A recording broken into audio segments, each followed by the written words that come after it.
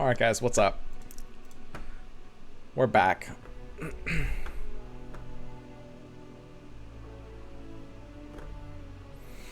I still don't see the raccoons on his boxers. Supposedly they're there. No, that's a different pair. They're both purple boxers. These boxers have the pattern of like little, like they're like black cats. The other purple one is the one with the little raccoon print.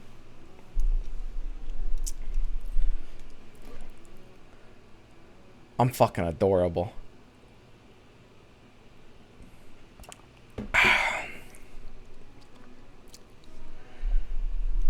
So, here we are at the start of it all. Well, I say that. It's going to be another 10 minutes before we start.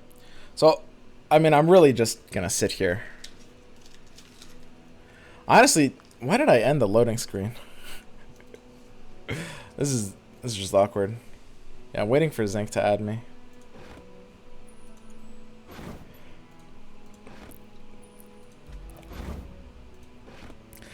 Wouldn't Ari get kind of cold in that? I feel like you'd get cold. Like, I mean, they're outdoors and it's the night. You know? You can tell it's nighttime. She should be shivering. This isn't realistic at all.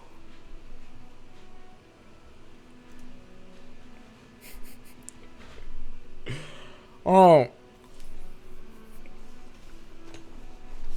So what does it actually do for this? Now, this lasts like 10 minutes before we start. I kind of fucked up. Maybe I'll go back to the loading screen.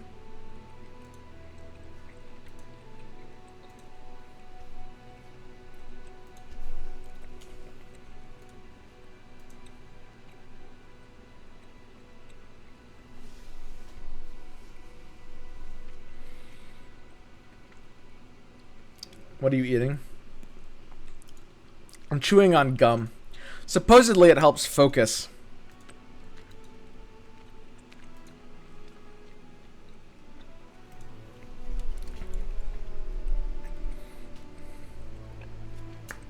I think that one Scandinavian chess guy does it all the time.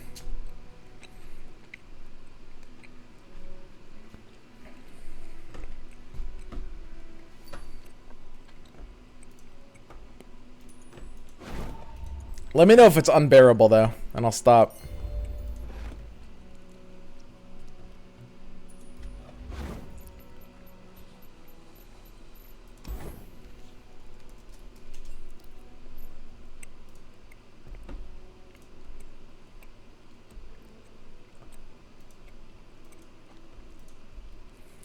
So this is our first opponent in the tournament. Zinc Elemental.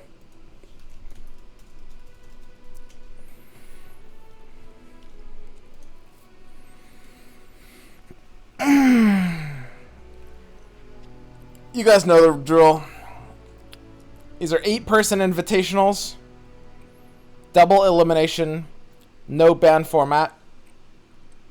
We're bringing Ash Noxus, as well as a very weird version of Fiora Shen. It would be bad and funny if you fell asleep and missed the tournament. I'm not going to fall asleep. I am pretty tired, though.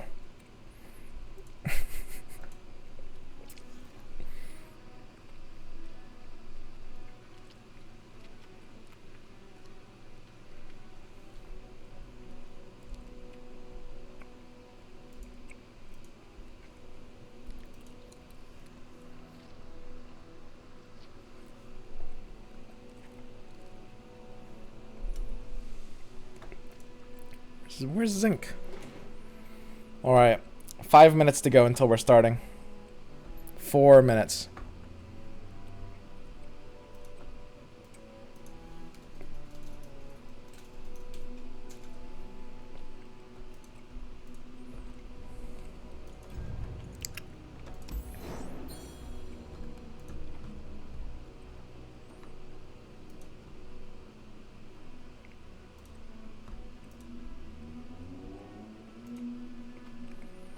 So in this tournament, I'll do kind of like a brief catch up for you guys, because I've been talking about this for a while, but some of you guys just tuned in. In this tournament, we're playing against a lot of interesting players, a lot of interesting matchups.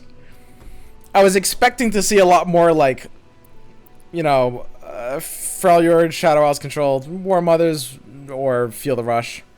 There's actually only 2 out of 8, which is very surprising. Well, out of 7, kind of.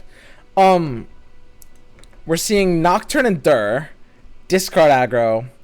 Bones is bringing War Mother's Call and Swain TF, which is a very classic Bones build. Bones was always going to bring War Mother's Call and Swain TF. He was talking to me yesterday, he was like, man, I don't know what to bring, and I, like, of course he was going to bring War Mothers and Swain TF. Nick is bringing Nightfall and discard aggro, going for like a full, just jam-fisted and aggro package, which is brave, but it might actually work out. At the end of the day, like, so much of tournaments is just kind of predicting the field, and this was a weird field, you know? I would not have brought double aggro to this tournament, but honestly, given the decks we're seeing, it's definitely not going to be bad. I brought Shenfiora and Ash Noxus. Zinc, my first opponent here, brought SI Go Get It like a full Fearsome Allegiance deck, and Viheimer. Actually a little scary against us. Greenseers brought the same general lineup, Ash Nox and Fiora Shen. Real Key is bringing SI Feel the Rush, which is, yeah, like War Mothers, and Scouts. And Void is bringing Karma Lee and Scouts. Now, Karma Lee is very interesting. This is like Aegis's version of Spooky Karma. I think it's his version. But it's the one that runs Lee Sin as well as Karma, which is, I think, pretty good, but does have some very polarized tables. So it's going to be a little dependent on just how the matchups go. Anyway, should be very, very interesting here. I'm pretty interested by the decks we're seeing in this tournament. I was expecting a much more like try-hard, boring field, but there's actually a lot of diversity here. A lot more than I would have expected. I think a lot of people like kind of five-headed themselves. A lot of people probably expected that there would be so much War Mothers that they should like get ahead of the meta and counter it. And because of that, a lot of people brought counters to War Mothers, and only 2 people actually brought War Mothers, which is, of course, really funny. Okay. So, we're going to go ahead and get into our game here. I think 1 minute and we'll have the go-ahead. Yep, we've got the go-ahead. Sweet. Let's begin.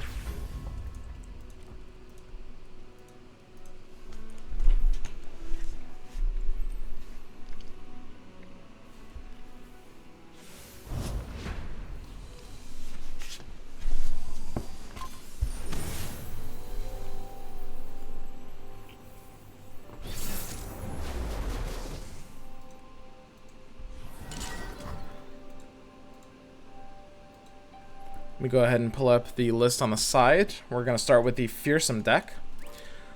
Because tournaments are so much about, you know, knowing what you're playing around at any given point. It's a completely different experience than ladder. I will be making sure that I have it pulled up on the side. And I'm playing around specific key cards.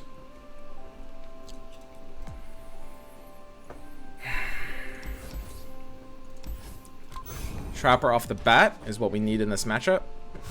Rest of the hand isn't as good, but Troll Chance is very usable. 1 card off of a good hand here.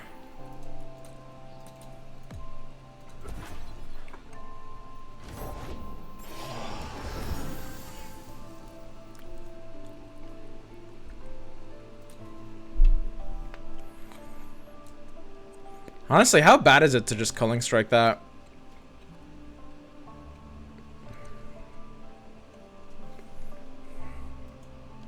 Isn't my Killing Strike not getting better this game? Seems pretty good to Killing Strike that.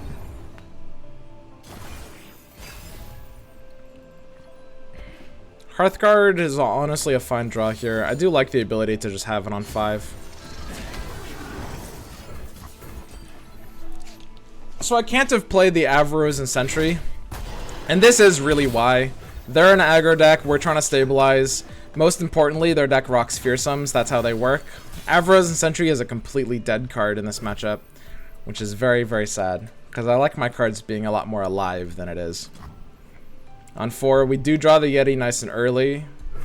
Exactly what we want.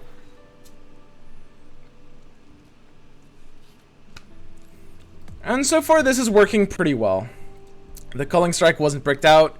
He did a Risen Mist attack on turn 3, which I think is pretty weak for his range, actually. Like, spending 4 mana for that so early, honestly, is often not worth it.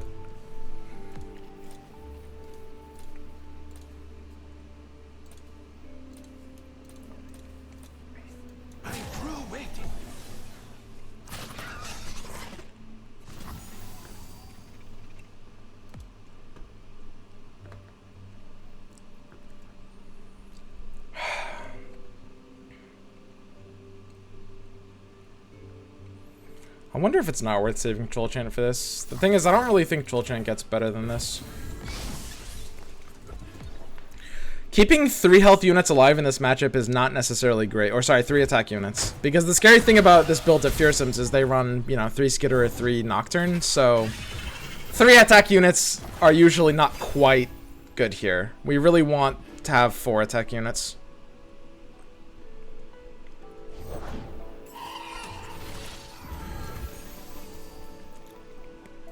But 5/5s do really incredibly well against Fearsomes. All we need to do is basically force reliable 2-for-1s. We've got our Hearthguard on 5, which is exactly what we need. And we now see the terror of 5/5s to his board state. Like, his deck really has a very hard time dealing with just like this immense pressure of just like, I'm going to keep spamming 5/5s.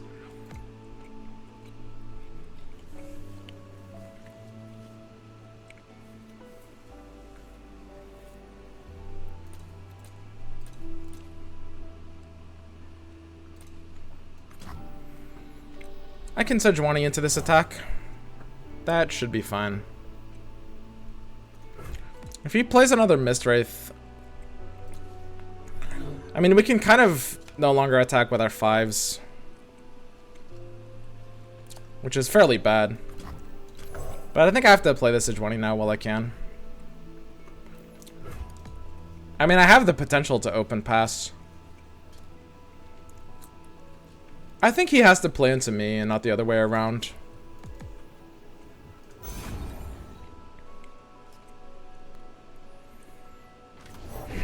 Come closer. I don't bite. And now it's really hard for him to have the Mistwraith. That should be basically out of his range. What he could have is Go Get It, which is kind of actually a little cute here. I mean, he is basically going to have to develop into me. He has no good blocks to this. I could save my Sejuani for a defensive turn.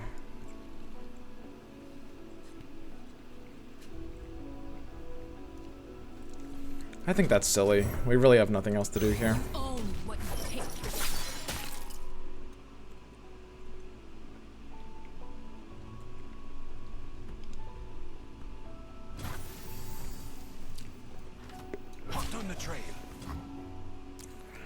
I mean, my 3/3 has the ability to get it in quite well. I'm through waiting. Our banner will lead the way. Should be a little bit better though.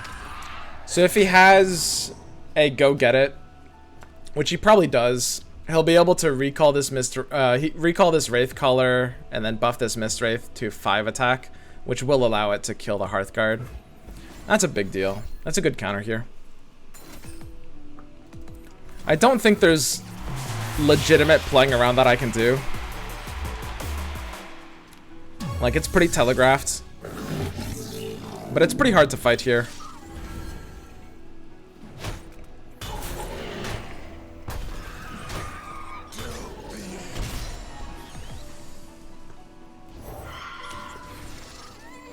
Having a freeze heavy hand is really not bad. And that Trapper won't be useless even if he does something like a Skitterer. That's one too many freezes for sure. The fact that my health is high here is good. The problem with this situation though is that the Mist Wraiths will literally just kind of like eventually threaten trap value. Oh, him open attacking is very good for me here then. That is nice. Because like, we actually have no way to punish development, but we have lots of ways to punish open attacks. We could use a bite. So I mean, I can like Harsh Winds and kill both Mist Wraiths. Tread carefully.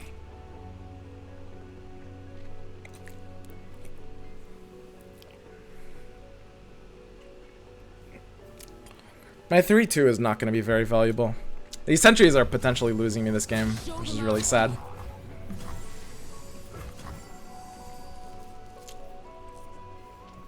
He does have potentially good answers to this 5-1. The calm before the storm. No unspeakable horrors in that version. Yeah, I think I basically just have to Harsh Winds to keep both of these alive.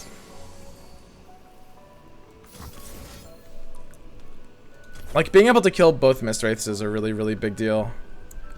And I think the only question is, like, whether we'd rather keep the 3-2 alive or the 5-1. And they're honestly both a little weak here for different reasons.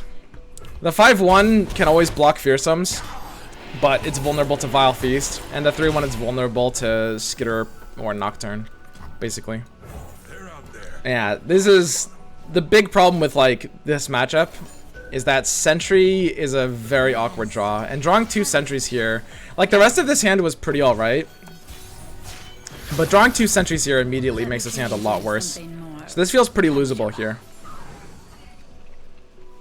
Second Harsh Winds is not really what we need either. These old eyes still see far and clear.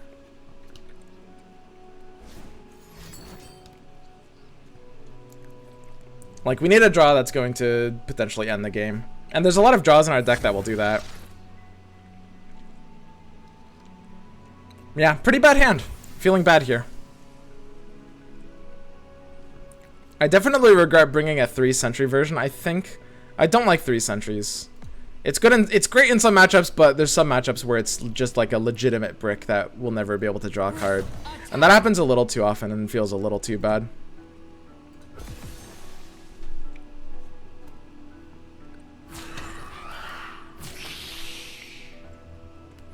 He's letting me draw off the Sentry. That's interesting.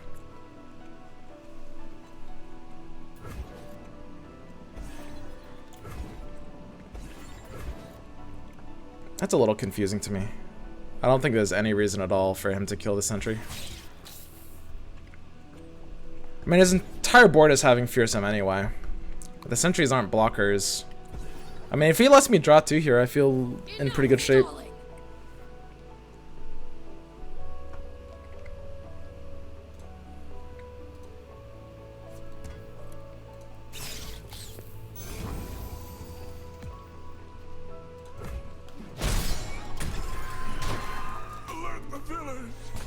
Well, he let us draw twice, and Bjerg is a really sweet draw here, as is Assessor. This seems like a misplay on his part. I feel like if he didn't let those sentries die, we would have been quite behind.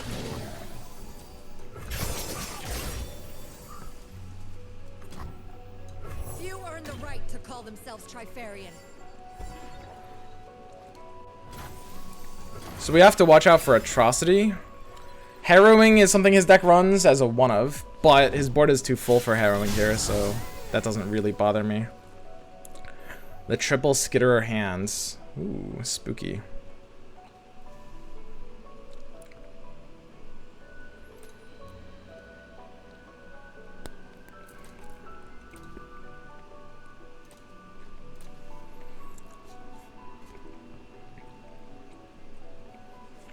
Do we have the ability to beat a triple Skitterer hand?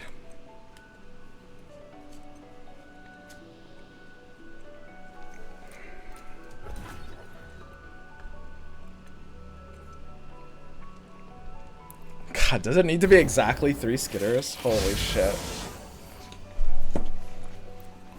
That's so trolly.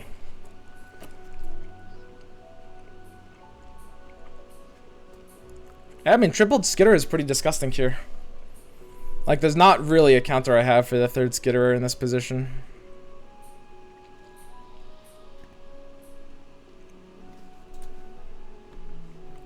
There's no, like, weird Bjerg draw. I mean, he does have a bit of an attack now if he's not on the triple skitterer hands. And we're at 10 mana. I'll just do a big drag. I think I have to play Bjerg here.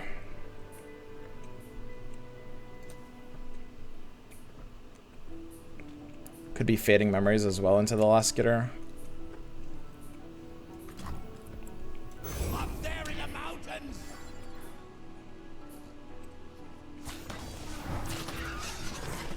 Because if he doesn't have the third skitterer, then the Bjerg now is pretty relevant.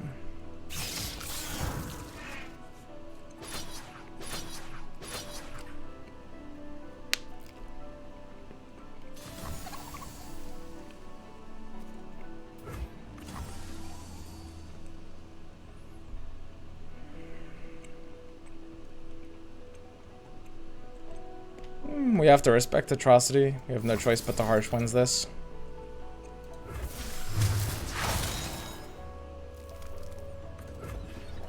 He's trading down his entire board here. And this is why we played the Bjerg on exactly that action. Because he doesn't have a good way to actually trade into the 4/4 stat line. And it doesn't tap us under responses. Like when we have 10 mana, so we have Harsh Winds plus Flash or Harsh Winds plus Bjerg. And the Bjerg is a lot better here. Ooh, 8 attack. He's almost in Atrocity range. He's down to a 1-card hand. So I might be able to literally just win on this action with Ash, depending on his counterplay. I think there must be truly no way to escape Ash here. My aim is true.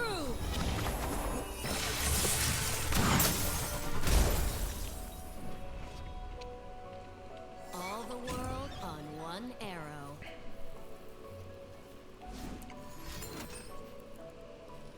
So Stalking Shadows was the card he was sitting on the entire time. The card remaining in his hand is the one he just top decked, which lowers the chance a lot of it being something like Atrocity. And his other card is a cloned unit. We have no hand range on this hidden card. Could be literally anything.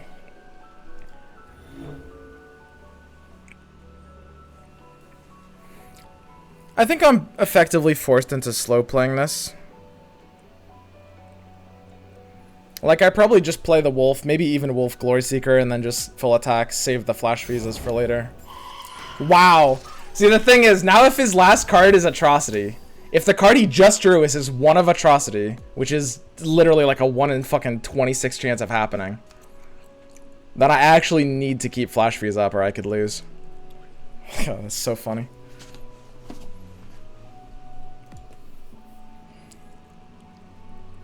Getting Wraith Color off that was a big deal for him.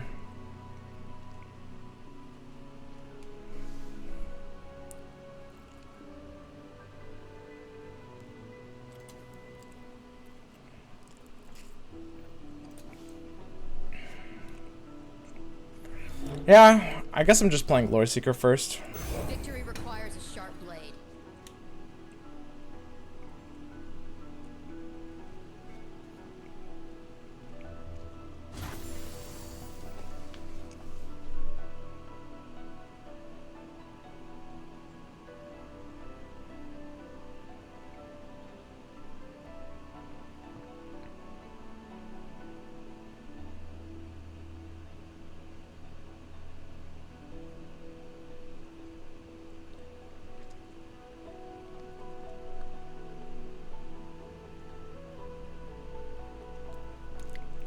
I mean, attacking now I think is very safe. The only problem is he has a second Wraith Collar in his hand. It will be ephemeral, so he will lose it. Attacking now has to be the safer play. It's trolly to not attack now. Look out there.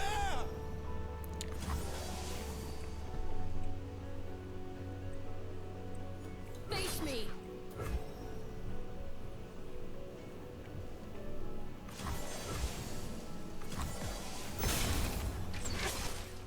This looks best.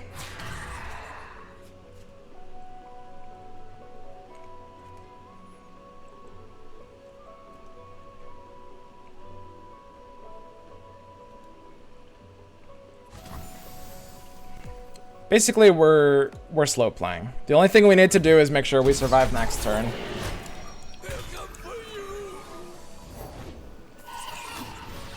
And we do have a lot of spells in this hand. So he's tapped under Atrocity mana here. So now that he's done that, I can play the Rhyme-Fanged Wolf. And of course, he's gonna have a 4-unit board, and if he doesn't open attack, we're gonna draw the Crystal Arrow, which will really mess up his strategy. And he knows that. It's kind of funny, a lot of people forget about the Crystal Arrow. I know I do, a lot of the time.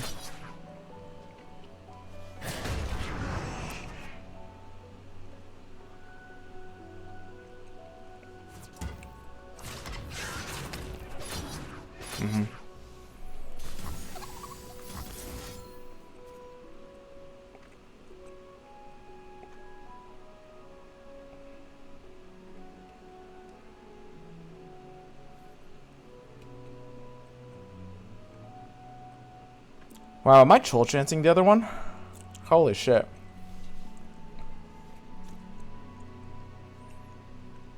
Isn't that better? I feel like it's actually losable if we commit both flash freezes here and his hand option is Atrocity. Well, I guess we're good either way to the Atrocity.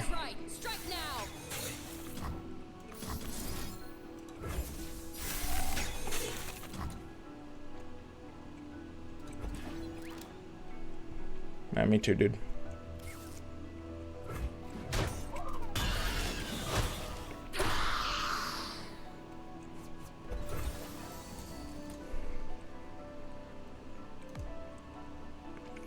And I think Culling Strike here is safe.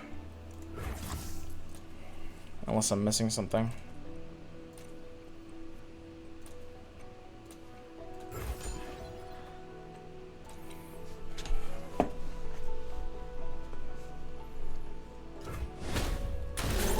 I want to lower his options as much as possible. Wait, what is this?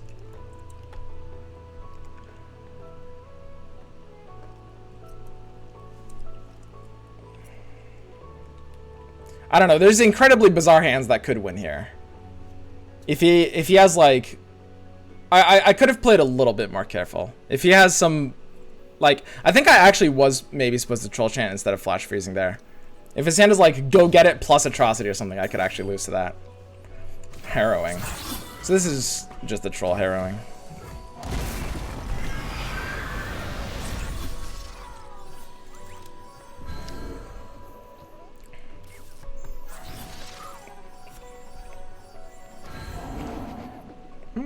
Maybe single Atrocity can beat us now.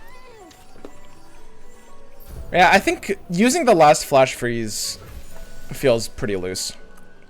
That might have just been wrong. It's still like really rare that that happens, but I think the flash freeze is a little too much of a safety card. I should have been comfortable going down to 1 health there.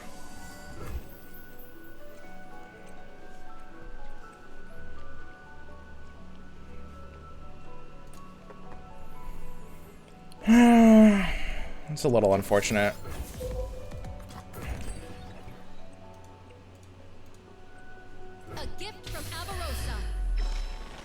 Yeah, definitely didn't play that as tight as I could have.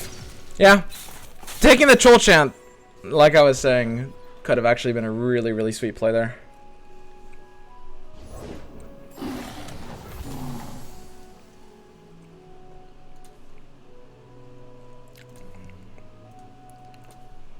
I mean, I don't see any way he survives this. Sharpen the blades, secure the kill.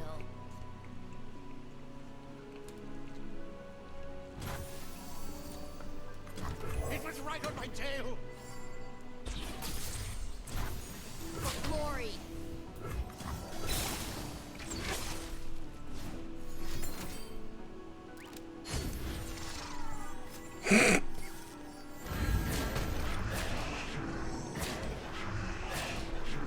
That's kind of funny.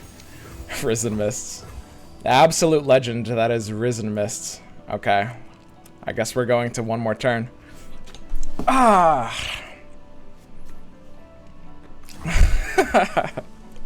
This is so funny. Holy shit.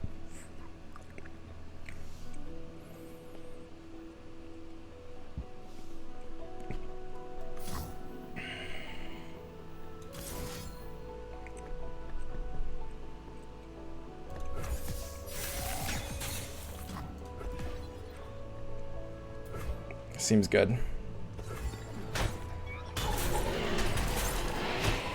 Yeah, I didn't think he'd be able to survive that turn, but I can't think of any draw that gets him there on an empty hand here. This game has gone on surprisingly long. Normally, this is like, you know, aggro versus stabilizer. Normally, I've either lost or won basically on turn like 6. The trap is set. All right, gotta be good this time. That was a really hilarious Risen Mist, though. Truly. I'll cut them apart. You're mine. Face me.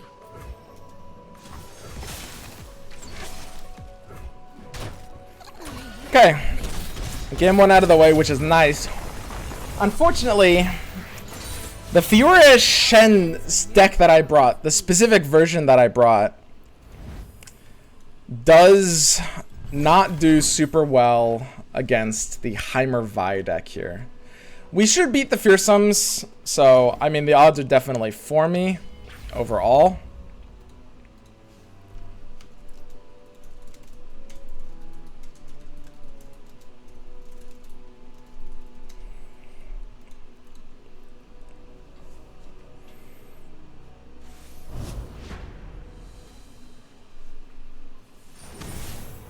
So I feel pretty comfortable here.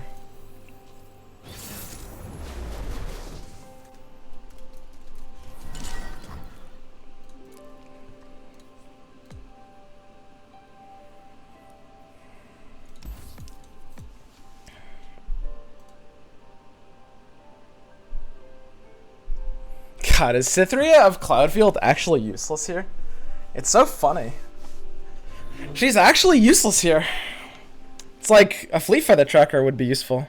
I guess she can sometimes block like a random Elise Spider. That's so bizarre. I mean, she can block like Wraith Color, but that's not even a good trade. Wow, I actually have to kick Cytherea, I think. And I don't think I can keep 2 Proteges. Protege is pretty great here, but I can't keep 2.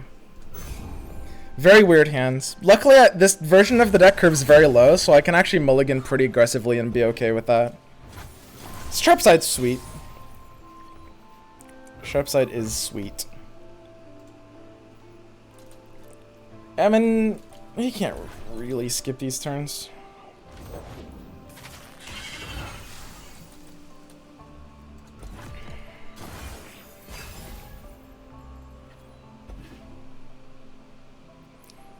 I mean, he could do another Risen attack and deal 5 here. 3 is pretty slow. Laurent gives me pretty much the best open attack into most boards like this. Who does not know the name Laurent?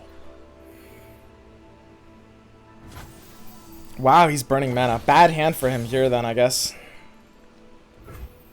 It is good news for me. A lot of hands on his side will try to Mist Wraith here, which we can punish really hard with Fiora. I guess if I Fiora, he would pass, and then I can't really pass back anyway. That's interesting. Yeah, I actually can't kill more than 1 unit here. Oddly enough,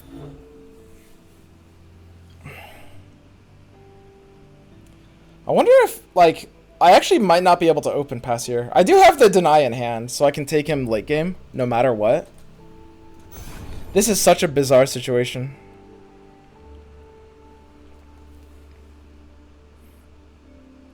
He might have to pass here. This is so weird. But passing here for me is so incredibly valuable. Depending on his hand range. The thing is, like, most of his tools that are actually good for the late game are stuff that get very countered by hands of Deny, right? Like, him burning that mana is really, really bad for him.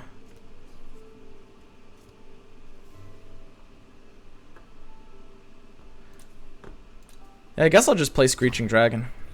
Dragon looks hot. When you're hot, you're hot. We're not going to keep the mana up here. Could be Risen. Yeah, I don't mind doing a Sharp Sight block on something. I'm pretty okay with that, actually.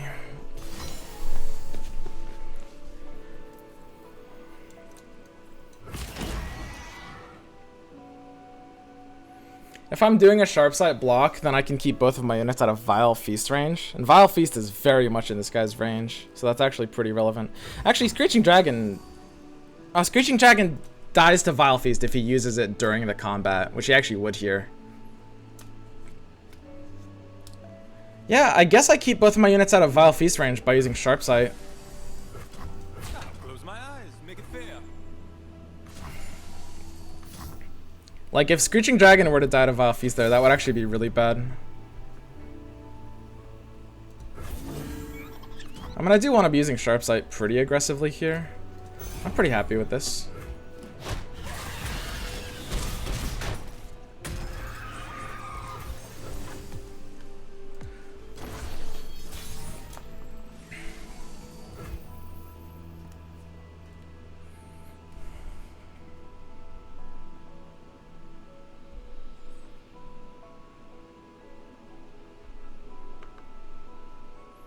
He's got 9 mana. But it's not the turns where the 9 mana is going to be relevant here. I can play either Fiora or Protege. I think I'd favor a Protege here. I want to be able to kill a 3-attack Mist Wraith and live. It's a big deal. And I'll still have Deny mana if he does have... If he has Go Get It plus Wraithcaller, he can actually do both of them this turn. So I need to keep Deny up for that. Yeah, we counter that action really well by doing exactly this. If his hand is Go Get It Wraithcaller, he actually gets fucked. So there's the Wraithcaller, and now if it's the Go Get It, we're fucking him. So like, check this out. We kill one of these, we kill one of these, and we can even threaten this. And like, he could Vile Feast, but then he can't do the Go Get It thing. And he's losing his entire board here. And if it's Go Get It, we have the, you know, the ultimate counter, which is Go Get It's the scary thing here, but we've got both denies. I'm very happy to just use one like that. And we feel very good here. I've got the second deny as a safety card. I think our pass turn 4, honestly, I still don't know how I feel about that pass. It could have been really dumb. I think it might have been genius. I don't know. There's some passes in this game that are very, very, very weird. That's definitely a big decision point to evaluate.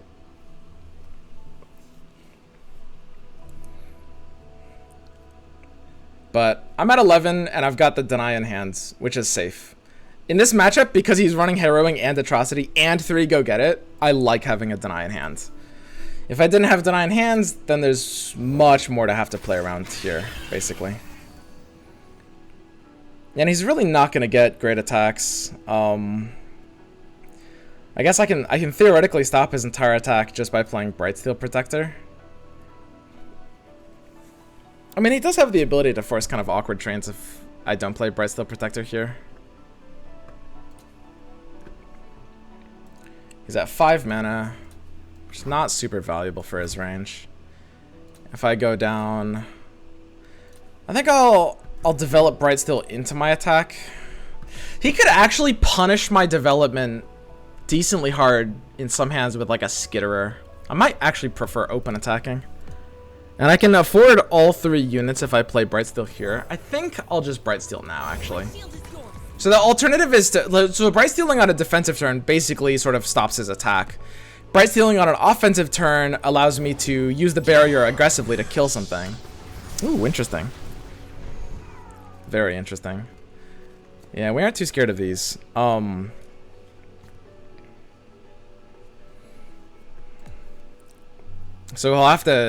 he'll go in to try to deal 8 here. And I guess I'm just reposting and killing Nocturne, really. Alternatively, I could play the Fiora and then threaten both of his cards. I guess that's better.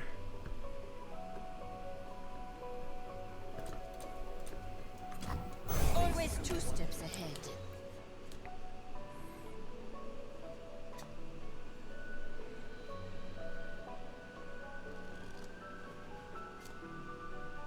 Playing Nocturne here was interesting. I guess he's got an awkward hand.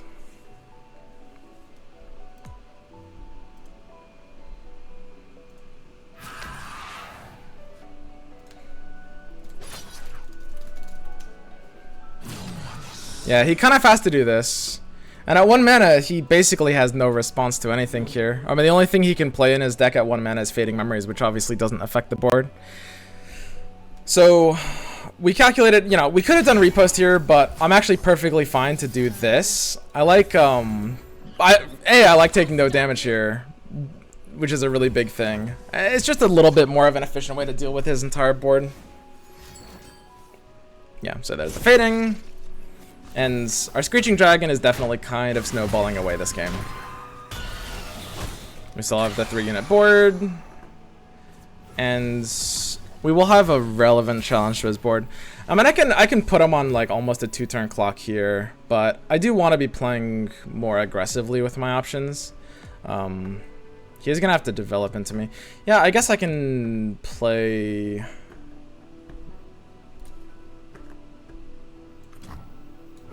Doesn't matter what I do first, does it?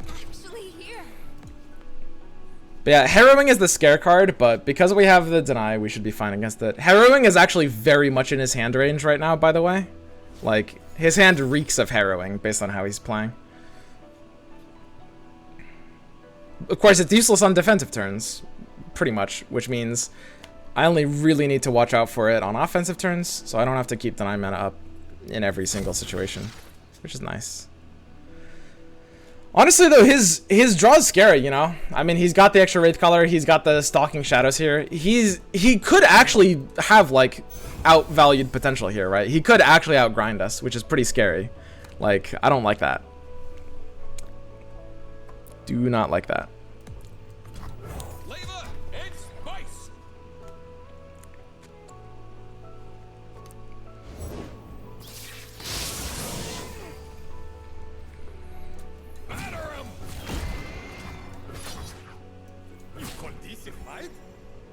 This feels alright. I could see an argument.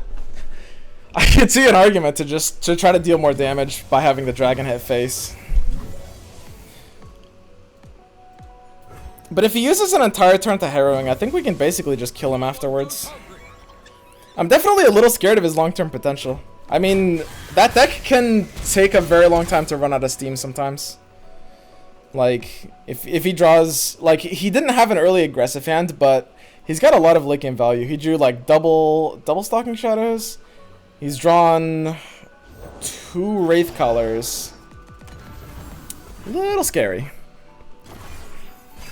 And we only really have 1 Fearsome Blocker. A 3-attack unit, we never assume is a Fearsome Blocker, ever.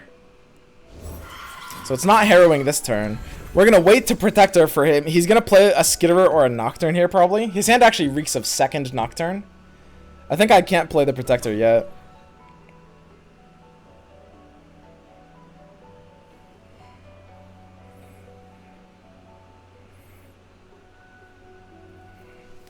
He kind of has to play a card here before attacking. So there's the second Nocturne that we put him on.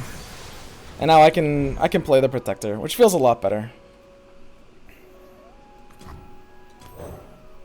So we're obviously just gonna barrier up the Screeching Dragon here. That's a no-brainer. And we've even got Repost, which allows a Fearsome Block plus just, you know, killing something, winning the exchange for free. On 3 mana, he could only really have Vile Feast that affects the board here, which does have the ability to... I mean, it could, like, kill my Screeching Dragon, which is a sad story. I don't like that story where Screeching Dragon just dies.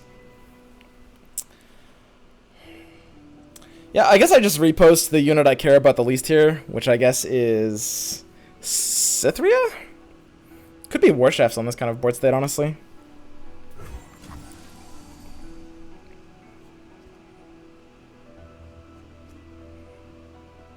I mean, he can't +1 health his units. All he can do is take... barrier off of one of mine. War Chefs... The Lorn Protege doesn't need the War Chefs to threaten the Mistwraith next round. Yeah, I guess I'm actually getting rid of this War Chefs here. Can you stomach this? And the question is, like, do I kill the Nocturne or the other Mistwraith? Nocturne actually leveling up would be really bad.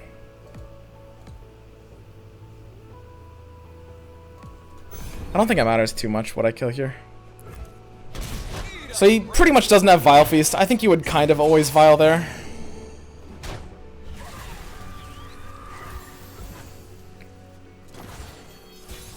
Yeah, that's fine. Well, with this 9, I mean, we have the drag on the Laurent. We've got... Is that exact lethal here? Assuming he doesn't have a Vile Feast. I guess I pretty much have to go in... Well, yeah. I have to go in for this exact lethal. We're getting 5... It's 11. Risen Mist could stop this lethal. But playing this other Laurent really doesn't do almost anything here.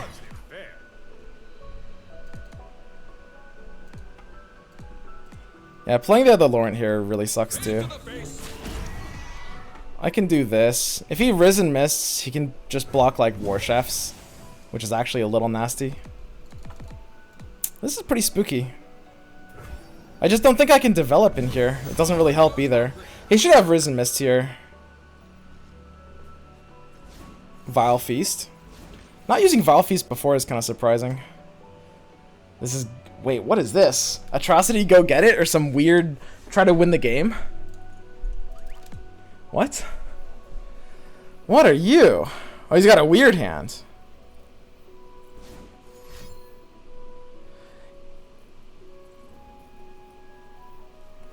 Very bizarre.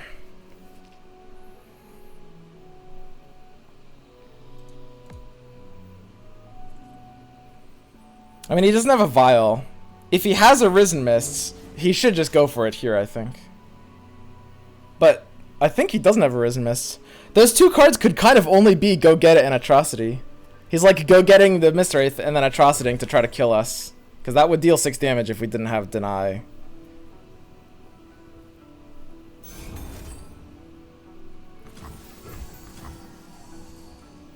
I mean, so if I deny that, we're always good no matter what, right? I think I literally have to deny that, unless his hand is like Vile Feast Harrowing or something weird like that. I do think I have to deny this. I don't know. I could see some like crazy big brain, but there's just no way Vile Feast is in his range here. There's just no way.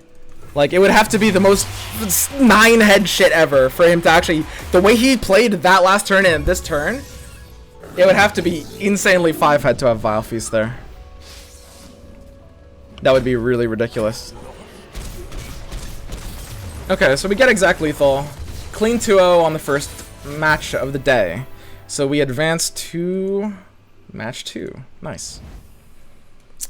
We got it in nice and early. Good start. Good start. Overall, I played pretty clean. I liked the exchanges we did. In the Frostbite deck, I definitely could have played around an Atrocity top deck. I think I needed to Troll Chant instead of Frostbiting on turn 8. I think I had to do that. So... I'm pretty sure that was a minor misplay there.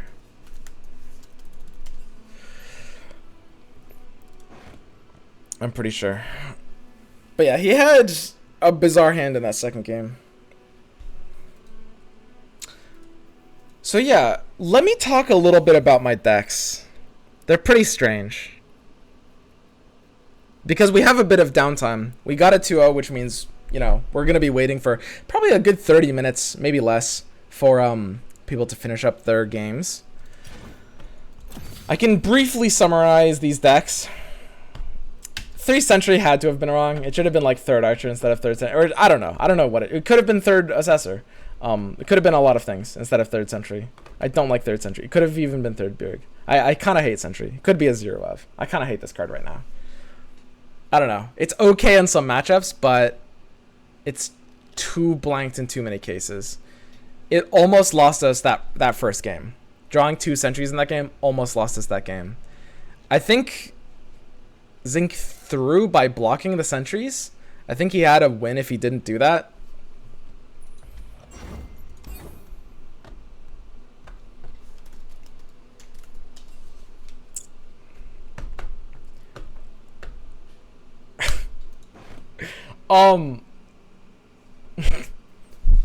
Zinc's a friend of mine.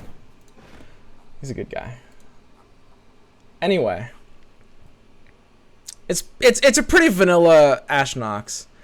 We're just kind of like playing for the mid-range beef strategy. Alvarez and Trapper completely carries this deck, but Culling Strike has some really good matchup implications too. The ability to sometimes just outright kill an MF makes it good against scouts. You know, you'll always have good options for it against a deck like War Mothers. I actually think Ash Nox is pretty low-key right now. The reason I'm running 1 Trundle, by the way, is just because I wanted at ratio a 4th 5-drop. It could be a little awkward, though. I could definitely see getting out of the 1 Trundle there. It's pretty close. But the biggest thing with this deck is because of the matchup tables this deck has, we are often winning off the back of these cards in particular, Avaros and Trapper and Hearthguard. And what we want for this flex slot is a card that will help hand states where we aren't high on them, right? So like having a 4th 5-drop is really nice here, right? Having, you know, the one clunkiness with Trundle is like sometimes it's on the same turn as Yeti and that can mess you up, but obviously if I've drawn Yeti, I think I'm usually good against the fields anyway, so it's not bad. And obviously, you know, we're not doing anything else with the champ slot here because 3rd Sejuani is a little overkill, I think. Although, I could definitely see that swap, it's close. This deck is a bit more straightforward.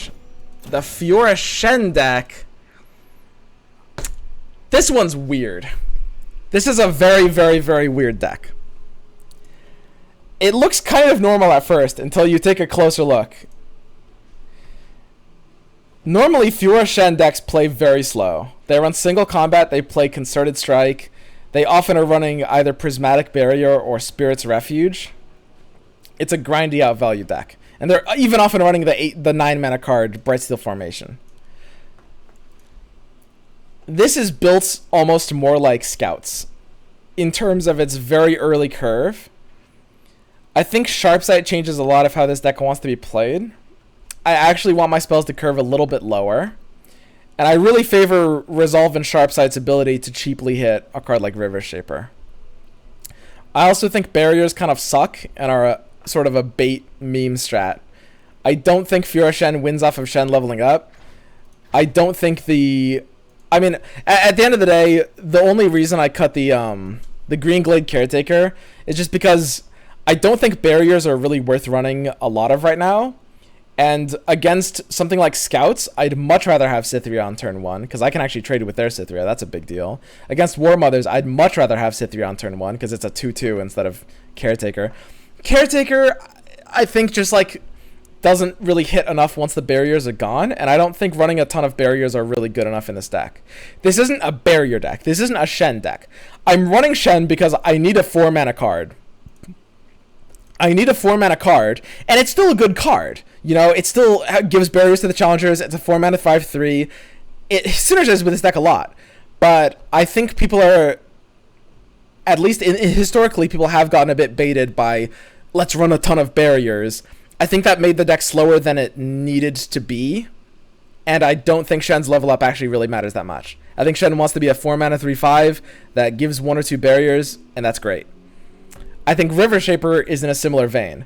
River Shaper is great with this curve of deck. It helps us not run out of steam, and we have just as many ways of protecting it. At the end of the day, like, we're not really using Prismatic Barrier on River Shaper, right? What we're using is Sharpsight and a Ranger's Resolve, right? The way to think about it is, like, the inclusion of Sharpsight into the game kind of changed everything, right? Because, like, Sharpsight is kind of a better Prismatic Barrier. And the thing is, now that we have the ability to run Sharpsight, suddenly Prismatic Barrier doesn't fit. That's too many combat tricks. And suddenly the barrier identity just starts to collapse. Like, I have the combat tricks I need to keep my guys alive. I don't need barriers. They're overcosted. Leveling Shen is a meme. And it is true that, like, sometimes the Green Glade lady does go off. You know, that can happen sometimes, but I'm really just not insanely keen on her. It's pretty rare that it actually ends up mattering in any significant way. So that's this build of Fiora Shen. I think it's pretty good right now. I like where it's at right now. You'll notice that we're not running single combat or concerted strike. Like I said, this is trying to be a more aggressive list, which I'm happy with. I don't really like single combat right now in this meta. The one downside though is, you know, we're against, for example, Zinc had a Heimerdinger list. Against matchups like that, it feels pretty bad to not have single combat. But who the hell plays Heimerdinger, right? Who the hell plays Heimerdinger? Anyway, that's kind of my lineup. It's a double mid-range lineup. I've taken 2 mid-range decks. This is a lot faster than Fiora Shen. Fiora Shen is a very slow deck. This is like almost... This almost walks the line of mid-range. Like, I would still call this a mid-range deck, absolutely, but it's like... It's much faster than some mid-range decks have been in the past. Which is not... Faster is a word that kind of has a positive connotation. It depends on the matchup. Sometimes faster is good, sometimes faster is bad. Right? So that kind of depends. I do think that for what I'm expecting right now, I think this version's a lot better. This version should dumpster scouts. It should be pretty good against War Mothers. I say pretty good. I mean close to 50. Might be minorly unfavored, but honestly, it's, you know, it's fucking War Mothers. Whatever. Who knows? But I like this version of Fiora Shen right now on ladder. I think it's sweet. Laurent Protege is a really good card. Like, against the current meta, the ability to have a 3-mana card that will basically always 2-for-1 with Challenger is very, very, very powerful. And it's a bit of a weak point of Scouts versions that aren't running Protege, that they're not running Protege. It's like... The theory of this deck is that we're trying to have all the best parts of Scouts combined with all the best parts of Fiora Shen. Which, I mean, obviously you're going to lose something in the process, but I think it works out quite well, actually. It's a hot take, though. It's pretty different from what most people are running, so who knows? Maybe I'm gaming myself. Anyway, that's my lineup. Okay. Let me go ahead and give me 1 second. I'll pull up the bracket and we'll see where everyone is, who's finished their games yet, etc.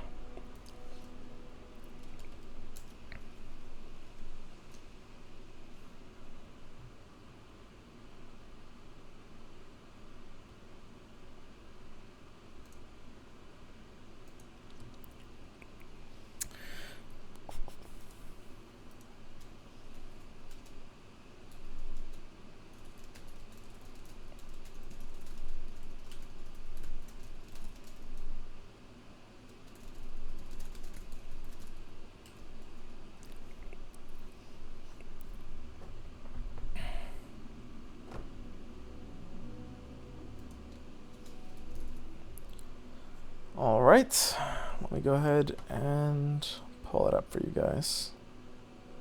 Where are we at here?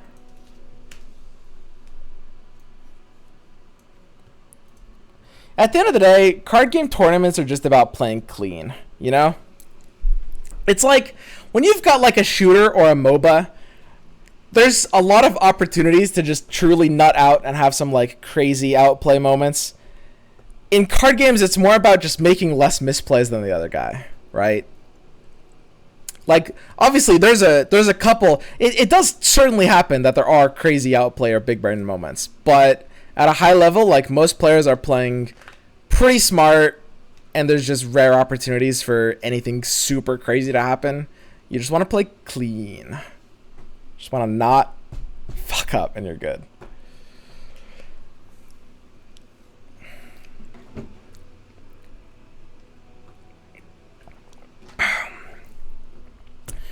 Okay, so let me go ahead and pull this up. Here is the tournament bracket. So this is double elimination, which basically means everyone has...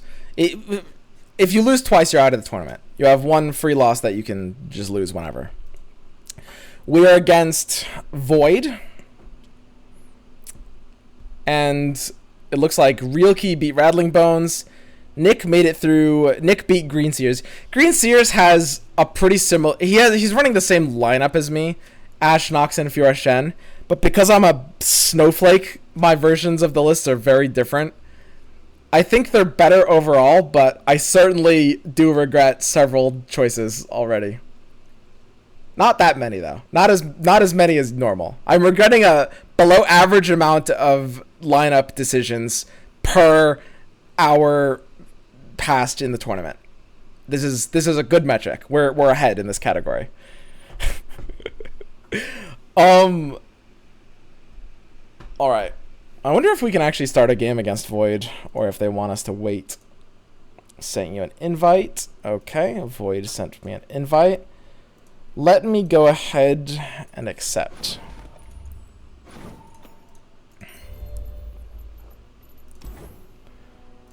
Oh my god. A Kaisa picture. Wait, this person really likes Void. Their picture on Discord is like one of the Void ladies. I don't think it's Kaisa. I think it's a different Void lady. Hello. Did they say we can start yet? Smiley face.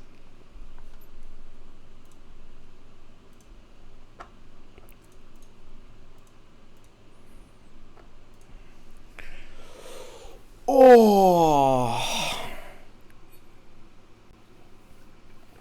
Sweet. I'm just gonna trust that. I don't actually look at what the moderator said. I'll blame it on him if they didn't.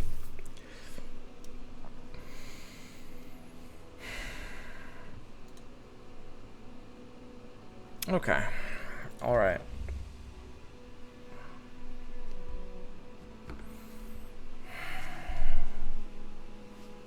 Let me take a look at the decks. So, I didn't actually pull up both decks last time on screen for long enough before the games. I should be trying to do that more. I'm gonna go ahead and start here. I'll show you guys the decks one at a time. I'll show you guys the one we queue into first as soon as we queue into it. However, I'm gonna do a couple push-ups before we get started. I'm starting to lose energy. The thing about tournaments is like it's all about just not losing focus, you know? Ah! Oh!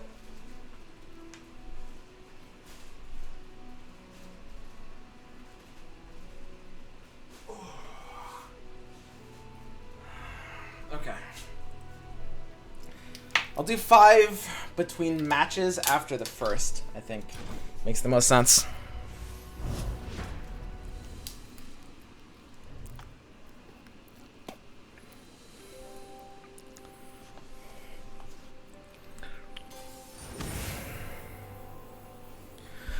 Spooky Karma with Lee Sin. So, I did not prepare for this matchup at all. And this is the Lee Sin version. This is a very, very specific deck. I might... The fact that I'm not really sure exactly the best ways to play around at all might end up costing me here. Okay. He's running the 2 Lee Sin version. This is Gigas' version of the deck. Or a Gigas. I don't know how you pronounce that. 2 Ruination, 2 Go Get It, 1 Passage Unearned, 2 Steel Tempest. So just keep that in mind. I'm going to be having this up on the side as I play.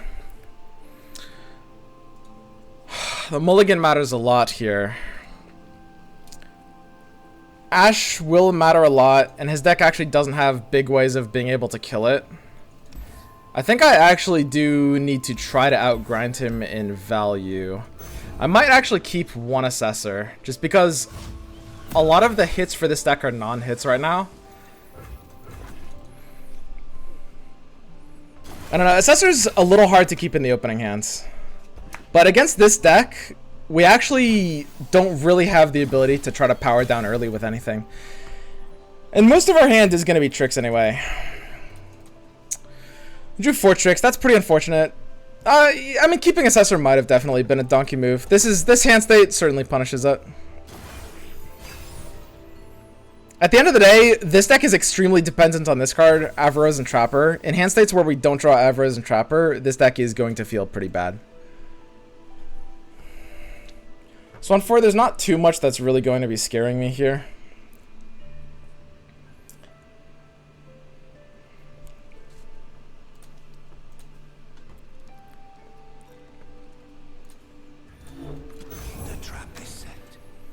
kind of need to get the Trapper on the board earlier. Lady Elise, where are you?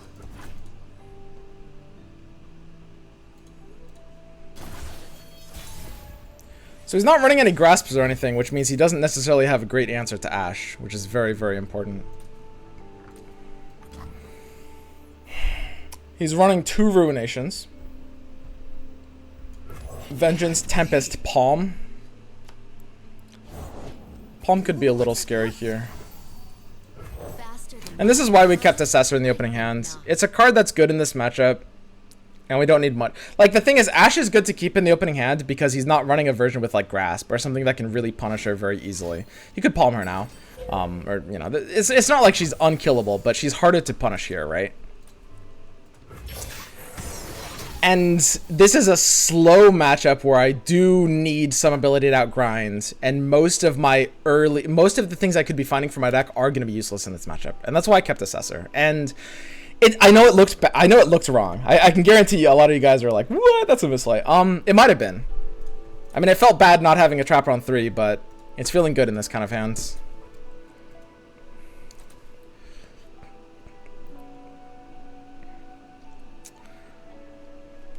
Not sure what we do with these Ashes. I mean, I guess I just full attack. I don't know. I might just Troll Chant the Ashe or something. I do need to start getting these freezes out. Like, it is kind of important triggering Ashe's level up.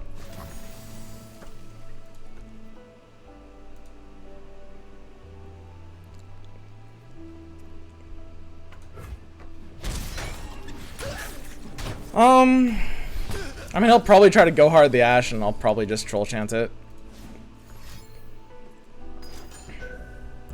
I could have pre-committed the Troll Chant. This would have saved Ashe 1 more HP overall, which is kind of adorable, you know, because I would have used it on the Spider blocking her. That could have been possibly a little bit better. The only downside is, you know, I mean, he is able to make a slightly more efficient play than go harding this. I think Ashe's HP is kind of always going to matter, though. I think I was supposed to commit the Troll Chant a little bit earlier. That was probably a bit of a misplay. Okay.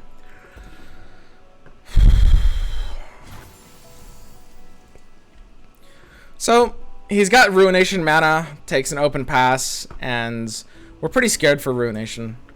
We don't really have, like, great redevelopments here into it.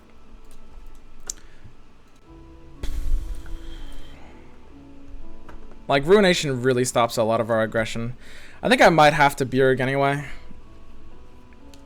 I mean, I can't really pass here.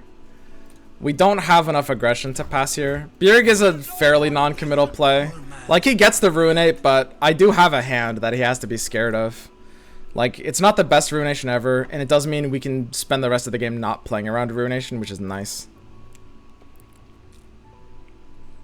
That is important. So he's probably thinking about this Ruination. And it's a hard one. It's like, I've got a 6-card hands. Whew. Wow. Wow, wow, wow. Takes a pass. That's an interesting one. Wow, a pass. You would think, like, if he's not going to ruin it, he would play something else. I have to imagine his pass here is really great for me. So this is the easiest full open attack of my entire career.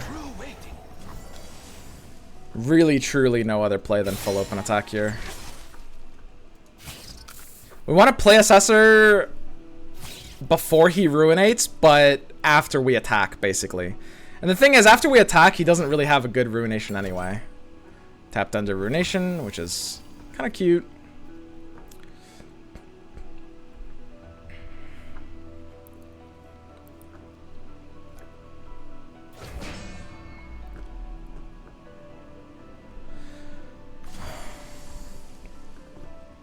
I could Troll Chant the Ashe here.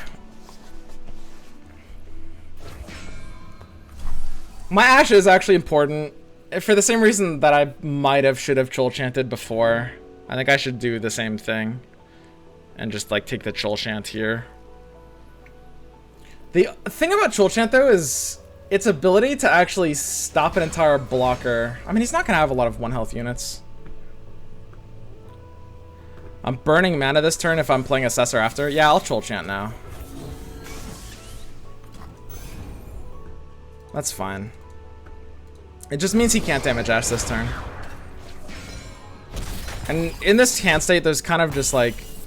There's not really a way I was going to need that there. So he's in an interesting board state. So he commits the Eye of the Dragon, which is very interesting. I mean, that could make his Ruination a little bit worse. The greedy player wants to play Hearthguard before Assessor, and I think that's like the trolliest move ever. I think you just need your Assessor to draw the 2 that Assessor is going to draw, and not play too deep into Ruination like a normal human being. Only the finest serve.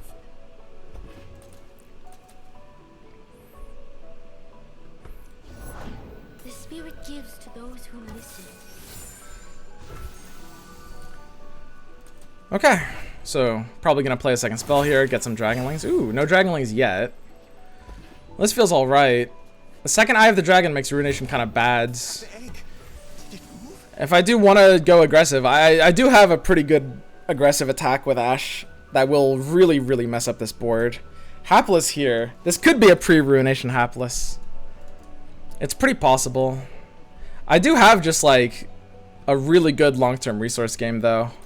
If this is a Ruination, it's gonna feel really bad. Like I play a Hearthguard and then I'll just play like another Hearthguard and a Glory Seeker.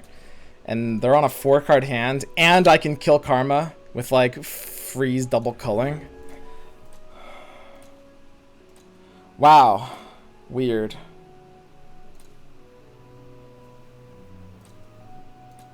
Very strange. The thing is, these blockers aren't really doing anything, especially without Eye of the Dragon.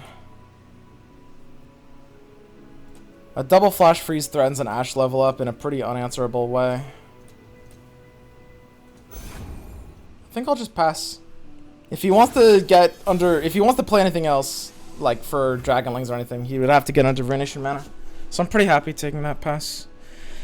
I think at this point I kind of have to level up the Ash, so I should probably literally just attack with double flash freeze here, I think.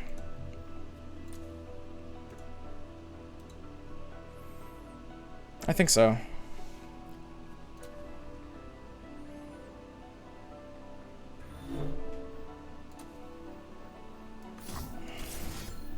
I mean, flash freezes aren't going to do that much else.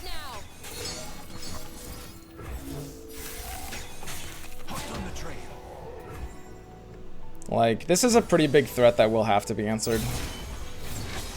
I'll lead us to victory. And we're getting our arrow here, of course. Deny is a card. So the hand range here, I'm actually not sure what to make of this hand, honestly. It's like Deep Meditation. Oh, really? Oh. Oh! Neat! The war is over. Now we rebuild.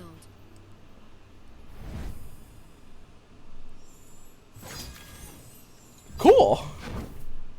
That was adorable. So I think overall, I'm very happy with how he played that. I think that was a very clean game.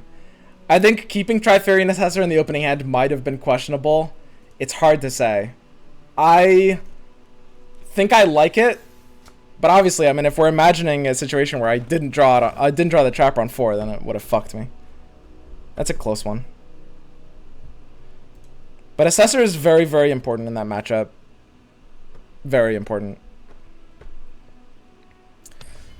So, the fact that I'm running 3 denies here makes me feel really good into Spooky Karma. Really good into Spooky Karma.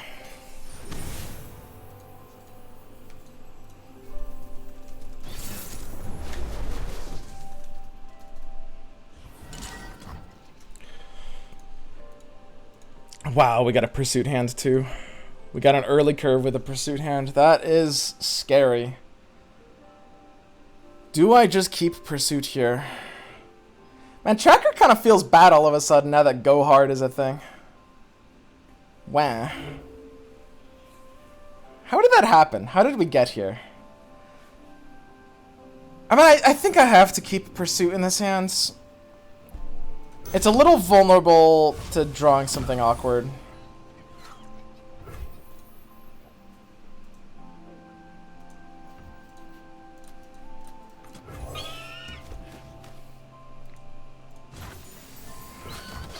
So that's a good turn 1 for me. There's no go hard in the hands. We hit that check. Screeching Dragons is a great draw here. This will force out a Vengeance, which is pretty amazing. This is usually a Vile Feast here.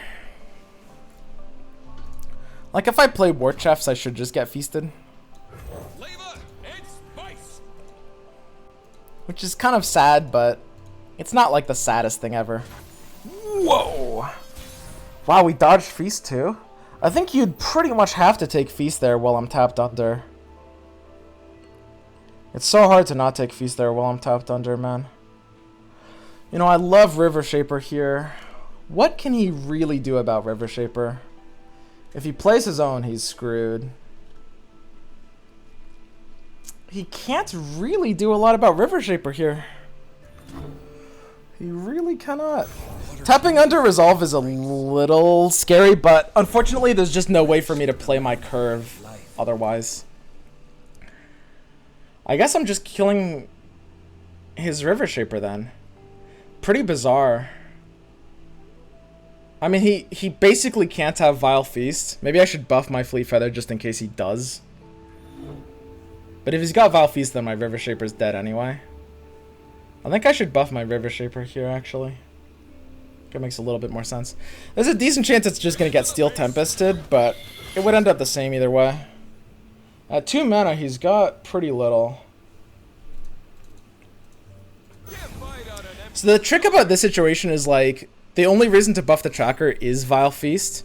He's representing that he doesn't have Vile Feast, which is an important hand read, but also if he does, and I buff the tracker, then the River Shaper would just get blocked by the Hapless and die anyway, which is kind of not really great for me either. Like, there's not a big benefit to that.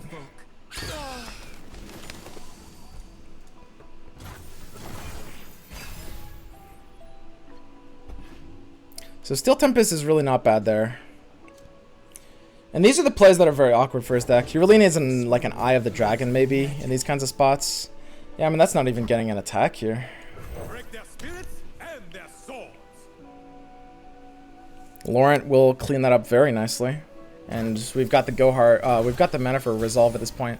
So we are going to want River Shaper to draw like 1 or 2 cards. I mean, that is going to be really, really nice here. Dude, I could do a second River Shaper on this board, actually. He can't really stop me. I could just start drawing.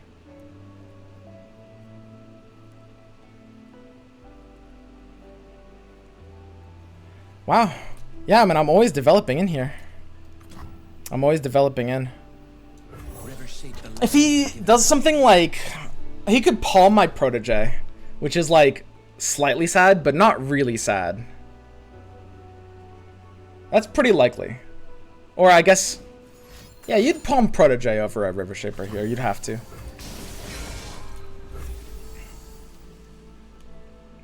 I don't know. Maybe that was an open attack. This palm is at least a little bit awkward. I do have a decent attack here. And I mean, he can't greet it. He has to play around a Ranger's Resolve.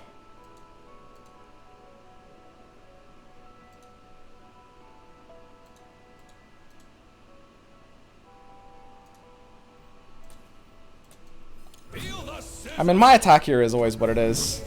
So he basically has to leave one of mine alive. Because if he tries to kill both, and if I have Resolve, then he basically loses the game. Yeah, we'll resolve this. I think I have to resolve this. I wonder if I misplayed that. Maybe I just skipped the War Chef's attack entirely. I mean, letting him draw a spell isn't great. Although, funnily enough, my spell draws are worth more. A gift from the river folk. And yeah, we've got a really scary pursuit cooking here. Like, this hand just got really scary. We even drew the second resolve. Wow! Wow, that's scary. Holy shit. I've got Deny. I've got kind of everything. And this kind of always has to be worth using my second resolve, I think.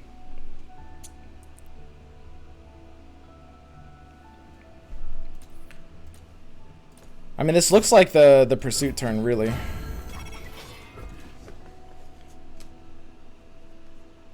If I pursuit, then I can deny his deny. If he doesn't tap under deny, I kind of can't pursuit, which is pretty sad. Does he have to tap under deny here? If I deny his deny...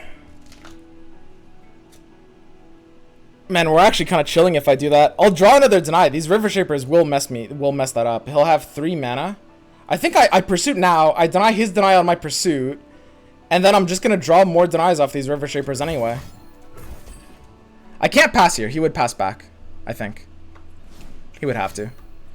But he's got 7 mana. I've got 7 mana. Which means I win the deny exchange. And we've got the pursuit turn.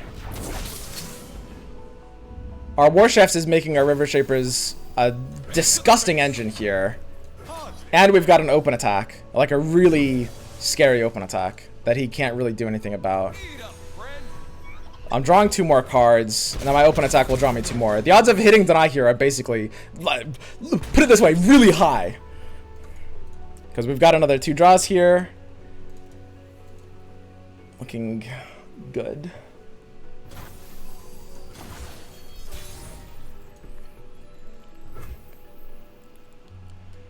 So obviously, this is the Ruination turn. I kind of have to open attack, which is like a little sad.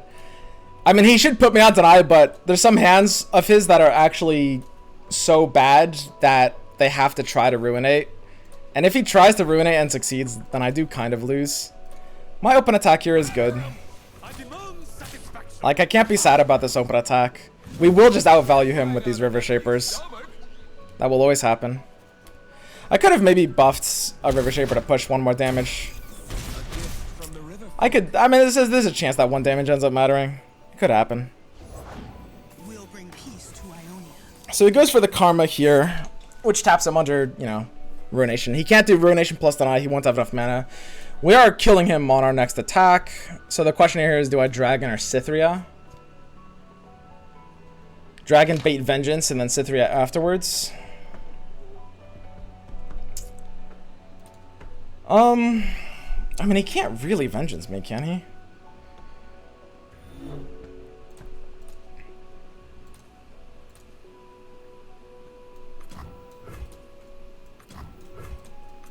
Soldiers, to me. And at 4 mana, he really has very little to do here. But yeah, this is how this Fjordshen build works. I know it looks really weird. I'm not saying that... first of all, we haven't even won this game yet. But I'm not even saying that, like, the way it's going is really great for us. Yeah, that's the benefit of Dragon here. He could have had a hand that, like, punishes us for tapping on a Sharp Sight. It wasn't hard for him to have Go Hard plus Feast there. It was hard. He didn't have either. He would have had to draw them both. It's a toss-up. I fight with my spirit, not my fists. So, I mean, he's on Ruination mana here, but I can just play my Dragon and then open attack and just kind of fuck him, right? Looks like it's kind of the easiest Dragon ever here.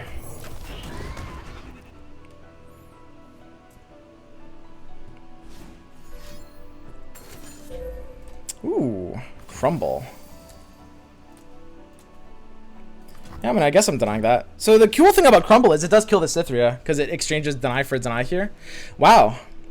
I guess I might not have the ability to save the Cythria, because if he denies... Well, I guess he doesn't get the Eye of the Dragonling. So let's say I deny this. Then he uses deny on my deny. He gets 1 spell for Dragonling. Karma doesn't level up. He's got 2 units against my 5. I open swing with a bunch of tricks. I think these tricks should be good enough. If he has like Palm or something, that could be nasty. I've got an open attack. I've only got +4. If he has like, there's some Tempest Palm hands that actually are kind of scary here. Whereas if I just develop into him, I can actually kind of play slow. I think my Cythria, I think we don't try to kill him next turn. I think trying to kill him next turn is actually a misplay. I think deny, so the reason I have to save deny here is because if I use it now, then I lose the ability to use deny under his deny. If I deny right now, all I'm doing is forcing out his deny, which I actually put in his range. I think it's very possible he has second deny here. If I use deny later for something like Ruination, it's not just that Ruination is more important, it's that he can't deny my deny against his Ruination. He wouldn't have enough mana, right? That's the important difference. So at 4 mana, he can't really punish our further development here. I do think I just play the Protege. Who does not know the name Laurent? He could have drawn a Go Hard and killed my River Shaper. That's one thing. Take time to care for others. So I guess he got a pretty useless card off of Karma there.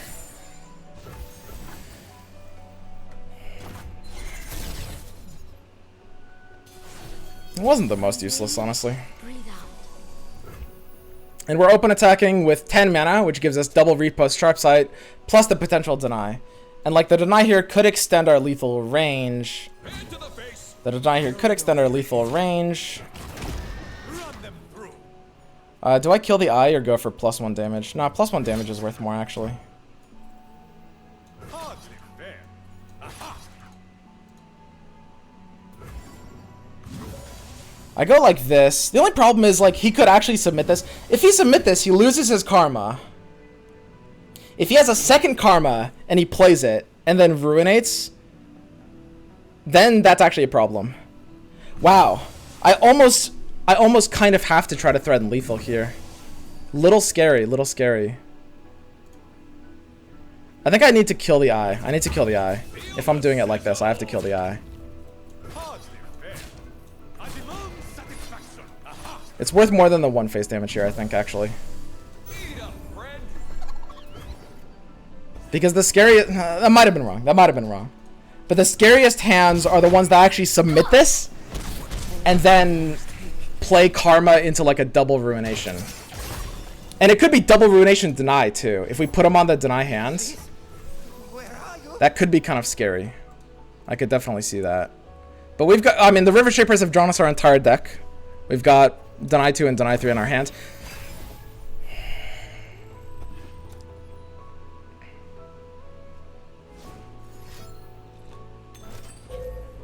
And yeah, Go Hard really doesn't do anything here. I mean, honestly, I don't know if I even stop that. Do I? I could keep my River Shaper alive. River Shaper's drawn all of his cards at this point, right? I don't even think keeping River Shaper alive does anything. That's kind of funny. I mean, it can't ruinate my board. Screeching Dragon does actually improve my damage. Yeah. Happily let that die. If he plays a leveled karma now into double Go Hard, I might have to deny one of them. That would be an issue. So because we've got 2 denies, and because he's at 5 mana here, I don't think there's any downside in using 1 deny here. We should have guaranteed lethal there. I don't know, is there an upside to that? I guess I could have just played a Fiora afterwards too. Whatever. I don't know, does it matter? Does anything matter? Feels like nothing matters. I did let him use the deny for value. I don't know if I could have gotten both of these denies through his though. I don't know. Always 2 steps ahead. Whatever. Whatever.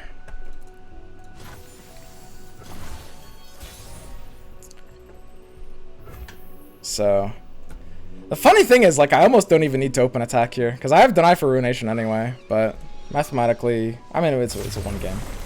Very clean set. So we're 4-0 in this tournament. They will no match. That card isn't in the deck. Oh, is Crumble not in the submitted deck? Wait, what? It's from the Karma, right? Yeah, he got it off the Karma. That's hilarious. Wow. It wasn't generated? Wait, what? Weird. I thought it was off the Karma.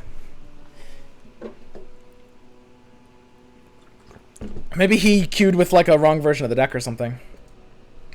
I'll ask him in case, like, you know, he might need to fix that for a different opponent. It didn't matter here, obviously. Yeah, his list isn't running Crumble. Weird. I'll give him a heads up.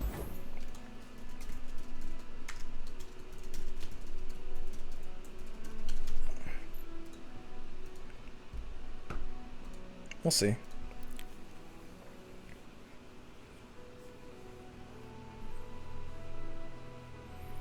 He says he's cheated. He's not. He's not gonna get disqualified or anything like that. I don't think. This it might not even have been his fault. It's possible it was like I don't know what happened, but he sent a link to the TO and it looks like he's using a different version.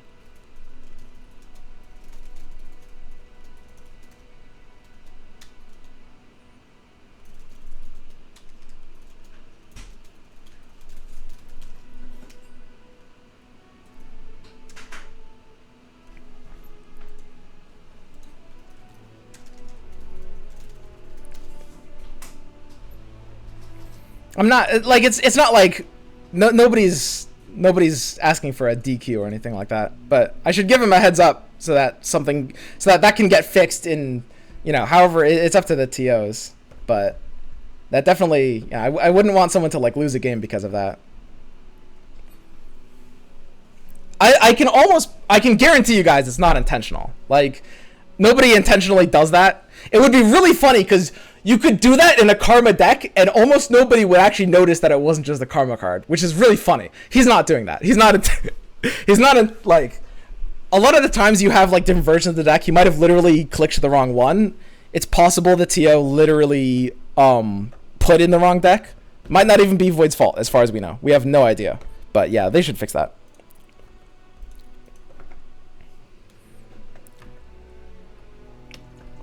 A very clean game so far.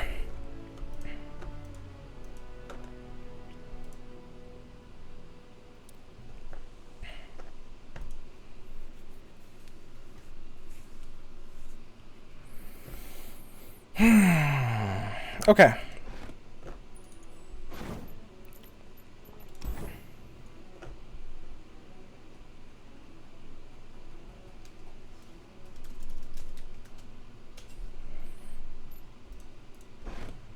I gotta give him a friendly exclamation mark GG's because I don't want him to think I'm like, you know, being a I just wanted to let a brother know, you know?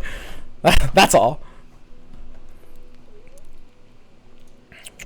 But yeah, I don't know. So obviously I've only played this deck literally 2 games, but I know it looks kind of weird, but that's kind of how it works. Like, we cut the barriers, we have a little bit more tempo. We're still using all the combat tricks. We're still combat tricking our way through everything. We smash Shadow Isles because we've got denies and River Shapers drawing us more denies. We pound Shadow Isles. It's crazy.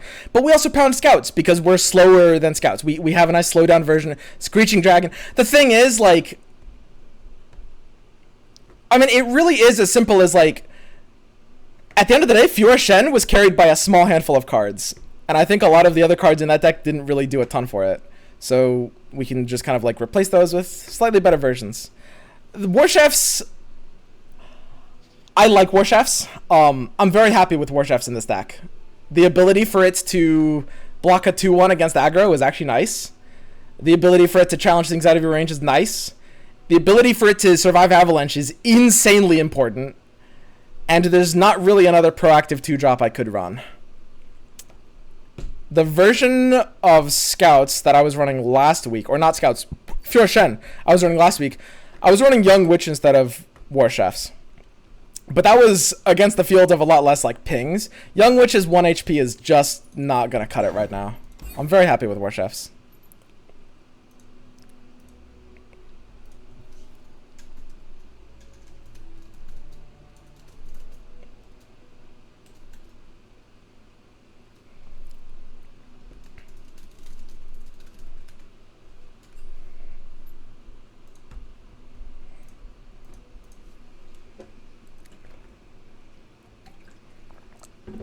Okay.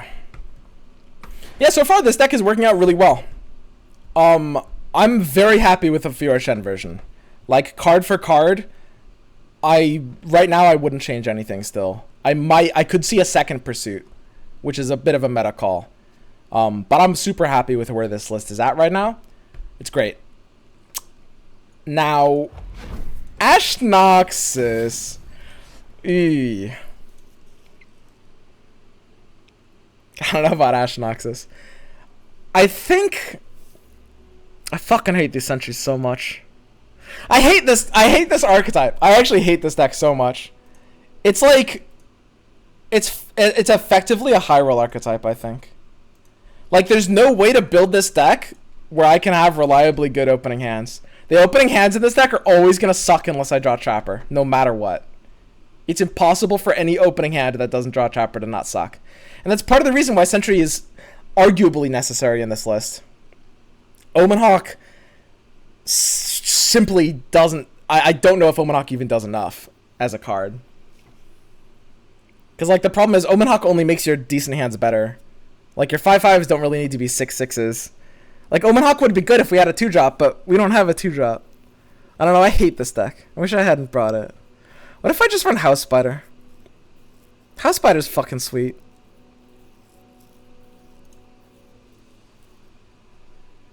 I hate every Sentry replacement. The thing is, like, okay, all the good Noxus and Freljord early drops that aren't just aggro drops are need support, right?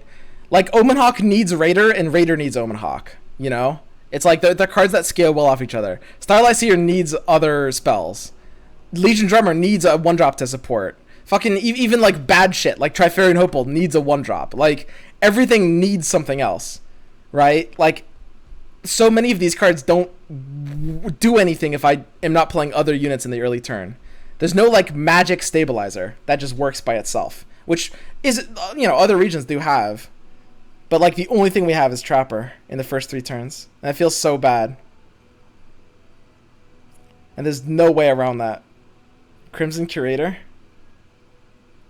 There's no way around that.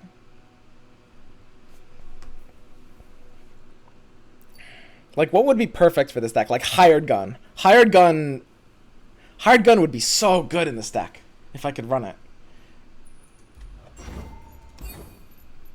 Hired Gun would be so good here if I could run it. Okay. I've submitted the wrong deck before. Guys, we've all submitted the wrong deck before. If you play enough card games for years, like... Guys, don't fucking pitchfork this guy. Literally, I can guarantee you nobody does that shit on purpose. It's always just a misclick. I mean... whatever. You guys. Whoever lost to him round 1 should be mad? That might be true. But, I mean, if the opponent actually played a card that wasn't in their list, then in round 1, you know, I mean, the person should have noticed, I guess. The one weird aspect of that argument that I just made is that that's only true for, like, 0 of to 1 of. Like, I can say that the Crumble wasn't the right list, but I guess if it was, like, a different ratio, like, if he was running a 3 of something instead of a 2 of something, then you can't say that for sure. Yeah, sure. So this mic sounds kind of The mic peaks so much. Oh yeah, I recently unplugged everything and changed my settings. I'm gonna try some different mic settings. This is awkward though, because I can't hear myself in real time. I need to, like, turn on feedback.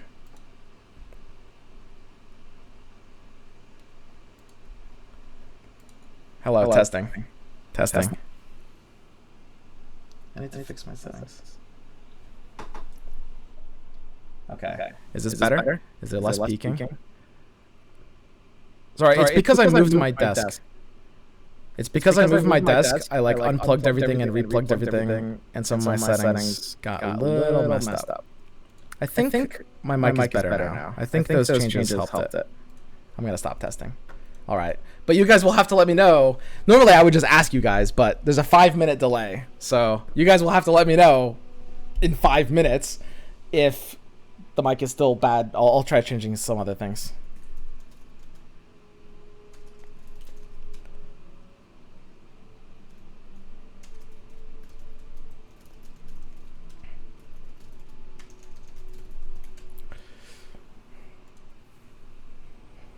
Okay.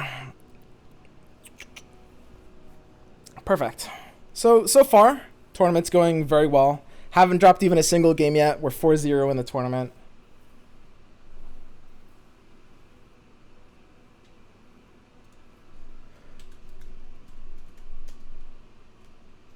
It's disingenuous to say 4-0 because without qualification, that implies matches, not games. We're 4-0 games, 2-0 matches. All right, great start to the day. My lineup's working well overall. I'm very worried about this Freljord deck. Very worried about this Freljord deck. But it looks like we're going to have another little bit of a break. Oh, we actually know our next opponent. It's going to be real key. Wow, maybe we don't have a break at all. These games are going fast. That 2-0 took just as long as this 2-1. Basically 1/8 gay. I think that might have something to do with my roping, though. Honestly, why are you guys even here watching this? You should be watching on YouTube when it's uploaded later, when all the roping just gets cut out. How can you guys watch someone who ropes so much? Garbage deck activate. Duke of Prunes minus 100k, Keck W.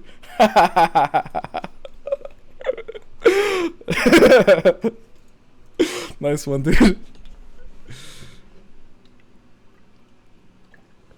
Okay. So yeah, I guess we're up against Real Key.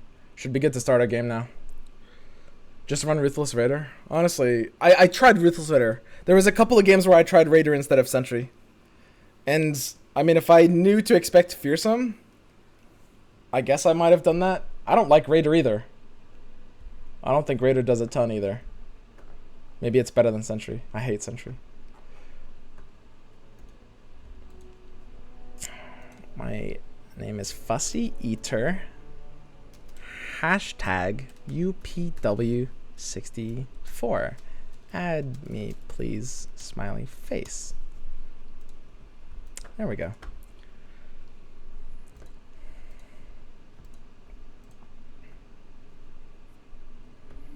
Okay, so let's go ahead and take a peek at both of these lists. We can go ahead and close out of both of these.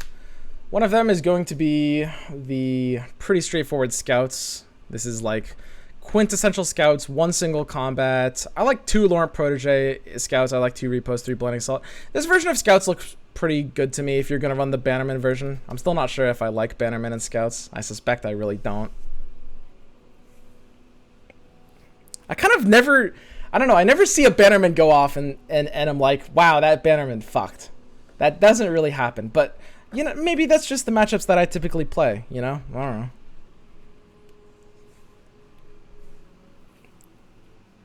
Okay.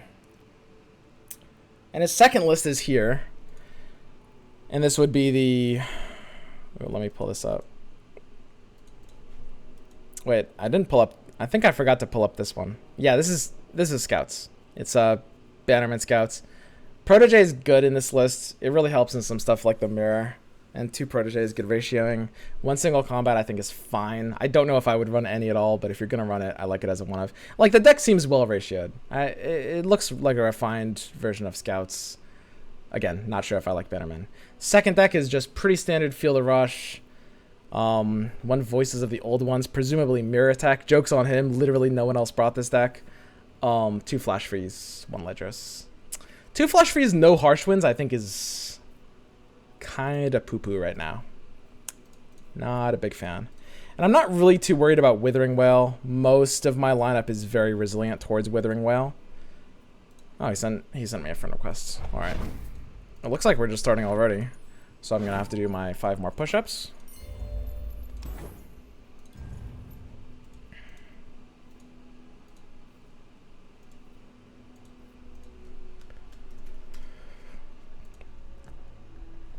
Okay. Looks good.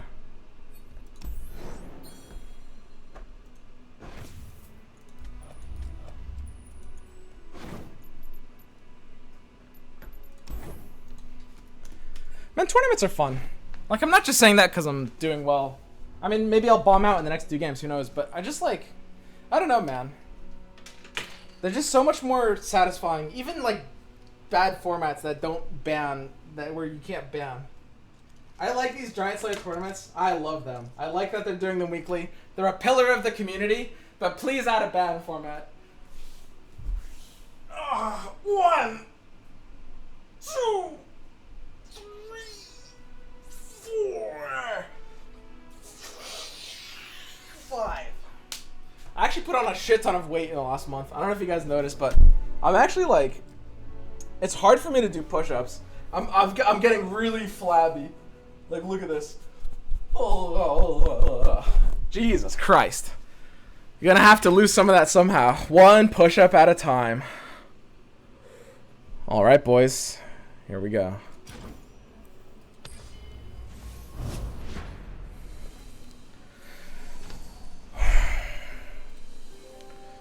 In another universe, Swim just lost to an extra removal in a deck that wasn't in the list for the deck. Is that Swim raging at his loss?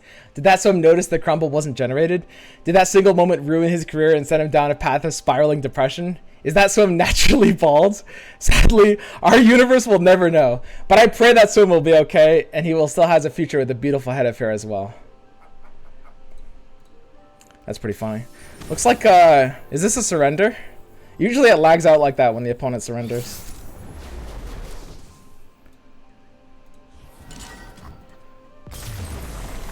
Easy 1-0. So free. So free. Screenshot this victory screen. Let's fucking go. Honestly, I never know what happens there for the opponent when that happens. I guess it's just a disconnect. He disconnect, like, he's not cheesing. That's not like, I'm not going to be like, Edmund, if he, the way that works, there's no way to look at your opening hand and then quickly disconnect. Like, literally just like internet snafu. I don't think I've been on the receiving end of that. Weird. But I think that's just his internet cutting out or desyncing or something. I don't know. But obviously that game doesn't count.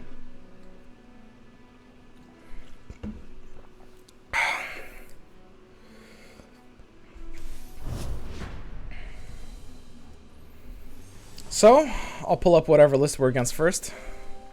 Wow, it's lagged out again. Holy shit. 2-0? Are we 2-0 already? Oh my god. We've had some clean 2-0s today. We've had some clean 2-0s. This is the cleanest 2-0 in Legends of Runeterra history. There has never been a cleaner 2-0 than this. Never once happened. Not one time. Holy shit. Easiest 2-0 of my fucking life. Wait, he's supposed to... When they lag out, they always surrender here. Fuck. Oh shit, I have to play.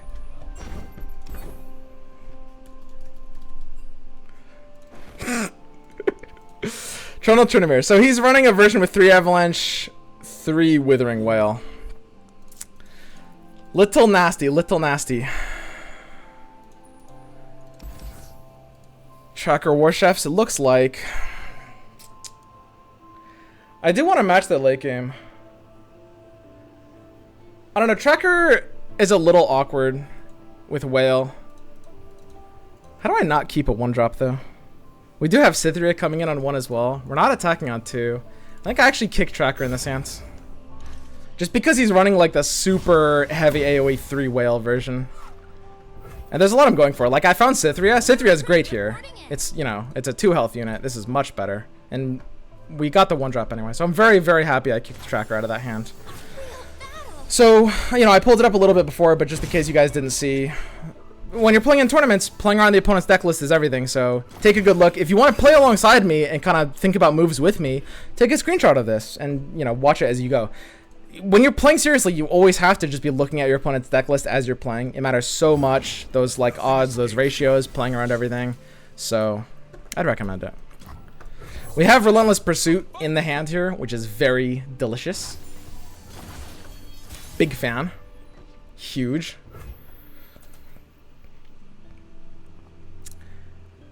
It does look to me like this is a pretty simple Fiora. He's not in a position to Avalanche. Kindly Tavern Keeper really doesn't do shit here. I can River Shaper. The only problem is I don't know if I really have the ability for this River Shaper to stay alive. I guess, like, the problem with River Shaper is he actually gets a sort of decent Avalanche. If my War Chefs is the only one left. Yeah, I guess I have to play Fiora here. If I had more ways to use spell mana earlier, like next turn, I might take a weird open pass there. And then the question is, Do you let your Fiora potentially die to a Vile Feast / Whale, or do we deal 1 more damage with Sith? You have Cloud Field, right? Honestly, bit of a tricky one. I'm not really worried about Avalanche. I think I get more value by keeping Fiora out of range in this kind of hand. We could also pass and burn his 1 mana. I mean, we're only dealing 3 damage, but we're also killing the sentry. I don't know. Passing stops him from playing Weirding Stones, which is nice. Man, maybe I had to pass there. I don't know. If he does have like a Weirding Stones Trundle hand, then it is definitely a punish to attack there. That had to have been a misplay, I think. Okay. He's just gonna Avalanche there. I'm pretty fine with that. If that's like his Avalanche value, that's pretty acceptable for me. It does send my War Shafts into whale range, which is kind of sad, I guess. So this is where the River Shapers are going to have to basically start carrying.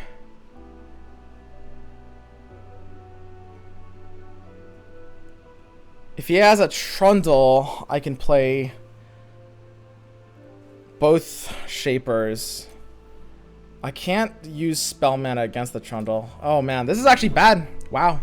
Bad spot. I can't really play around second Avalanche. Wow. I think I probably just go in with the full board, no pursuit, hope his play is Trundle instead of Avalanche. I will get pretty screwed to a second Avalanche here, and I don't honestly think there's anything I can do about that. Because I think I have to full develop, right? So what I'm talking about is the Protector River Shaper turn, right? Where it's like, you know, I Protector... Ideally, I'd Protector the Tracker if his play is Trundle. Oh, we drew Resolve. Holy shit, that's so good. Well, suddenly we can play around second Avalanche. Well, that's a big deal. I guess I'm just playing the Shaper here then. Well, huge. Oh, River Shaper, you carry this deck. Good boy.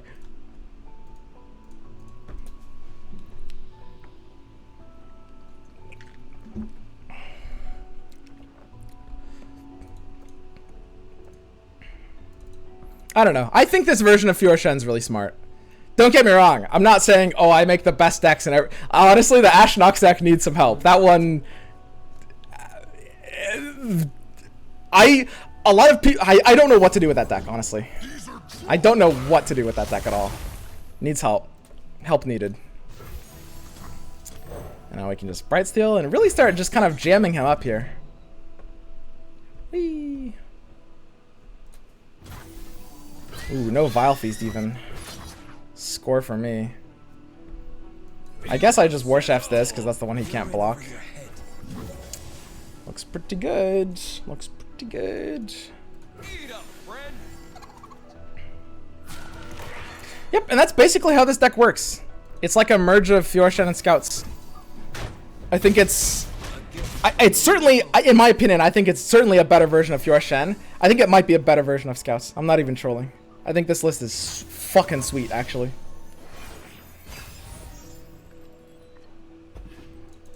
Like, it feels so fucking good. Look at this! What does he do? Delicious.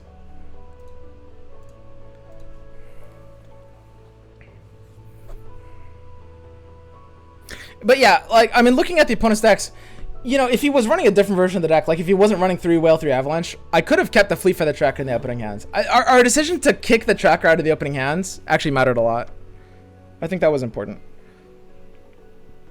I mean, it's not like it ended up being important, but in the moment, the mathematical odds, it was a plus EV decision, right? That's the way to think about it. I don't think deck lists should be shown to players. It makes some sense. It's pretty standard in like most card game tournament formats, which is just, you know, I'm a little vulnerable to Avalanche, honestly, if I pursuit here. I guess I can't pursuit here. I guess I'm just passing. Like, if I Cythria and he actually has a second Avalanche, I feel screwed. If I Pursuit... Hand's not perfect. I wish this second Deny was, like, maybe like a 2-mana unit would be perfect. But, I mean, he can never feel the rush, he can never Ruination, and that just kind of means my board should win. And he's running 2 Flash Freeze, 0 Harsh Winds, which I think gives me a huge advantage. I think I actually don't like the version of the list he's running. I'll show you guys after this series, if you remind me, I'll show you guys a version of War Mother / Feel the Rush that I would recommend instead. I don't like Whaler Grasp. I like Heavy Freeze version with like 3 Frostbite, 2 Harsh Winds. Frostbite is so good right now against everything. Against everything.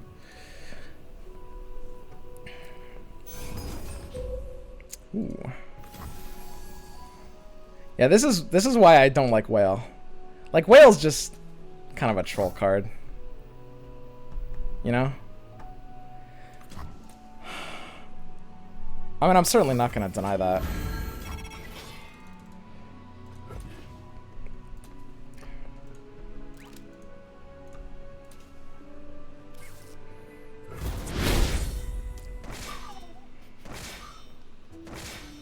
So, I mean, I could Pursuit here.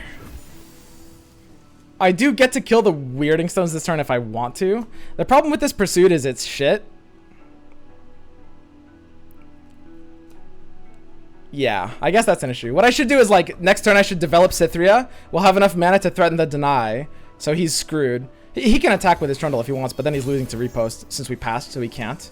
So now that I've got 10 mana, I can Cythria. He can't Ruinate, and then once we attack, then we can Relentless Pursuit after. If he Vengeances, then we deny anyway. Like, Vengeance taps him out.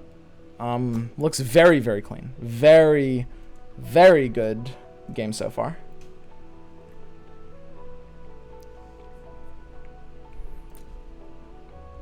We've really got him forked. Like, there's no good, like, you know, I'm constantly looking at his list. I'm like, Ruinate, you know, any big spell is no good here. Vengeance is no good. Obviously, Voices of the Old Ones is way too slow here. He could have, like, a weird, maybe, like, Avalanche plus enough mana for something that matters, you know, because I would have to deny a second Avalanche here, which is kind of sad for me. I think because I've got 2 denies, and because... You know what? If I resolve, I do get to Pursuit here, though. The problem is he will be able to... If I resolve an attack with Cythria, my River Shapers are getting in. Wow, that is kind of funny. I don't think I can do that. I kind of need to drag the Trundle with, like, the Fleet Feather. The only problem is if I deny here and if he plays Whale... I mean, I don't need both denies. If he plays Whale, that would be pretty fine. I'd have to be okay with that. I do think I have to deny this instead of the resolve. Like, keeping this challenger alive is just a little bit too important. And I think that even if this game goes poorly, even if he has the second Whale here, I can't really need the third deny. Because the thing is, the River Shapers are getting off this turn, right? And what that means is... I guess I just do this. Does it matter what we do? So the Cythria doesn't get blocked by anything. War Chefs is buffing this outside of the range of dying to Keeper, which kind of matters. The 2 River Shapers certainly don't need stats. I guess this is the best play. Kind of has to be, right? Can't fight on an empty stomach. But yeah, the thing is, like, when we play it all out in our head, so we're scared of the second Whale hand, which is kind of rare. You don't play around second ofs usually, but... You know, it's when we're ahead, we want to be respectful. We want to play around a lot of stuff. When we're behind, we want to assume things are going to go our favor. When we're ahead, we want to assume the opposite, right?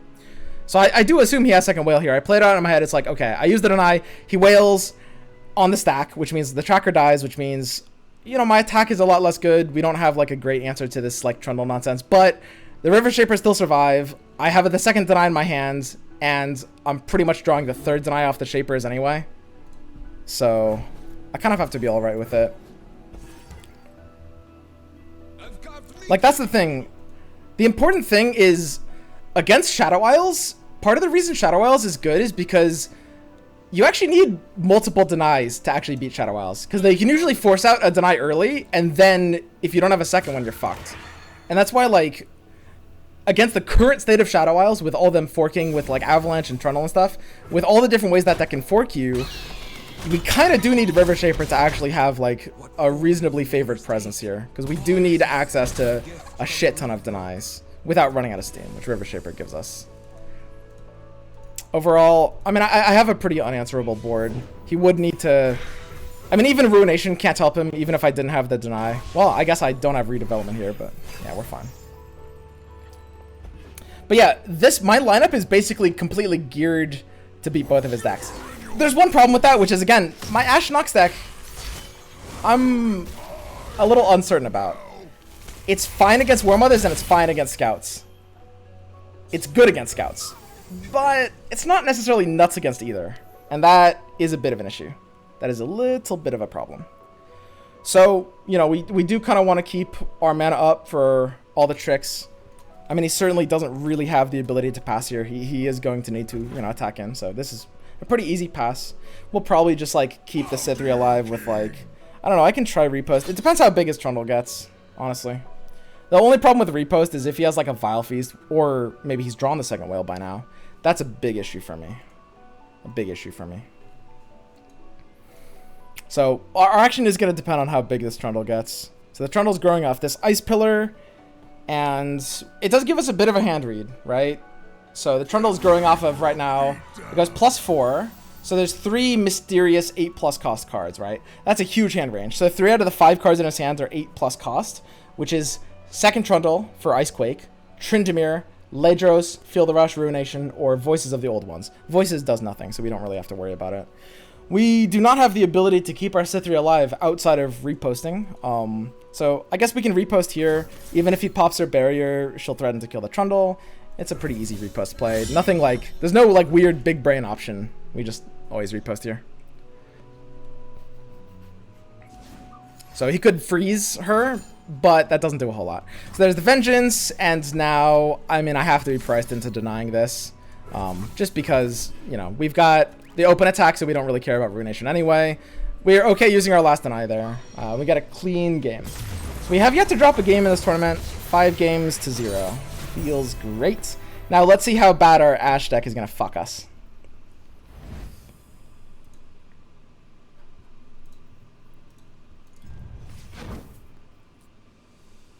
I unironically think... I think this is a really good deck. I think we might literally see this being played on ladder instead of Scouts. I really love what I've done here. Well, I mean, Kuvir and I were building it together. But I really love what we've done here with this deck. I don't know. I mean, it is a bit more of a tournament deck than a ladder deck, but the fact that we beat Scouts while having most of the positive matchups that Scouts are for is very, very powerful. And I do like a lot of like the specific ratioing we've done.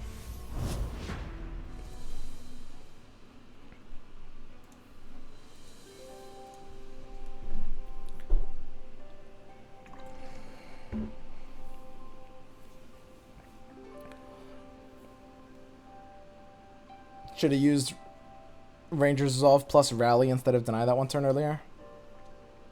Maybe. You guys are mostly saying that. I mean, yeah, maybe that was a weird deny.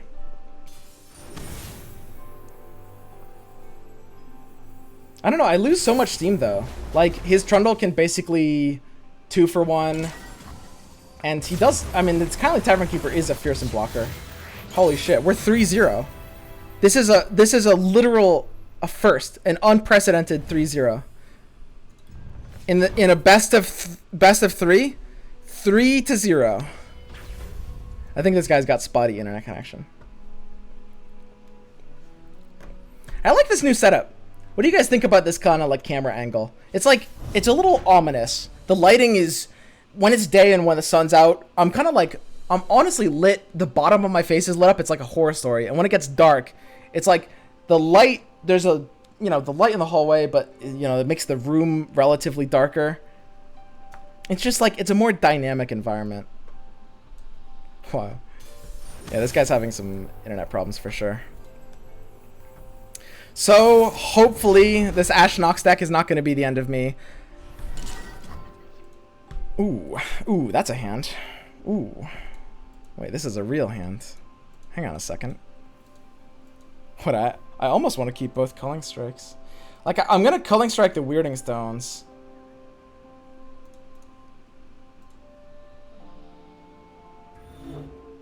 Whoa. I can't keep the second culling. Culling will always hit in this matchup though. Culling will always hit. If he doesn't play stones, if he plays Trundle F4. I can't keep both of them. I can't keep both of them. Like, keeping one for weirding stones feels really good. Assessor feels nuts. Wait, this is like a designer hand. This is double trapper, assessor, culling might be literally the hand I would hand pick in this matchup. That's crazy. Like, what? That is actually like, yeah, that's basically what I choose. Double trapper, culling, assessor. Nuts. Hopefully we don't fuck it up, huh? In Avarosa's name. Get it in, buddy. You got it. The trap is set.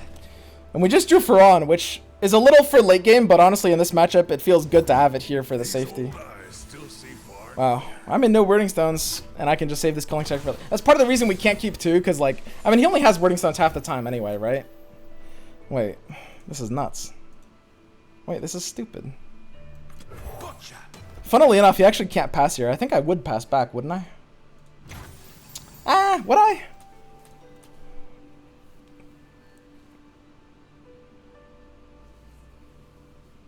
Eh. The thing is, this attack doesn't really do that much. Like, if we assume he might have a whale, which I think I really, like, if it's whale or avalanche, this attack does nothing. I basically have to pass here. Like, this attack is shit. I get to burn his mana. Burning his mana is never useless, I think. The problem with this attack is, like, we're enabling his mana, we're enabling whale, because, I mean, our trappers would just go down to 1 health, and whale would just feel good to that. We're enabling Avalanche, which he might not want to do until his own board is dealt with. There's just no real benefit to attacking there. The reason aggro wants to attack every turn is because the earlier you start attacking, the earlier you can get subsequent attacks, right? But a 3-1 Trapper against the version with 3 Whale, 3 Avalanche, I can't really assume are going to get those subsequent attacks. Now, the other reason to attack here is to delete these trump blockers to make way for the Enraged Yeti. But if he blocks these with Yeti, then he's not sending my Trapper into Whale or Avalanche range, so I'm not even upset. I ain't even mad. Also, this hand is really stupid. Can we talk about this hand? This is really funny. This is truly hilarious. So, let me just make sure I'm playing around everything I could be. Usually his option here, it could be something like a Trundle. I'm never going to need that much mana. I might need 5. I do want to draw all the Yetis as early as possible. If he plays a Trundle here, can I Culling Strike it?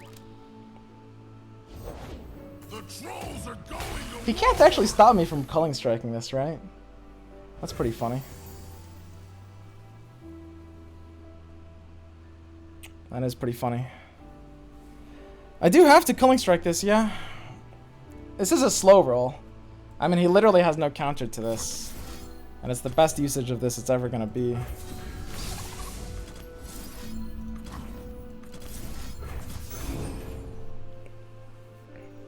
Trundle, so this is obviously a mid-range deck, and Trundle is an anti-mid-range card, right? We have to, like, it's gonna block us out too much. This is why I chose to play the Trapper instead of the Yeti, because I realized if he plays Trundle, I'm gonna need 5 mana, and if I play Yeti, then I can't play Trapper this turn. That being said, that might have been dumb. I mean, because I don't really want to develop into a potential ruination here either. I would actually lose a lot of steam if he ruinates me. So I'm not sure if I really have the ability to even play this Yeti into this attack. Yeah, I don't know. Like, I kind of need... If this hand was different... I don't know, honestly, he should be too scared to ruinate me. He should be too scared to ruinate me. But if he does, if he, like, does a weird ruination... then my hand can't actually punish that. Like, I have a very bad hand if he ruinates this. The question is it worth it to kind of, like, take those odds? I'm in a good position. And he can potentially play, like, a second Trundle. Man, I think I do actually have to attack here. Ready the torches. I think I do. Look out for reavers. I don't know. It might be wrong. Light the signal fire. But like, Alert the villain. I think this will slow him down enough. We're actually getting damage through on like our first attack. We burned a little bit of his mana by passing earlier there. And now it's like, the thing is we need to be able to Assessor to redraw. Like, if I play the Yeti here and he does a weird Ruination, I don't think he would Ruinate. Nobody would Ruinate that. It's a terrible Ruination on most hands.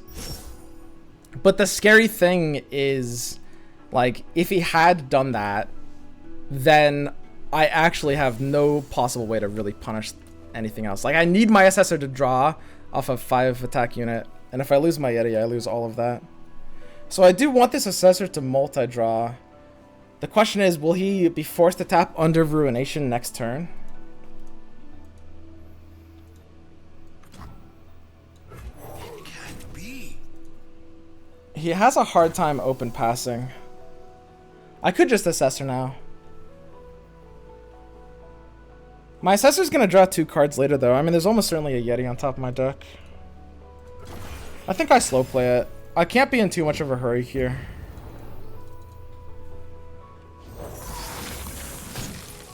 So yeah, this is the one issue, which is like, I can't play another card until he does. That being said, he should kind of be the one forced into making an action here, just because I own the board. Like, if we both burn all this mana, we both have 10 mana, we're both burning the same amount. If we both burn all this mana, I think that has to favor me over him. So this is pretty good. If I do want to, I can, you know, stop this Trinimir's attack with Icefall Archer, which I do. I can't really afford to lose my Yeti here for no reason. I can't play the Assessor. We do have a pretty sweet open attack, though, to play around Ruination.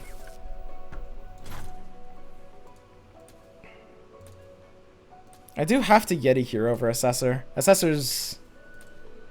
yeah, the draw doesn't do quite enough. But one of my Yetis is just gonna die anyway. What did we catch? This open attack plus Faron for over the top feels very good. And we can even, like, push a little bit of damage from Troll Chant, keep something alive versus what's likely gonna be something like a Whale.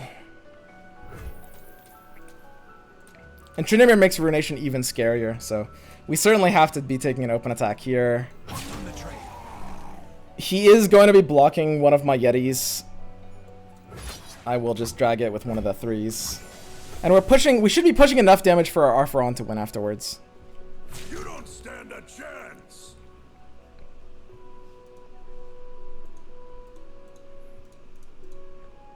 Avarosan Trapper is a really good card.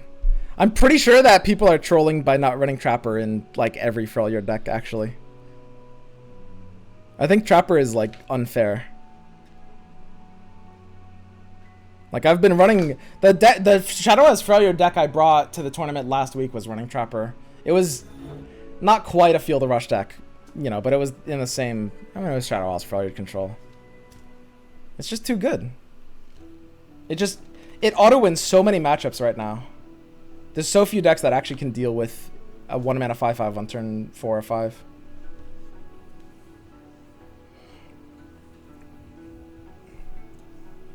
So, I mean, he can't really let this through. He's going down a little too much here. Ooh, that's gotta feel good. Alright, buddy, good luck. Honestly, though, I'm a little scared. If I play Faron here, and if he plays Field of Rush and then open attacks with triple Overwhelm, I actually don't have any freezes in hand. I could actually lose. So... oh, God. If it's Field of Rush, this is terrifying. I kind of can't play Faron. I kind of have to play Yeti and Assessor. I need to draw a freeze, right? So the Trundle's going to attack. Man, this is, like, scarily losable. I need a single freeze to be good. Well, the Trundle's not leveled. The Trundle's not leveled.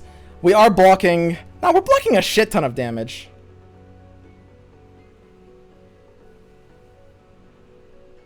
He can drag my Faron. Can we talk about this Ice Pillar card? If I play Ferran here, the thing is Ferran doesn't even kill him in one action. I think playing Ferran here is really greedy. I think it's absolutely a troll play. I think I have to Yeti and Assessor and just make sure I survive next attack. Because the thing is, if Ferran was a guaranteed kill in one action, then maybe it's worth it. But he has a lot of ways to heal up a little bit. Like, Wail is absolutely in his range. The fact that he didn't Wail this turn doesn't mean he doesn't have it. He just wanted to save mana for Feel the Rush. That's a big difference. Only the finest serve. Oh, Jesus Christ. I swear to God. I have so many freezes in this deck. Most of my hand states are like 7 Gorillion freezes. We might not be able to beat like Atrocity anymore.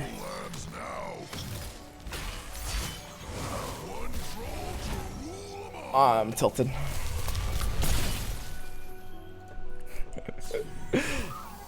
I actually lost to this shit.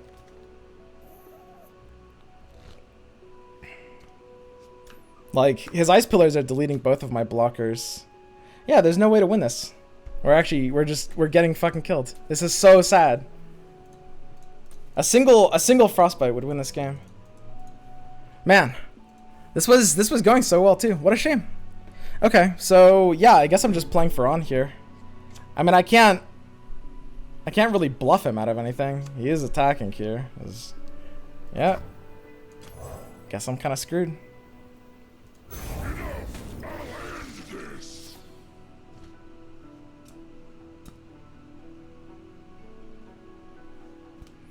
So he's got 19 plus Trundle's huge attack value, which we can expect to be like pretty gross overkill.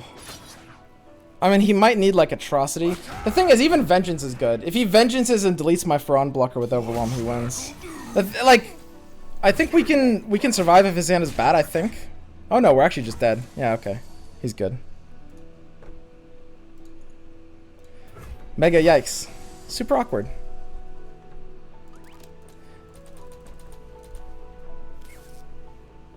Yeah, I think we still played that the way we had to. I don't think we could have...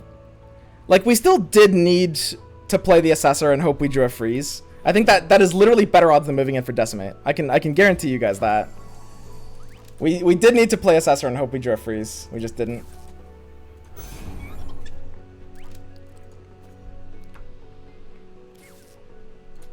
Jesus Christ.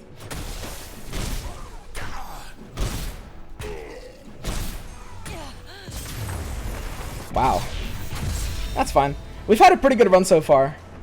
And it's not like that was like a bad luck game per se. We had like the best early hands. We just lacked the one safety card that we might have needed.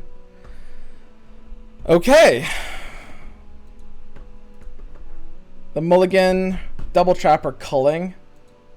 I don't know. I think we played everything we could have there. There's some situation. Obviously, you know, it's important to evaluate what you did wrong, but like the odds of us losing at any street in the game, like we had to keep the one culling. Mulliganing the second culling was important. It would have been horrible to keep both cullings for sure. But yeah, that should be a very favored matchup given that opening hand. Oh well. These things happen. We move on. Hope we don't lose the next one. That particular loss, I don't think it ends up being like a fault of this deck build, which is nice. Like I was mentioning before that I feel a lot less confident in this deck than the Shen Fiora one. We didn't lose that game because of the deck builds. Don't get me wrong. Most games we lose with this deck will be because it has a few things that need to be optimized, to put it lightly. That happens to be a rare game where I think we actually couldn't really have done anything else. In terms of the deck build, like, I'm not going to run... I mean, I'm running 3 Flash. I think I'm running the 2 Harsh version. I don't like 3 Harsh version in this deck overall, actually.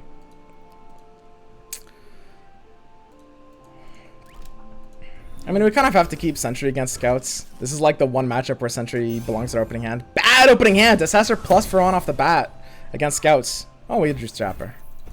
We draw Trapper. We're Trapper drawers.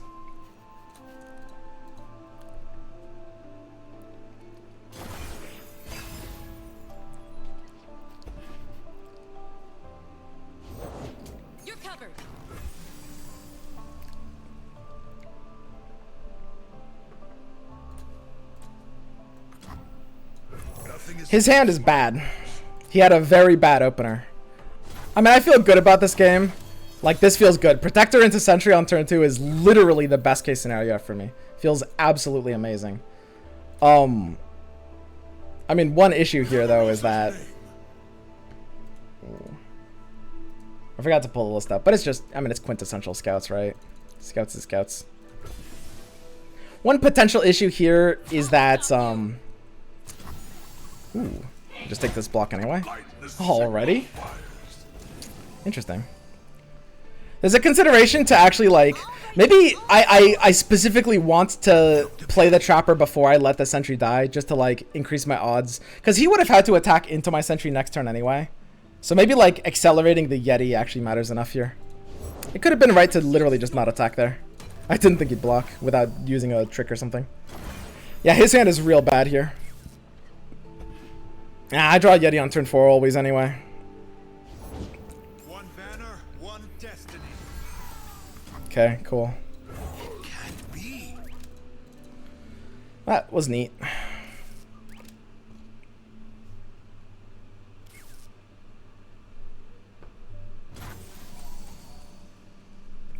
And I guess I am just Rhymefanging here. Rhymefang Ash is a little awkward, obviously. The fact that Ash could block and die is bad, and I'm 1 mana short of being able to Ash Flash Freeze Rhymefang. Wow. I could bank more mana with Sentry. I mean, Rhymefang kind of does nothing without Ash, and Ash doesn't really have an attack on this board. And Ash is kind of bad to play for in this matchup. Rhymefang helps weird Archer draws. I mean, Sentry is more mana efficient. Yeah, I think I actually just play... If I'm about to draw a Troll Chant and a Troll Chant exactly, Wolf kind of nuts over Sentry. Because that would allow me to attack with Ash. That would be a really big deal if I draw a Troll Chant here. That's enough. I know it sounds small, but that 10% chance is enough to make me take this play instead. Because it's a pretty equivalent play either way. Oh, really? Oh, really? I mean, I guess he's got Resolve. His hand range is pretty narrow. Resolve's definitely not amazing here. But he must have it to take this attack at all. Resolve is basically, it gets him like effectively a 4-1 unit. 4-1's not horrible. I mean, I can't really punish the 1 health stat line in this deck, so sure. But I mean, we're keeping his board narrow and he didn't have the Cythria.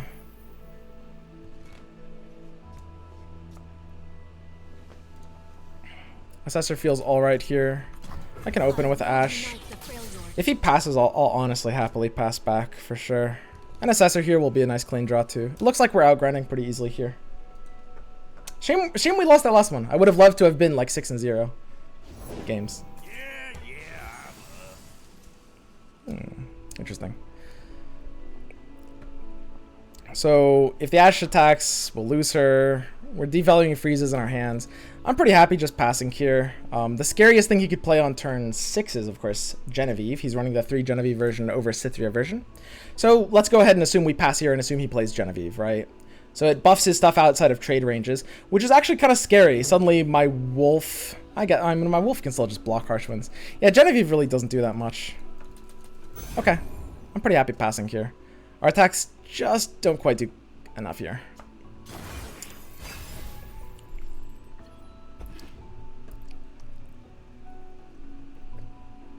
Hey, we can even Sentry into Harsh Winds. Not bad. This is the one matchup where, like, Sentry is kind of in this deck for this matchup. Which is to say, like, I should note, Sentry's not even nuts in this matchup. I mean, it's a good card. Sentry does what Sentry does in this matchup, you know? So if I don't play Sentry, the Jenny actually has to challenge and kill herself on one of my other units. If I play Sentry, I'm letting him challenge something with Jenny that doesn't die to Harsh Winds, which is pretty funny. So I think passing there is a little safer. I don't think he can get value out of passing back. Maybe he can? I mean, we're winning the late game no matter what.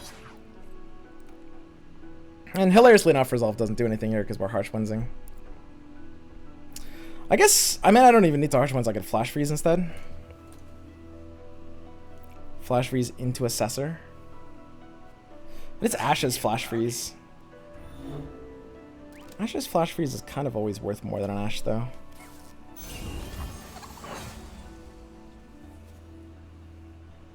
Yeah, I think I just block that on Harsh Winds. That looks fine. I mean, we're giving him like a Badger Bear attack, but that doesn't really matter. I really don't care about that.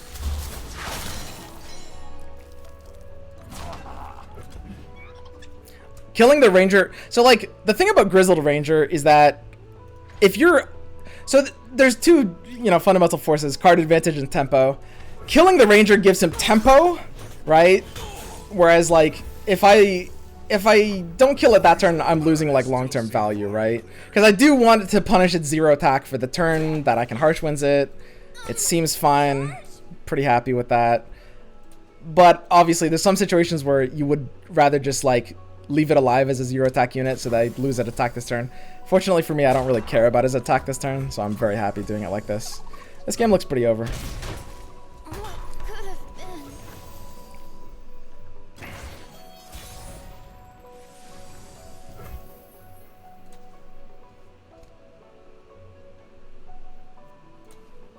I mean, Ashe isn't going to level yet, but that's fine. No reason to Rhyme Fang when I can Glory Seeker instead. Victory requires a sharp blade. Glory Seeker into Assessor here. We won't need tricks this turn.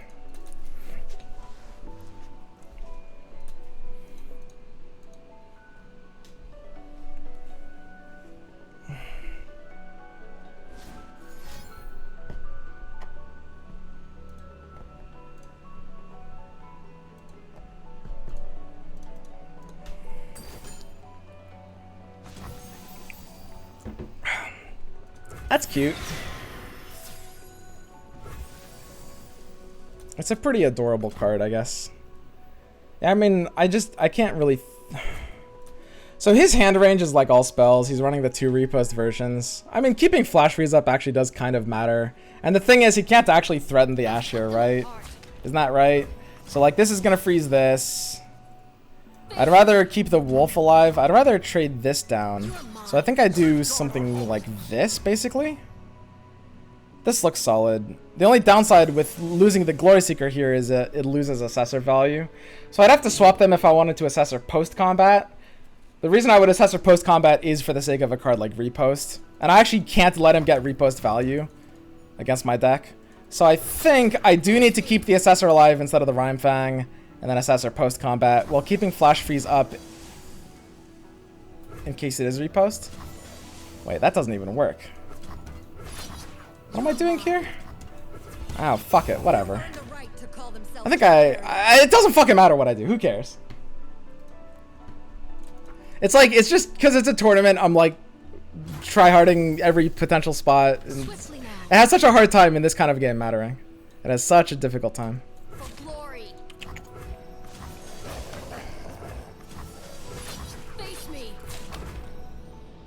Yeah. Looks good. You may repost me. I'll allow it.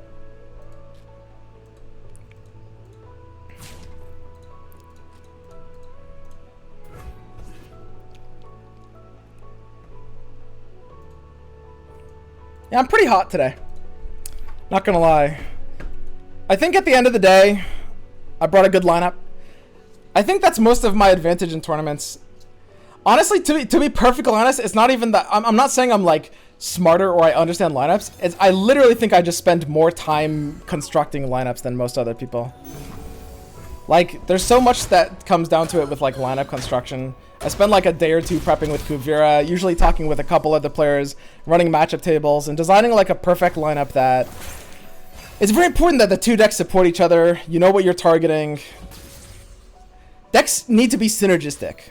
I know it seems weird because it seems like your decks don't interact with each other, but they do because of the way like the math behind like multiple matchups works, right?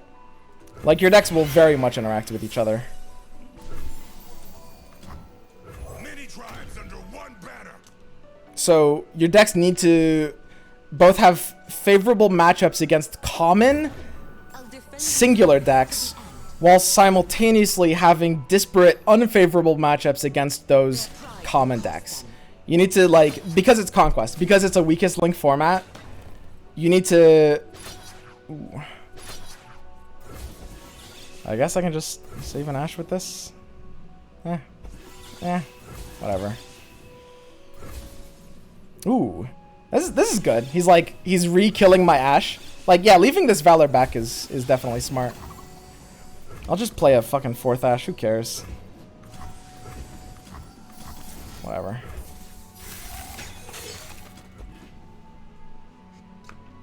But yeah, lineup construction is like a real thing. There's so much that goes into it. I'm playing pretty well today. I usually make more misplays. These woods belong to us. Yeah, whatever. He literally can't outvalue me. Like, it really doesn't matter what we do here. I've got the hands. So, feels pretty good here. We, hilariously enough, were able to lose that War Mother's game. Which is, don't get me wrong, it's not... It's not even bad RNG that we lost the War Mother's game. This will be quick. Honestly, against his version, I think it was a bit, but it's like we got really good RNG at the start and then really bad RNG at the end. That's fine, it balanced out. He played well. It was important to use Field Rush that turn. Does he have another attack here? No, it's just bugged. Yeah, me too, dude. We fight for one Freljord. Whee. Faster than my arrow? I think not. When it comes to his decks, I think I kind of like his version of Scouts a little bit. I'm not a big fan of Bannerman. I like a version that goes deeper into the Bilgewater cards personally. His version of Scouts is good for a Bannerman version though. But I did want to talk about the War Mother's version, because I wanted to talk about like what a War Mother's deck should look like right now. Do I have it loaded up?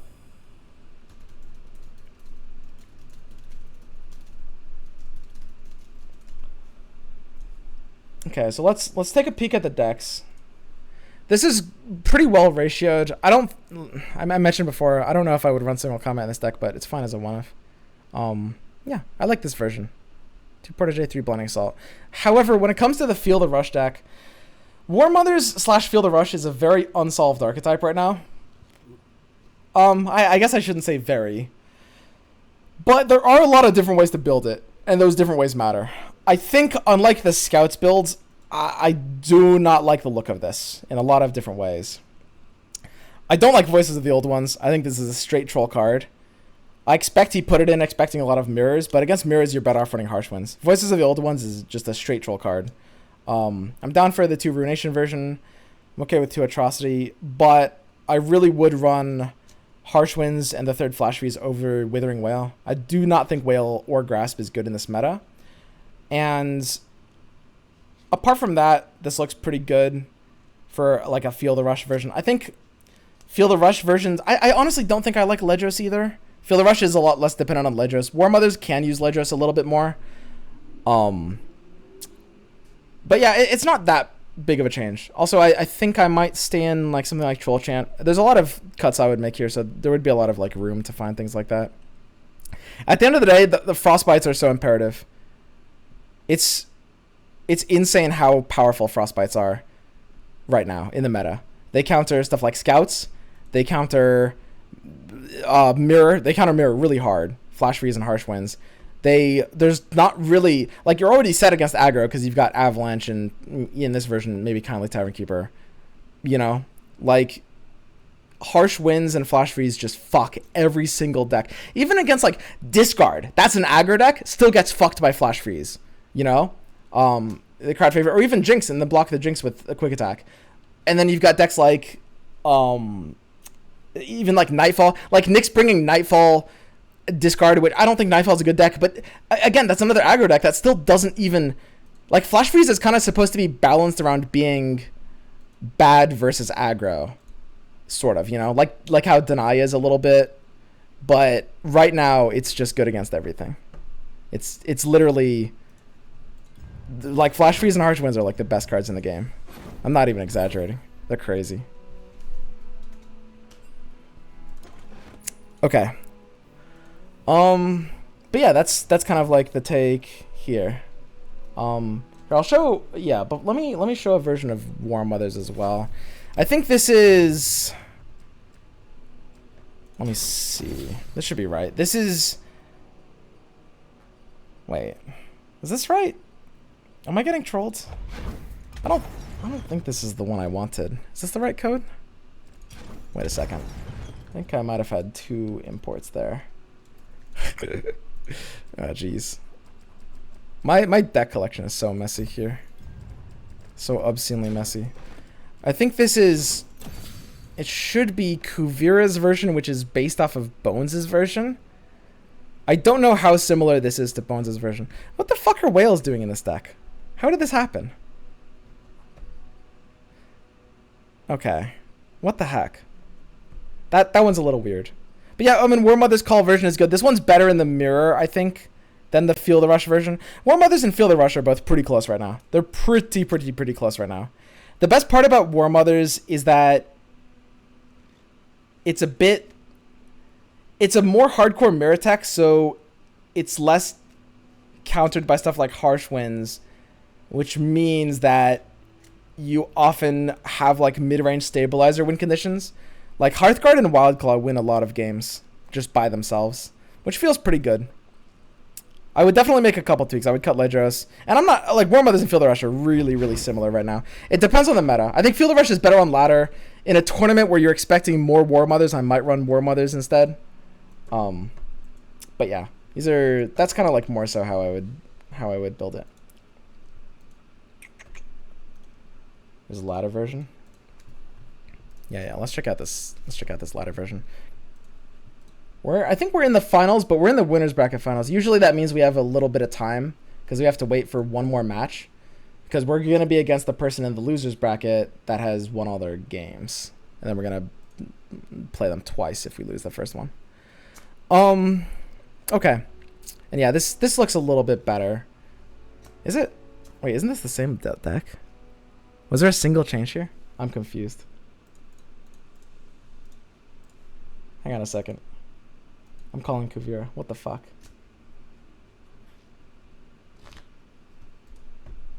Kuvira, what is Whale doing in this list? What is what? Whale, Withering Whale. Listen, it's a ladder version. Everyone is playing fucking discard right now. I don't know why. I could see Whale on ladder, I guess. I don't know. Ladder's fucking weird, dude. People run bad decks on ladder. It's crazy. Yes. It's full of Targon Noxus and discard aggro and like weird shit. I still hate Whale. Me too. It's bad against Targon Noxus and against discard. It's auto win. Just avalanche them. Yes, but sometimes you don't try avalanche swim. And then sometimes they open attack. I know, I put it as a 2F like before I sent you the list. Before I had triple Hearthguard and one more Ruination. So if you want to run like a more tournament version, just cut the whales and put one more Hearthguard for one more Ruination. That does it. That matchup looked pretty good for us. I was saying before we started that if you run into anyone who runs scouts, we just auto win, I think. Wait a second. Am I waiting here for like an hour? Yes, we are. That's why you're Wait, it's 2 matches. Yes. Oh my god. So we're waiting. We have to finish What Am I versus Bones, the best of 3. And then we have to finish Real Key versus the winner. And then we're against the winner of that. Holy shit. Jesus Christ. I guess I'm just chilling for like an hour. Yeah. We are. Mina version of Rush is the best version ATM. I saw that. That was a cute tech. Didn't make any notable misplays at all. I like how you played today. I'm proud of you. I played in my comfort zone. I didn't play. The thing is, I didn't play decks hard enough to really fuck up on. Right? True, but I think it's all because of the purple underwear, probably. Yeah, I am wearing my lucky boxers. Yeah, either that or the change of scenery. Just like opened your. I think I'm gonna I think I'm literally just gonna do this. Like once a month, I'll just move my desk to a different. I literally, I moved my desk. I didn't even move it that far. It was right over there before. You're actually seeing on screen where my old desk was. It's just I just moved it across the room. But honestly, it's like, because I was talking to the neuropsychologist guy I was seeing, and one of the things he recommended was just changing environments, because like environmental like mental stagnation is a real fucking phenomenon. Yeah. I think there's this case of like, there was some famous neuropsychologist or someone who literally like every week he would like scramble the furniture in his room to try to make his brain work better, because like novelty is very stimulating. The brain is a weird thing. The more you learn about it, the less it makes sense. The more you learn about it, the less it makes sense. It's very hard to min-max. So yeah, I think... Okay, you must be able to find some kind of donkey play from today, right? Yes. Was If it you the want me to deny look. the deny over the resolve, maybe? Honestly, that wasn't that bad. Like, it didn't... It was 0.2% if we had to, like, actually think about it. It's not that big. Because the resolve there loses you the tracker, loses you the warships or whatever. Like, you had 2 units on that spot, so it didn't really matter. Yeah, you had I don't warships know. as a 1/1, and you had the bird as a 2/1. So you, I if almost you think Deny if was you better there. resolved, I think Deny was better. That's what I'm saying. Like zero, Oh, okay. like 0.2%. It really depended on his specific hand. But I think I'm not sure. I need to go back and look at the hands. Maybe I don't know who it was against. So maybe against Zinc. There's one, like, remember one turn where you played Fiora instead of playing Reposts, and you traded with the Fiora and then Yes. sharp-sighted. I think Repost would have been better that turn. Really? Why's that? Yeah. Because that's what I was don't thinking think- about doing at first. I think you got really lucky because that deck never runs out of value, out of juice, and you do really fast. Like, you're losing your Without shapers, fearsome yeah. blockers, like your Fiora. You don't really have draw, and they run Stalking Shadows and shit like that, and like Wraith Color generates 2 units, etc., etc. So like, So you want At to some tank point- the damage there? if you repost something, you kill the Nocturne and you tank the 3. Yeah, that might have been right. Could I? But I would have had to kill the Mistwraith later, and that would have been a trade too, right? Like I would have lost the Fiora doing that next turn anyway. If I'm pretty sure I remember the board state. Yes, but like what you're trying to do is use your like combat tricks on your fearsome on your units that can block. fearsome, and then Sharpsight making was them- not getting more value than right there, and Repost did get more value later, and always would. Like Sharpsight saved the unit and allowed a fearsome block, which Repost can always do later. I don't know. I liked that switch off. Listen, I'm trying to like find some really. It's hard. Very This is specific like plays. this Yeah, is the that's this is easy. a rare day where I played clean. Normally Yeah. I'm making donkey moves left and right, center, and it's just like it's unbelievable and it's crazy, and I'm still I should be losing more games, but no, I actually did okay today. No, you did amazing today. You're in the finals. That means you're invited next week, and that means you're invited after the patch notes. very Ooh, exciting. wait, that's actually exciting. Yeah, Cool. you are already invited. Oh, huge. So even if I throw this next one, okay, let's talk about this Ash Nox deck.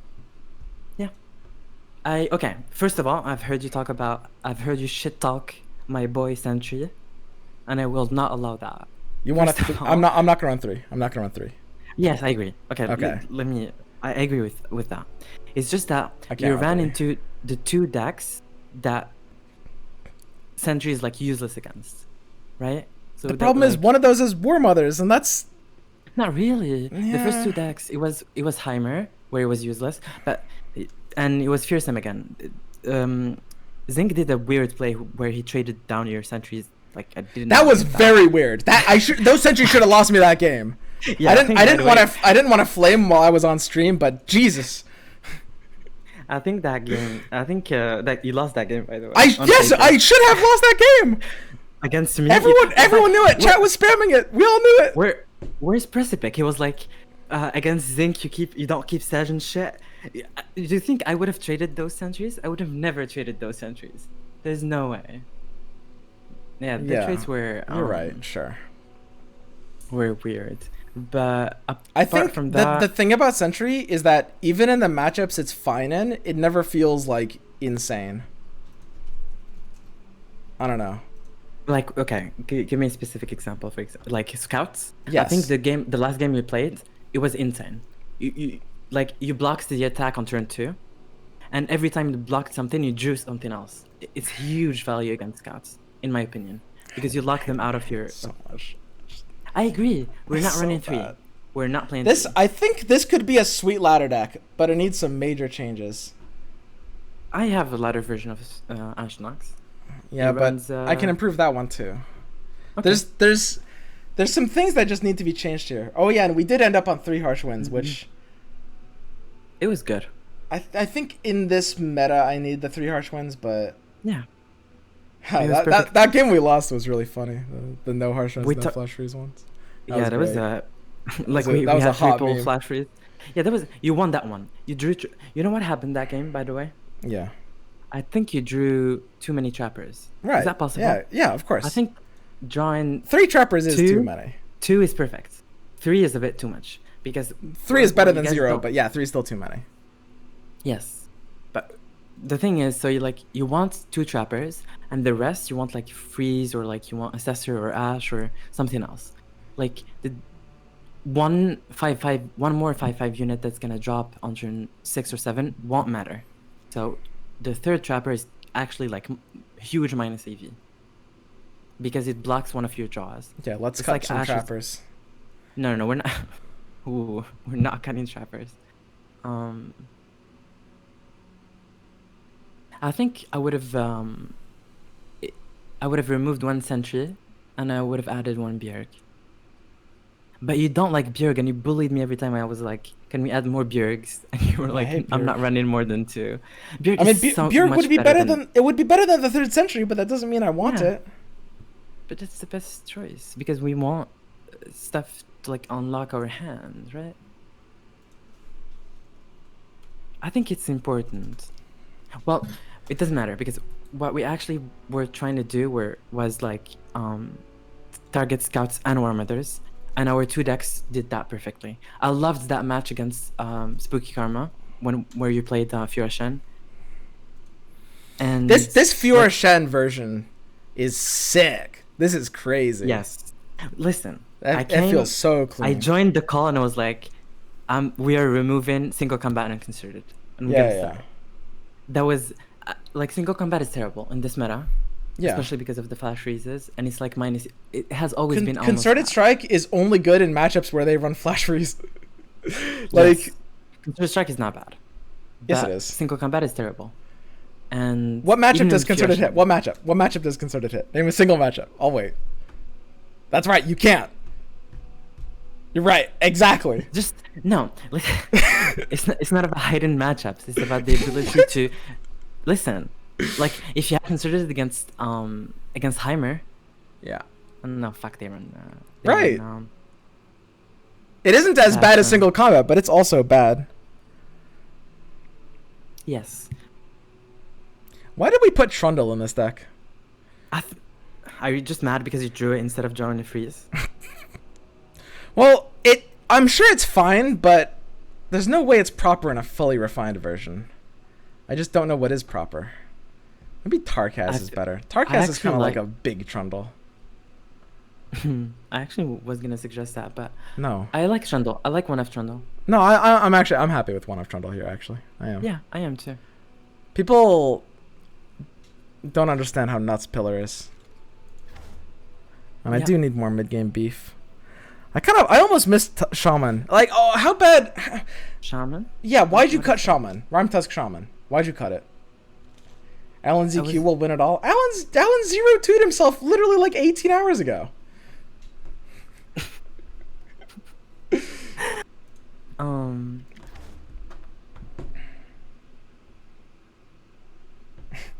Yeah. I don't know. I think Alan will win the European tournament. The thing is, Alan thinks that ladder decks are tournament decks. I think Alan is like the best mechanically speaking, like he's the player who makes the less amount of misplays over Yeah. a certain amount of games. I think I agree with Statistically that. speaking. He's a good ladder player. He's like the ultimate ladder player, except he gets stream sniped every game. Yes, that is true though. By the way, most of the time. I mean, not always. I but- want to run Legion Veteran. That's what I want to run. Who? Legion Veteran. This card is a fucking chonker. I love this card in this deck. I just want to I jam don't. it in. It's like a better Bjerg. It's like a Bjerg but with more stats. Look at how puny Bjerg is. Look at how fucking like- tiny he is. You like share your screen? There's this little 5-minute delay. You don't want to wait for 5 minutes? I mean, I can, but I would rather not. I really want to run Crimson Awakener, but I guess it has No, we're a few not. issues as a card.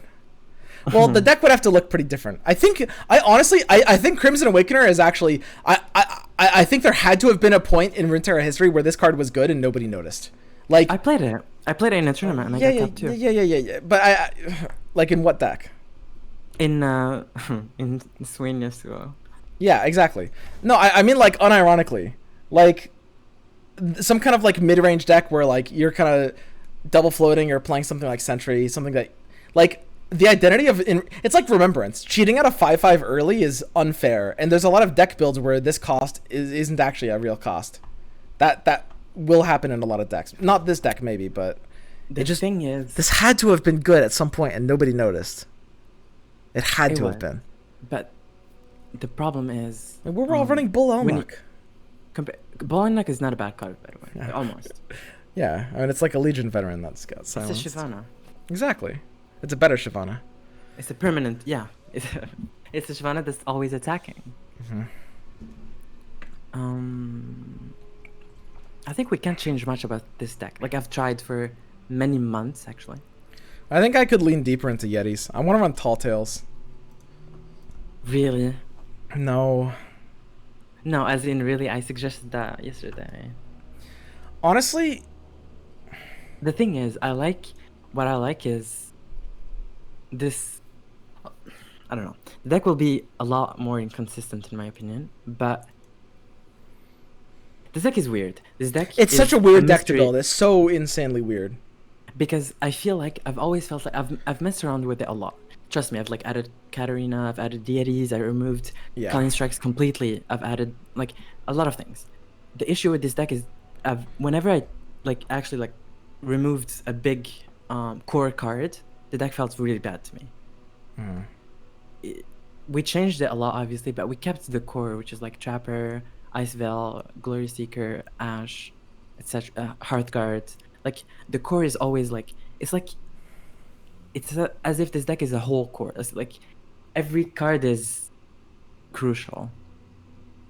Obviously, you can make some changes depending on the meta. If you can add Tavern Keepers or I don't know, even sentries like Arachnoid got- Sentry. Remember when I was running Arachnoid Sentry? I've got a hot take. Tell me. I want to cut all these 5 attack synergy cards. I want to cut Assessor and I want to cut Glory Seeker. I think these cards are shit. Why don't we just run Call of the Wild instead? It's like a better Assessor. I'm Who? basically 1/8 gay. The deck building is it's just too restricted in this version. Like something's off here. So, like there needs to be some major change. Like okay, so fundamentally we've got a deck that uses Frost. It's the ultimate mid-range deck. Ash Frostbite is fundamentally the ultimate mid-range deck and always has been. It wins mid-range mirrors because of Frostbite. It is the It's king. got the OTK. And Yeah. Trapper going to a 3/3 because this card used to be bad back in the day. Trapper going to a Yeah. 3/3 was the last thing it needed, and now it's got the ultimate mid-range slammer, right? And we Yes. have Assessor to outgrind if we need to, or to draw us into some potential win conditions. The thing about Assessor is even if it draws like 1 or 2 cards, it's still fine. But I actually like the fact that I'm running 2 Assessors in this deck, by the way. Which is not to say that it wouldn't be better if I ran -1 Sentry +1 Assessor. It would be. Right. That's Sentry's fault, not Assessor's. But I like where we're at here. So the thing is, remember when we tried to remove Noxus? Yeah, I think I remember that. why it doesn't work is that like I think it's Culling Strike. yes, it's Cunning Strike. Right. It literally is Cunning I Strike. agree with that. That's it. But like we can Hard agree. stay in Noxus, aka Stain under like Kalin Strike, but change the other Noxus cards if we want to, or add in different ones. Like the thing, if you remove Assessor, you remove the. If you remove a card that draws a card, you need another one. I'm thinking about Outriders again. Stop me. Outriders. Yeah, don't.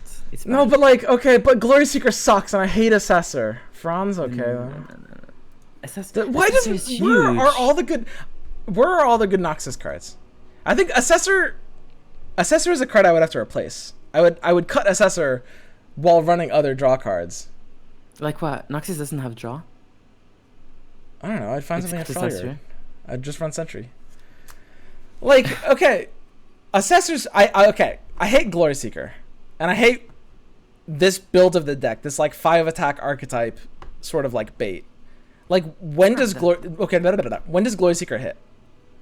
Every single time. I think Glory Seeker helps your good matchups and makes your bad matchups a lot worse. I think Glory Seeker is shit against control. I think Glory Seeker is shit against aggro.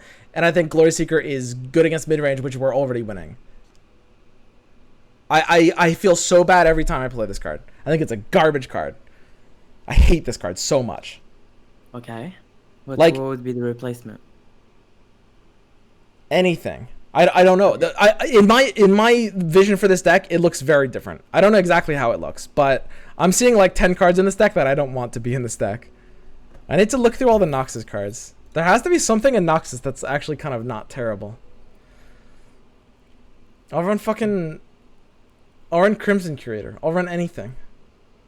Legion Marauder? I want like a power 2 or a power 3. The thing is, Glory Seeker is always bad to play on 2. It always feels bad. It never feels good. Does it? Does it feel bad? Yeah.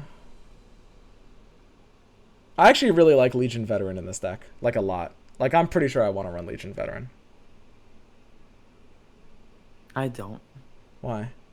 We don't need the effect. And if you want a vanilla 4 or 5, just run something else. Legion Veteran is basically a 4 mana 5. Oh wait, it doesn't buff itself. Man, that kind of shit.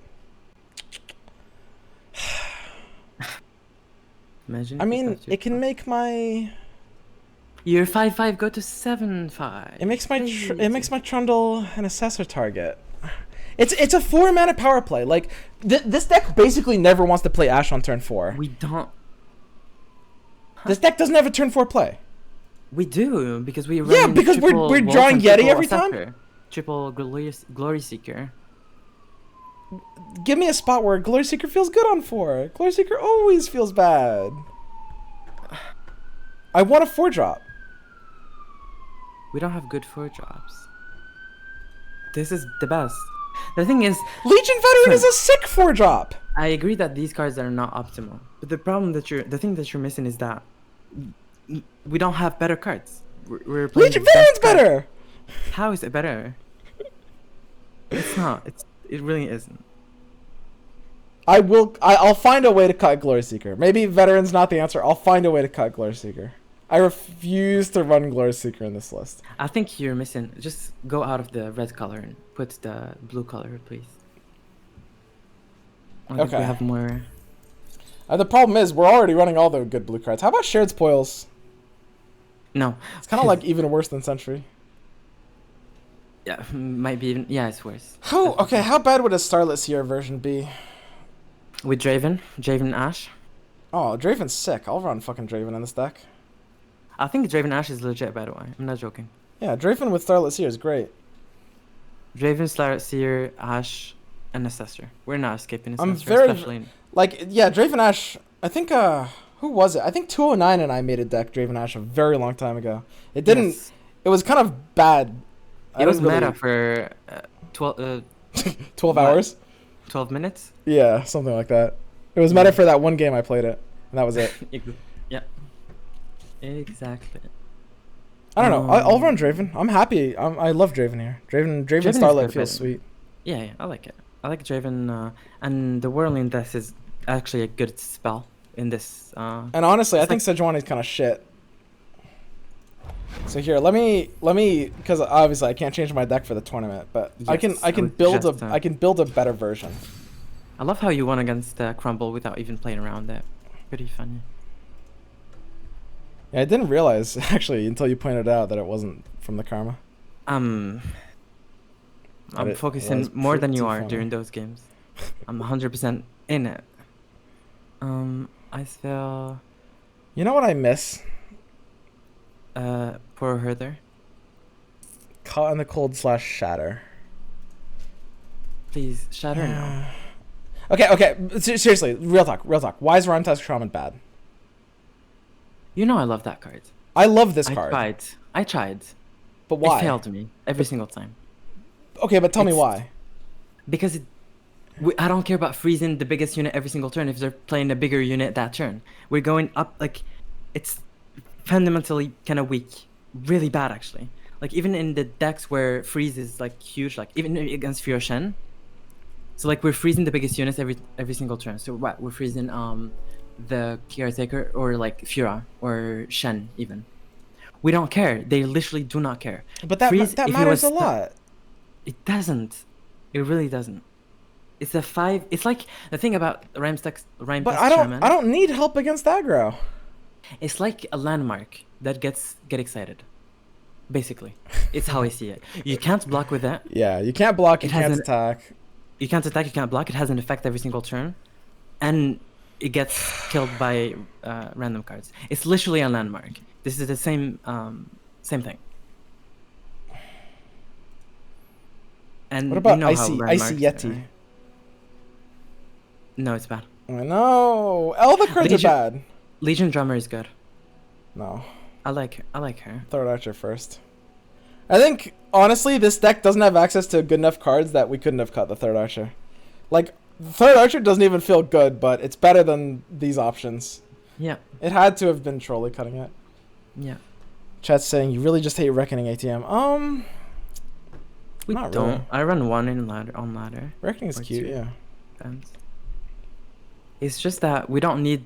It's bad against War Mothers, and we don't need it to win against Scouts, and that's what we're teched against. Why do you like Starlit Seer better than Omen Hawk? Stats. Yeah. A 1/1 And sucks right now. Aggro usually plays like don't- a 2/2 on turn 1. Yeah, that's the problem, and I don't actually mind that much during Starlight Seer, like turn 4, 5. Like it's not devastating, right? Because of the 3 health. So it can Honestly, block. I think I like the idea of a Seer-driven version of this deck. I think that's the best thing I've heard so far. Yeah, I think I can make it. Poros. No, Okay, how about a Scarthane Stefan? Stefan. Because, like, a 2/3 is a good stat line. It's like Laurent without Challenger. What? When It's it- literally Laurent without. When fucking it Challenger. gets 5 attack, that actually matters, though. And it will get Mhm. 5 attack in these games. Well, in some matchups. In, like... Yeah, but when it gets 5 attacks, it gets chump blocked right after again. Well, I'm not attacking with it, but it's a threatening block to bigger units. No. Sentry is better. We have better 3 drops. Sentry. Like, Arachnoid is better than this. Arachnoid Sentry? Yeah. But I don't think we can fit both Archer and Arachnoid Sentry. Whereas this is actually a proactive play. I think this deck is lacking proactivity. It's just too brickable. It That does feels- have a lot of... It feels like a real weakness here. Mm-hmm. I do think that we should be Well, I using the mean, champ that's not slot. bad. I think that not using the champ slot is trolly. Look at you. Didn't you hate champs? In these colors where we have nutty champs. Calm down. True. True. What about Braum? No. It's kind of like a So, like, really Bra- bad Trundle. Wait, why does Braum Trundle gave him have... Starlet Seer? Hang on. Trundle has 4/6. Braum has 0/5. How did that happen? Wait a second. They should bring back one. Honestly, first this one Trundle in this deck is low key. I don't know what chat's bullying us about. This one Trundle's sweet. You're not bullying. They were. It was hurting my feelings. They were all like, "Swim, why'd you run the one Trundle?" And I was like, "Oh, It's okay. They don't get us. Okay. Nobody understands me like you do, Kuvira." Same. Ooh. God, why are all these cards so bad? They are. It's We crazy. need a entire private server. about, where we can like- make our own cards? How about like Flock No. and Blade's Edge? Next. No. I think if you want more removal, just run Rolling What if we Death. run Scar Maiden Reaver? Wait, Scar Maiden Reaver is a really, really bad Trundle. Yes. That's crazy. Scar Maiden Reaver is actually like a competitive level card for a while, and it's just like so much worse than Was there? Trundle. When was Well, that? nobody ran it, but it was low key. Okay, Whatever. Yeah, I know what you're trying to say. I do think By Shunpo is the kind way- of funny. I think Shield Breaker is low key with freeze, with frostbite. Stop me. Yeah, Changed my mind. I'm fine with it. I mean, the 6 attack actually matters against Trundle. It's like a five. It's like it's a different traces 5 mana into Trundle. 5/5. Yeah. It trades into Trundle on 5. I think this card is super underrated, in my opinion. How often does the Fearsome matter? A lot if we're running freeze and frostbite. So the question is, I agree with you. That's sweet. I mean, honestly, right now we're in a meta where a 5 mana 5/5 is just a good thing that you want. So Yeah. the question is, You don't even have the third one crafted. How funny is that? This is a card since day one. Like we've literally had it since the closed alpha. It's not a joke though. It's yeah, I've literally- never once clicked this card into my deck. Honestly, same. So the question is, could this be better than Trundle? And like, I don't think it can be. That's the problem. I agree. That's the issue. It will be after the patch notes. Think about it.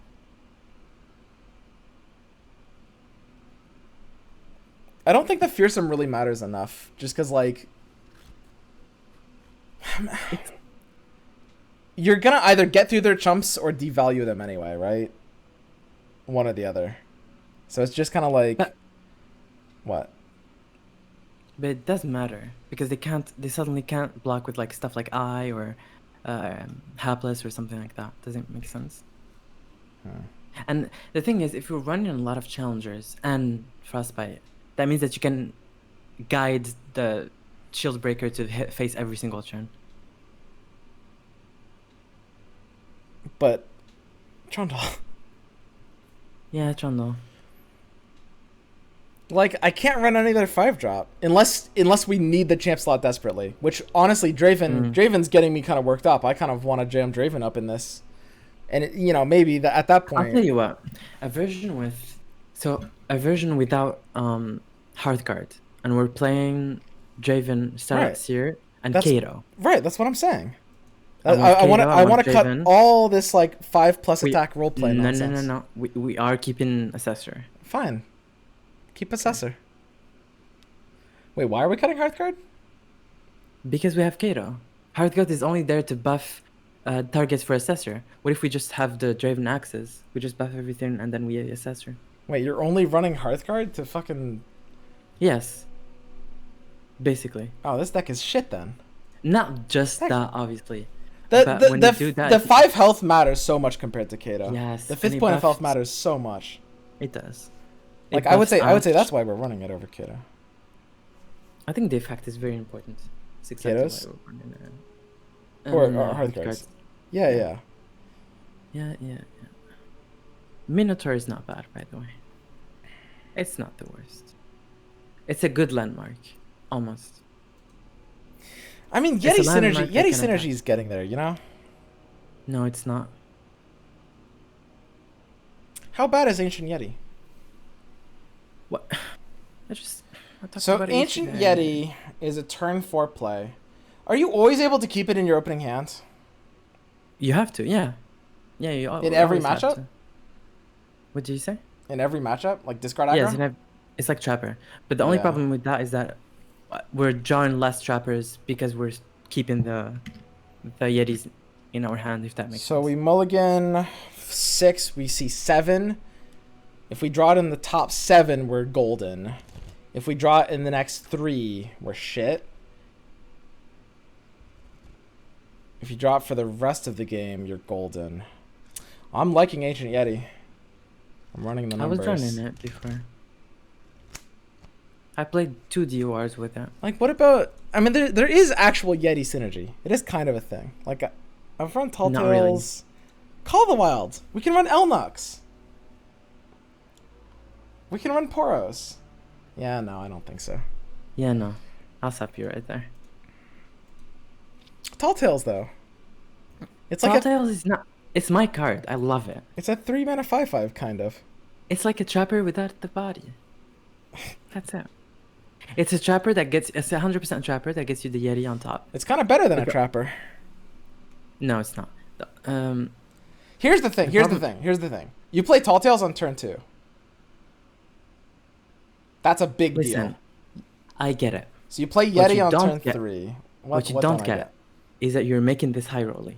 If you draw Tall Tales late game, you're fucked because you Yes. put one Yeti on top of your deck. You cannot draw, and that 5/5 is doing nothing against late game. If I draw it late game, I'm gonna summon a Yeti to the board. That's this is- assuming you Yetis are Okay, so surviving. here's how this deck works. We have no And good you- early drops. Look. Mm-hmm. We need to stabilize early. We need to help hands that don't have Trapper, and we want beef. This is like a remembrance. You play Tall Tales on turn 2, and then you play the 1-mana Yeti on turn 3 for hands where we don't have Trapper. And that's always... Isn't that just always a better play than Sentry? Like... In that situation where I could have played Sentry on 2, if I just play a 1-mana 5/5 on turn 3, that feels really good too. The thing in this deck is like... We don't want to use our spells very early, but we're forced to go into spell mana because we don't have a turn 1 play, and we often don't have a turn 2 play. And so we can just Okay. use the spell... Like, I actually like that curve. Turn 2 Tall Tales.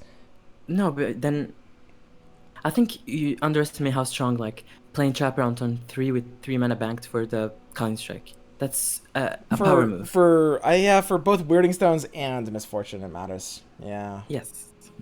But in a lot of matchups, it doesn't matter. Yeah, we just stated the two top tier decks right now. What if we just run 1 Tall Tales? No, I don't like it. Listen, as much as I like suggestion I yesterday, love 1 Tall Tales here. don't I think we love can. 1 Tall Tales so much. I think it's a brick. So much. It's so good. It's such a good card.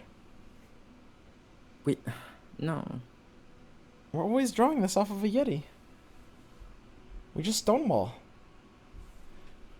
But What else are we gonna do in the early game?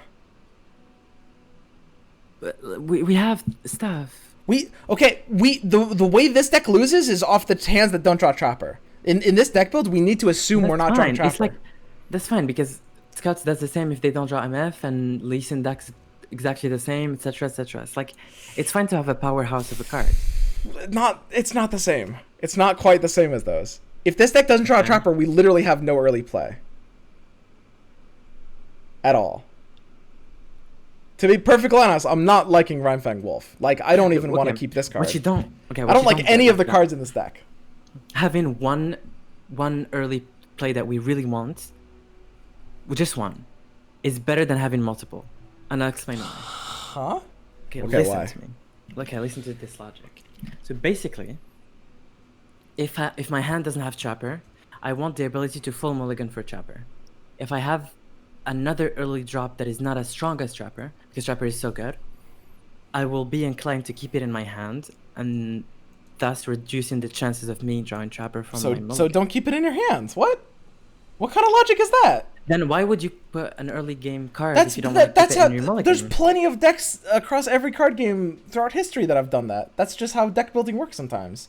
They're like safety cards. Like, I often mulligan away like 1 or 2 mana cards if I'm looking for a power card, but you need a safety net in case sure. you don't hit it.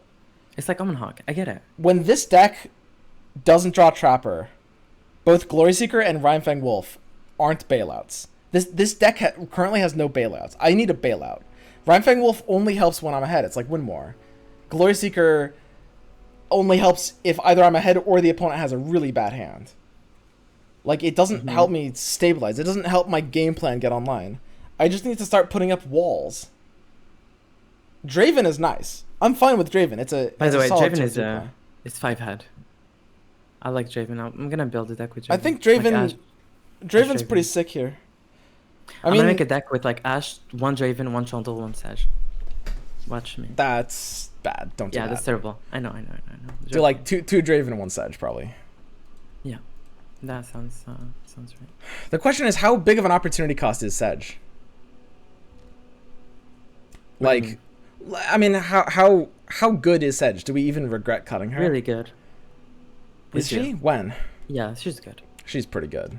Yeah, she's a good. That's the one problem with Draven. The champ slots are worth so much here. Okay, like, how about we cut Ashe? That's too hot. I'm kind of serious. I'm not. When does Ashe ever win games with this deck? I'm very serious, Quiver. Almost I'm every single the time. most serious I've ever been in my life. Give me a matchup where Ashe pops. Scouts. What others? Nightfall. Soraka. Like, okay. So, hear me out. okay. Hear me out. I can hear you. You can never play Ashe on turn 4. I agree with that. Most of the time. She gives you a punch through win condition, which I think by the nature of this deck, you actually shouldn't really almost ever be relying on punch through win conditions. Like, compare her to, like, if you just ran Ursa and Spirit Walker, you'd be getting the same thing. You're devaluing their chump blockers by making all your units overwhelm. I hate a 4-mana 5/3 right now. There's not a single matchup where you can play her on turn 4. And You can now that we're running troll chat, right? no, She's big. She's big. I tried. like against scouts or aggro, I hate Ashe. I think Ashe I love single-handedly. Ashe against aggro. I think it holds the entire deck back so much. I think Ashe is holding back Trapper, and I think But that's so hot. it's pretty hot. I agree.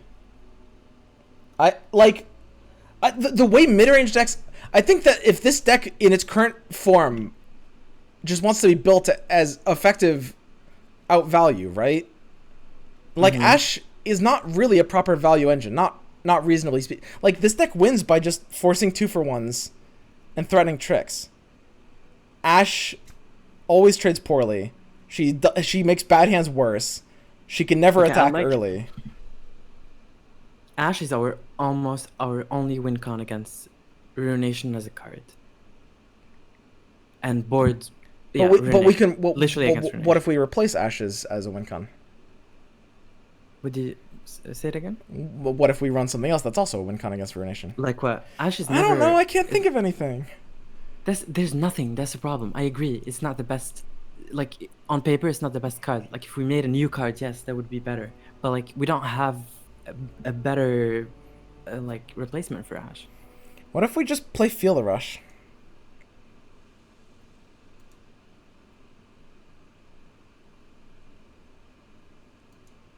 How about that? No, I thought about it. Okay, it took me 10 seconds. No, Why not? no, it just doesn't. I don't need Field Rush. If I'm surviving until turn 9, I'm already winning. And instead of Field Rush, just Farron is just better. Whatever happened to this card, Basilisk Bloodseeker? This is almost What low is key. Nice one. It almost Literally, is. it will never be almost. Oh, am I gonna be against Bones in the final? Yes. Ooh. Yeah, it looks like Bones won the last one. He should beat Real Key, right? What is real key? Who knows? Let me check. Oh, he's playing Field Rush with voices. Why would you fucking play voices? Yeah, that's a troll card. I think he might lose. What if it's just a It's, Vlad deck? Hey, you're against Bones, by the way. There's no way. You can Swintief. Yeah, Yeah, you're there- not technically against Swintief. There's pretty much no way Bones isn't my opponent here. Yeah. He needs to reset the bracket though. Which is kind of sad because obviously, I mean, Bones is probably Yeah. the second best player in this tournament. Who's the fucking first? Nick Wokes plays. What do you mean? True.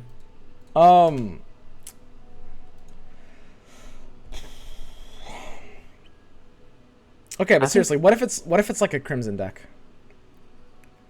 Like, why do we need Ashe to win games when we have like Scarmother, Vrina? What if it's just Vlad?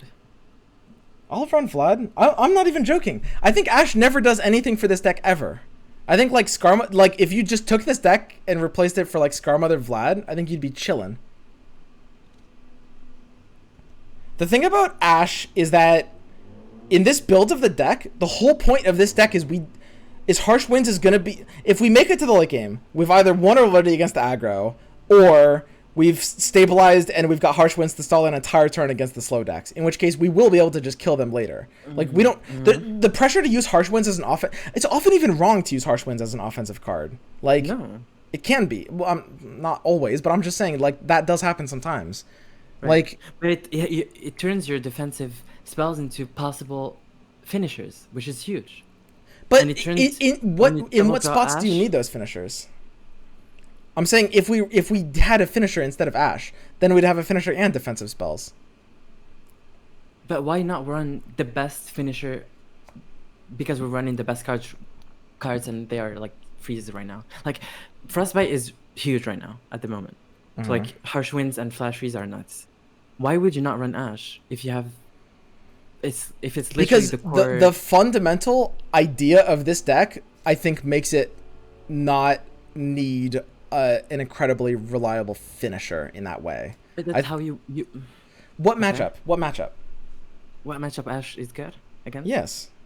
Everything. Literally Because every single matchup. the way we beat War Mothers is by just attacking with a bunch of 5/5s. Like they're not chumping us out. We're not devaluing chumps with Ashe. We have just a board full of 5/5s, and we would replace that with a finisher anyway. If we just use Harsh Ones on defense, we just have more turns to win the game. Like, this deck isn't really in a hurry to win the game. It would be like maybe like a 3 assessor version or something. But the fact that Ashe is very vulnerable as a finisher. Like, I think any smart War Mothers players will just use Vengeance on her, and then you're fucked. If you commit, if you're like all in on her. And B, the fact that she's a 4-mana 5/3 that you can never play on turn 4, and against a lot of matchups can't even really attack until like turn 7 is like the weakest thing I can possibly imagine. Like how many games are actually won off of Ashe? That wouldn't have obviously that wouldn't have been won otherwise. A good 70%. Not even close. Not a chance. Yes. This is my. I'm certain. I'm a 7. 8.5. What do you I don't know what the number is. It's not 70. I Like believe it is. almost all of the wins are just like You're underestimating Ashe, I think. literally every single win against aggro is just outgrinding them with big 5/5s. Ashe never wins those Yes, games. but Ashe wins mid-range and control. She can win some forms of control when they go wide with chump blockers. don't Every know, single form of control. I think chump blockers are out of season right now. Are they? I mean, unless you're fucking playing Spooky Karma. Yeah. I don't know. There's something about this archetype that feels very wrong to me. I don't know exactly what I would change about it. I think the idea of like a Freljord mid-range deck that is running Avaroz and Trapper and the freezes is very powerful, and I think I love how Culling Strike lines up into this deck. But I almost don't like anything else about this. Maybe it's an Assessor deck that doesn't run Ashe. Maybe it's an Ashe deck that doesn't run Assessor. Maybe we just go deeper into like pure mid-range beef. I'm happy to run 3 Assessor if we were to change the deck in a way that made it, you know, obviously a lot. Draven. Yeah, sure, I could see that. Okay. I just like. It feels like Ashe just plays into this deck's lose condition. This deck loses to its own hand. That's how this deck loses, and Ashe makes those so much worse, and feels like it never makes them better. Feels just like I know it's like a raging hot take, but It is. I'm thinking about it though.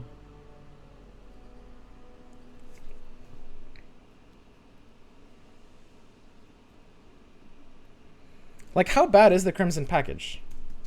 Like, if you took a Crimson deck and didn't roleplay it, like not you don't go all in, and we are running the good cards. We run Trapper, we run Troll Chant. If you took just a couple of the Crimson cards and didn't roleplay them, Like which ones? I There's don't know. only one I don't know. They're all bad. I just looked at them.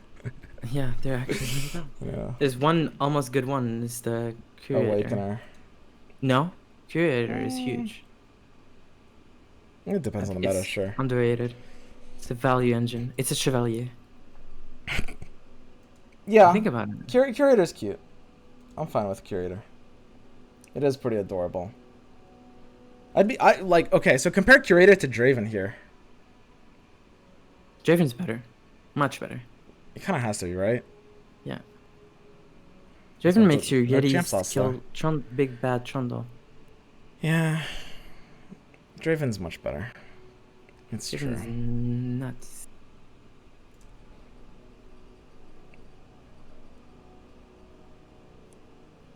I Yeah, I think- like it. I like a Starlight Seer Draven. Yeah, Starlight Seer even run Draven. That's the God in best the Cold. chance. That's definitely the best chance here. I wonder how much time I have. I don't want to like... Okay, so Real Key versus Rattling Bones. They're still on game 1. Yeah. Looks like we've got another 30 minutes here, chat, before the finals. Don't use... I think you should take it to like... Just meditate and chill. Don't use all the brain cells left after this hard day of big tournament thoughts. Yeah, brain cells are... I mean, you got to conserve that shit. Like, when you use a brain cell, it's gone. You're never getting it back. The thing is, the brain is hypers right now because after you've been using it for, it's like a shrine in the game we've been playing. Yeah, it's like a More, landmark. What? What? What are you talking about? Yeah, like a landmark. Landmark, right?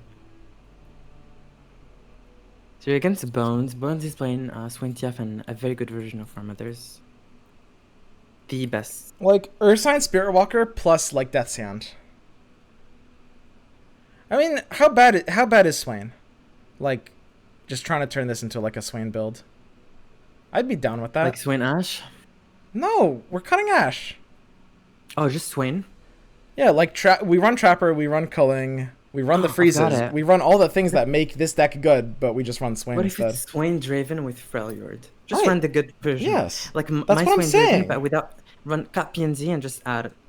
This deck Freljord. literally only ever wins off the back of, like, Trapper and Culling So how Strike is- and the freezes. So how is Wolf is Swain bad, level one? Ash is bad, Bjerg is bad. I don't know, Death Lotus, Avalanche, who fucking, I don't know, Death's Hand. I think it's hot.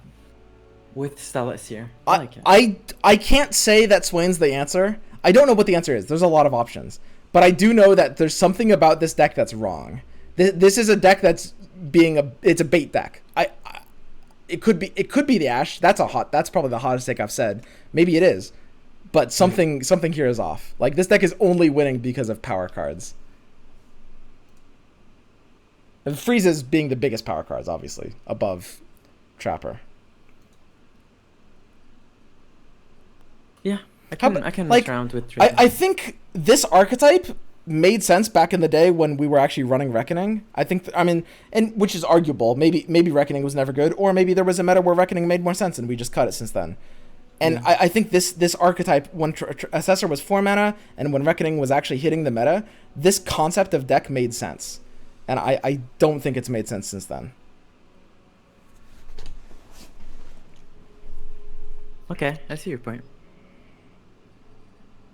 I agree. I think I agree.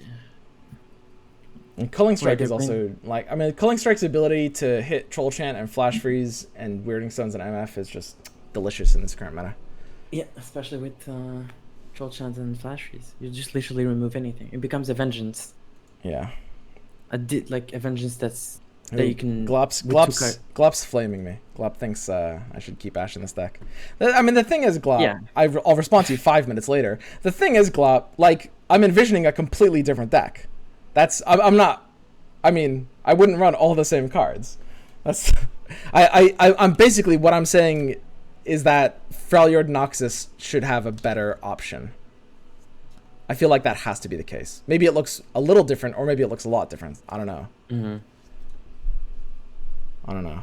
It's not gonna be hard to find like to test out. We don't have that many slots left. Boss. It's like either Swain or just Draven. It's just the champions. Then maybe add in Starless Seer and some other. Starless Seer is a cards. weird card. It's interesting. It's like Trapper. It is a good 2-drop though. That's what the deck is lacking. Maybe. I think like we don't really spam enough cheap proactive spells, and we don't even really need buffs. Like I don't think. With Draven, we have access. Yeah, but we're often not going to want to use too many of them or use them proactively. Like if you use it proactively, then you can't threaten it, which is a big deal. And it's just one buff, and that's if we draw the Draven with a Seer. Right. Because we don't want to be using axes on something that's not an axe. The thing about Seer is I don't like. Okay, the fundamental way Freljord Nox wins games is with the mid-range game plan, and Starless Seer is really bad for the mid-range game plan. Like making 5/5s into 6/6s doesn't actually do much on average. Maybe Trundle's stat line is enough of an exception to that, but I don't know if that could be enough to be worth Starless Seer's entire presence in this deck. Like, there's almost no unit that we actually want to that we need to get +1/+1 like that.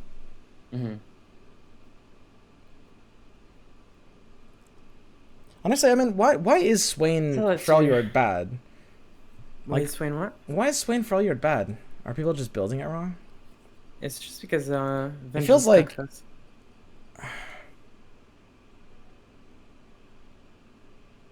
it's just Vengeance and Ruination. If you run Swain, you want to run Leviathan generally, and when you do, you just Leviathan and what if and we can run Swain without running Leviathan? That's too hot. What about Blood for Blood? I like that card. It's like a It's like a a Yeti. 2-mana. Yeah, it's a 2-mana 5/4, right? No, it's bad. It's a 2-mana 5/4. I mean, it can work with Starless here, right? It's a proactive spell. It's just kind of bad with every other card. Yeah. It's almost good though. It's Yeah, closer Yeti. than it looks. It's closer than it looks. Yeti Yearling. No? No. Swain Sedge. How about Braum? I feel like again, just we're just talking about Freljord Nox. The deck might look very different, but just like the fundamental mid-range Freljord Nox, it does summon the Mighty Poro. And no. in like a buff version of the deck, yeah, Braum's kind of shit. Wait, Real Key is winning. No, sweet. Maybe I'll be against him again instead of Bones. No, If I'm against Real Key in the finals and I have You 2 can. shots to take him down, I can't fuck that up. I think You can't. Scouts doesn't lose against any. my lineup is actually so good against Real Key's lineup. It's crazy. Yeah. It farms him. If he didn't high roll you last game, I mean that game with Ash, I mean he did high roll with the trappers, right? But Good. Go fucking Real Key, dude. This is great. Do you want to pull up the broadcast while we wait? oh, we can. Yeah, do let that. me pull that up. What's the Twitch.tv/Giant Giant Slayer. Slayer TV? I mean, there's only so much more we can talk about this fucking deck build. Yeah, and I don't want you using all your brain power right now. I agree. It's a good call. Okay, I'll pull it up here. I mean, I'm down just right after the tournament. Yeah. It's an unfair comparison, but I am going to feel free to make it. Tron? All right. Sweet. So let me go ahead and move my camera here real Good. quick. We hang out too much. That was too synchronized. The sweet. It looks like he's not that bad, right? This is still game 1, right? Yes, it is. And he's got freezes. How could he lose? I mean, it's Field Rush against 4 Mothers. This is a true test. I want to see, like, I don't want Bounce to lose, but if he loses against the mirror that he says he cannot lose against, would Yeah, be didn't Bowen say something like he's literally never lost against Field of Rush? So he said some big dick claim. I don't remember exactly what it was, but it was something like that. Mm-hmm. Wait.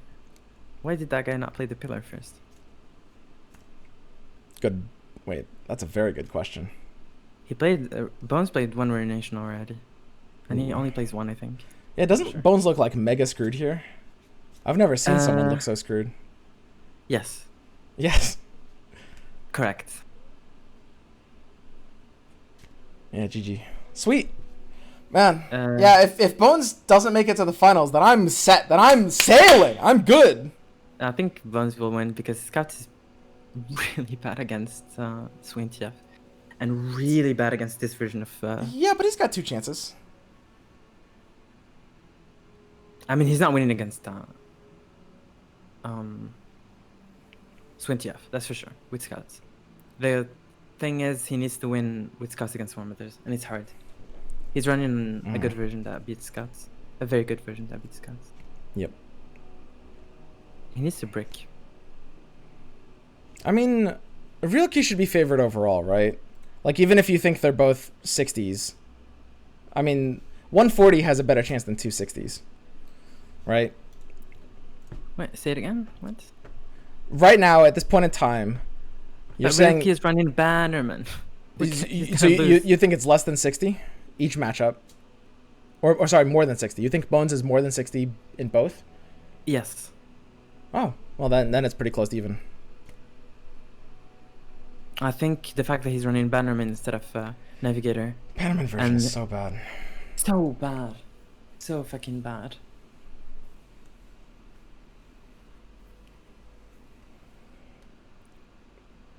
Bones is getting high rolled again. Yeah, Bones did get high rolled, it looks like it. But it's not about high rolls. He shouldn't be tilting right now because the Scots is really in favor against his line. Bones, he's pretty untiltable, honestly. Yeah. It's He's a real stoic. can't relate. I'm the opposite. I'm actually the opposite. I tilt for sure. Bones cannot survive. Yeah, I mean, he needs to top deck harsh winds, and then he's still dead. Mm-hmm. Still dead through harsh winds. 0 harsh winds. There's no way. There's no out. Well, but also, it doesn't save him. Yes. That's... That is also a fact. Man, this Field of Rush card is pretty good, huh? Wait. This Field Rush card is pretty good. I mean... He did get Harold, though. Yeah. The thing is, the mirror is just about who draws like a better player. You drew really well this tournament. Yeah, obviously. I mean, I'm not gonna get... But you played perfectly with not most of them. Like, you drew double sentry against Fearsome, which Yeah. was rough. That was You rough. drew... Yeah, the thing is, we dodged the bad matchups. So we dodged the Heimer one. Yeah, that felt good. Yeah, that was... Oof. Yeah, that was... That Heimer actually would have fucked me. I would have gotten so fucked by that Heimer against my lineup. Yeah, that... Oh, big That Heimer yikes. would have been... God. I'm not sure though, because he seems to like blocking sentries. So, Weiheimer might be underrated. I might have to explore that. It I didn't. think it's a solid tier 2 deck. Yeah, it felt pretty good in the tables. Hmm? I mean, all mid-range decks basically have the same tables, right? Almost, yes.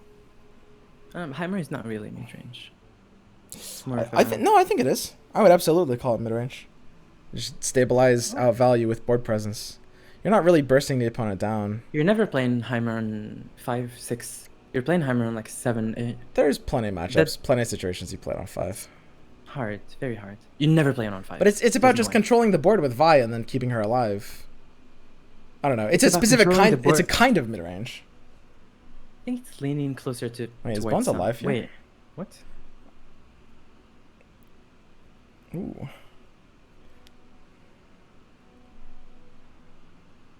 Is Bones a god? How? Wait a second. Wait, vengeance does the vengeance. Yeah, I anything. mean, pretty much anything. Vengeance, atrocity. Literally anything. Tryndamere. There it Wait, is. he's running. No, he's running whales and shit. Even whale almost yeah, does it. whale does it because it gives the Ledros back in the hands. That's really funny. Whale into Ledros next turn for lethal. Hilarious.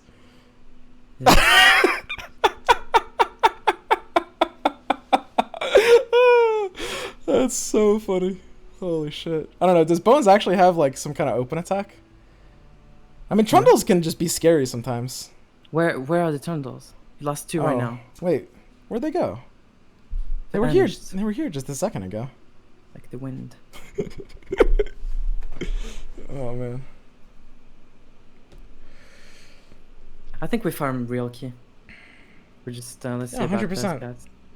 I think Bones Bones matchup is gonna be rough. But the fact that Furashin doesn't run oh yeah no. We don't have concerted strike for the Leviathan.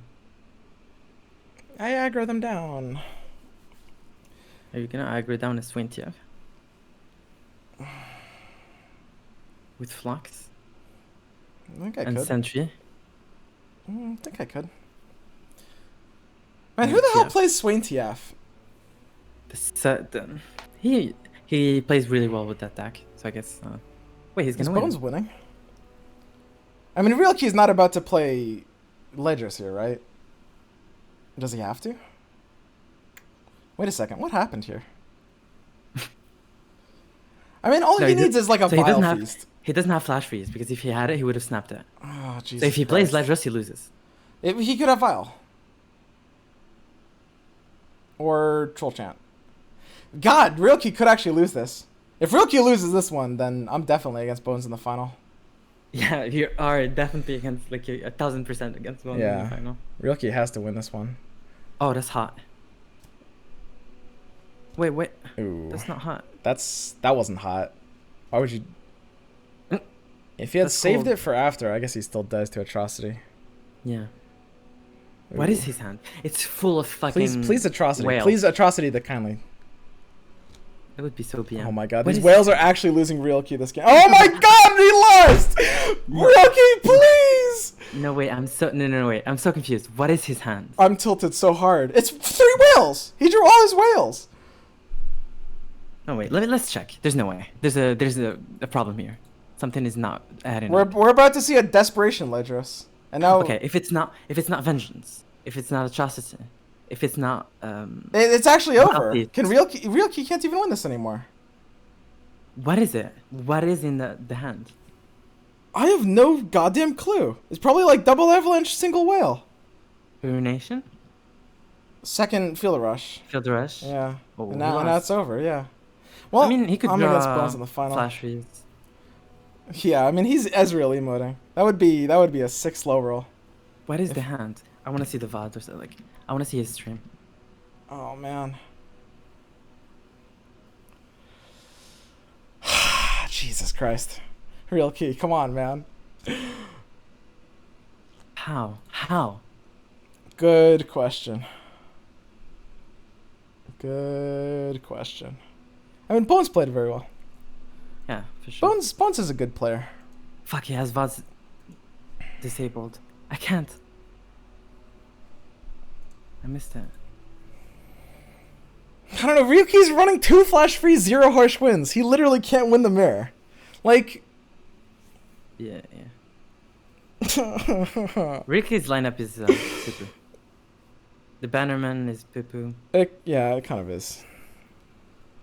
It's like a worse version of the expected lineup. At least bring good versions of the expected lineups if people are targeting your lineup. I don't hate the Scouts one, honestly. I've never hated more. It's disgusting. I mean, It I has- think it's... Yeah, no. No. I mean, I wouldn't run the Scouts one. I wouldn't say I hate it. It doesn't fill me with a sense of vitriol. Like, It has one single combat. Vera, you love one-offs. I do, but not of shit decks.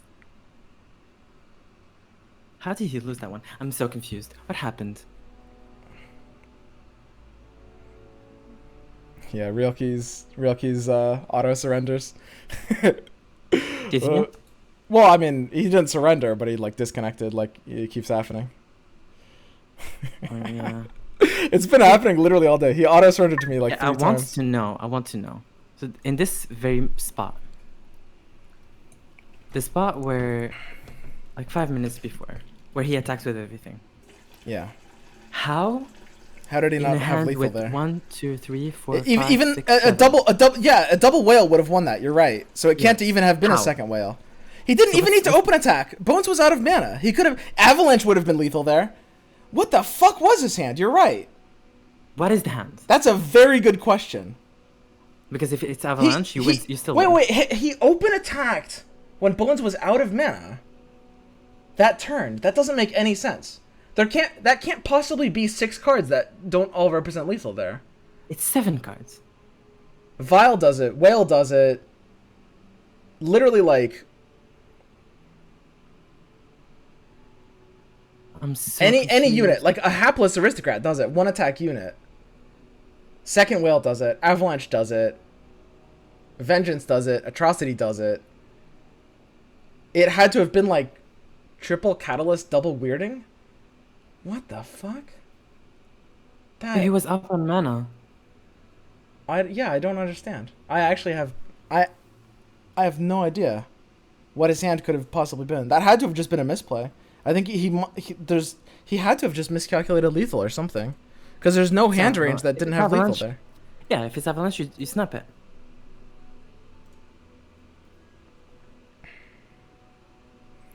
Well, yeah, Swain TF is gonna be a little awkward here.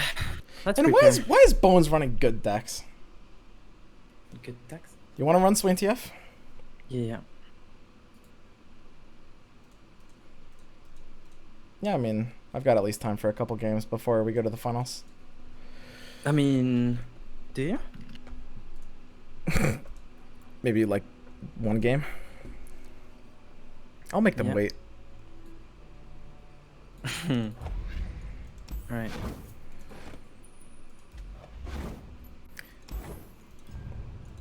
And it's not fair. Bones is running good versions of good decks. Just focus. I'm you're fine. gonna get farmed. You're not. I just need to get in his head.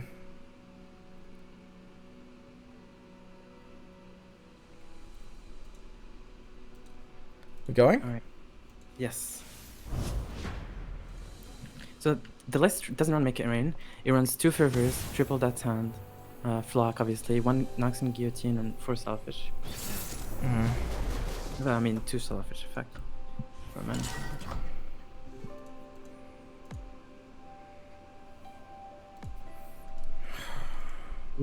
Here. I don't think. It depends. You Second? need to break. You're not good in this matchup. Yeah, it's a bad matchup for me. Ash wins though. I think. Pretty easily. Ash should win, yeah. Can win. 2 So you need Fervor, to- 1 Guillotine, 3 Death's Hands, no Lotus, no Make It Rain. You need to queue Ash first. Beat Swain TF. Queue Scout second, lose to Swain TF. Play Fierchen again and lose to and win against How good is River Shaper? gets Death's Handed, right? When you have protection for it. I'll write my own story.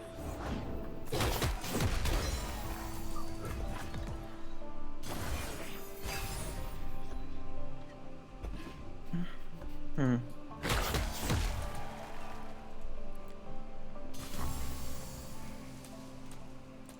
I won't back down. Really?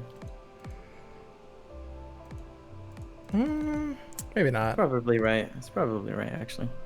My 2 drops are House Spider and Crocker. So you fuck my Crocker by doing this. I don't know. This is a close one. I mean, you don't have really C3 or Genevieve. I mean, you have 1, but you're not trying to build up a very strong for it. As long as you're, I think healthy. I mean, if I units are pass more here, you important. literally always pass back.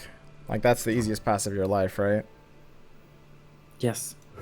Strength in grace, beauty in the blade. Yeah, this is a bad matchup. Swain TF kind of fucks this version. Yep.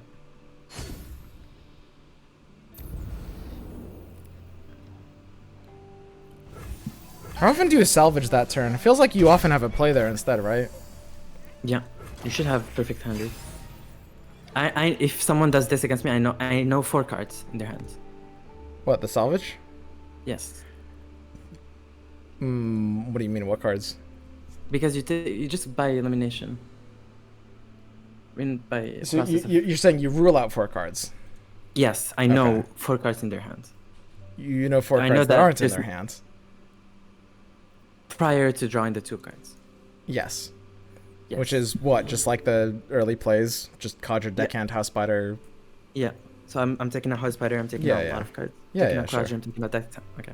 I got you. I agree. That's how we do hand reading. Yeah. I think there's definitely some situations where, I don't know, I could see an argument to play Salvage instead of Spider on that board. Could be trolly, but I don't know. I don't play a fucking deck.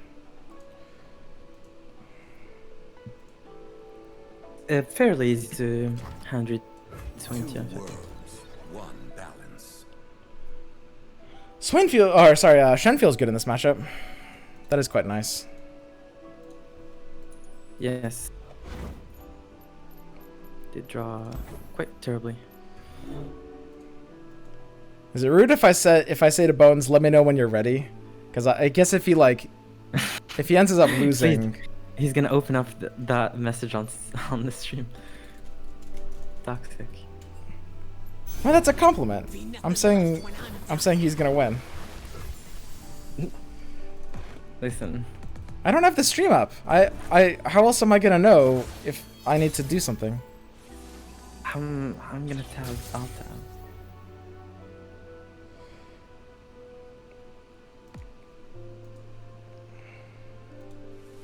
There's a party in my campus at 3 a.m. 4 a.m. Man, not open attacking here feels pretty bad. I long for a worthy opponent. Man, all my options here feel pretty bad. I think you should stop thinking about your worst position against this deck since you're really unfavored, and start thinking about your best. Yeah. Like if you think that a play destroys, like stop playing around that card. If you think there's a Okay, flag, I have that no flag- choice but to develop here, I think. Man, Swain TF's busted. Nice.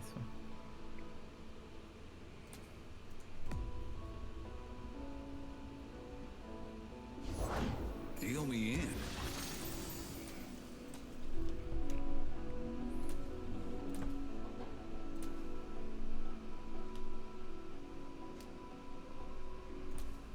Actually, you're almost not that unfavored because we don't have the single combats, which are completely useless. Wait, how is Bones winning against War Mothers with Swain TF? What? Who says I don't share? Bones is just a god gamer. Sure. We swim within the flows of magic. Nice one.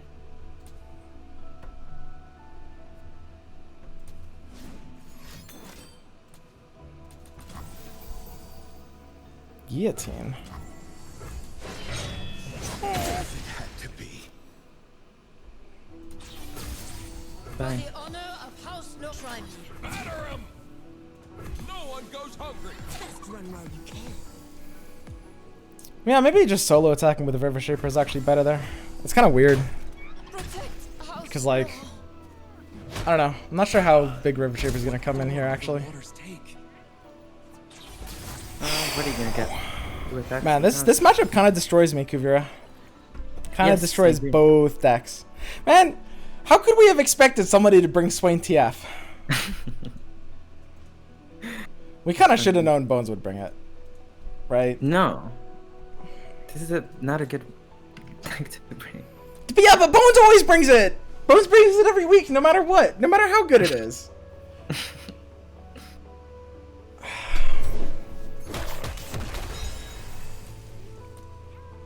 I don't know, maybe Bones just 7-headed us. Maybe he knew he would meet us in the finals, and maybe he knew we would try to counter these spread of decks.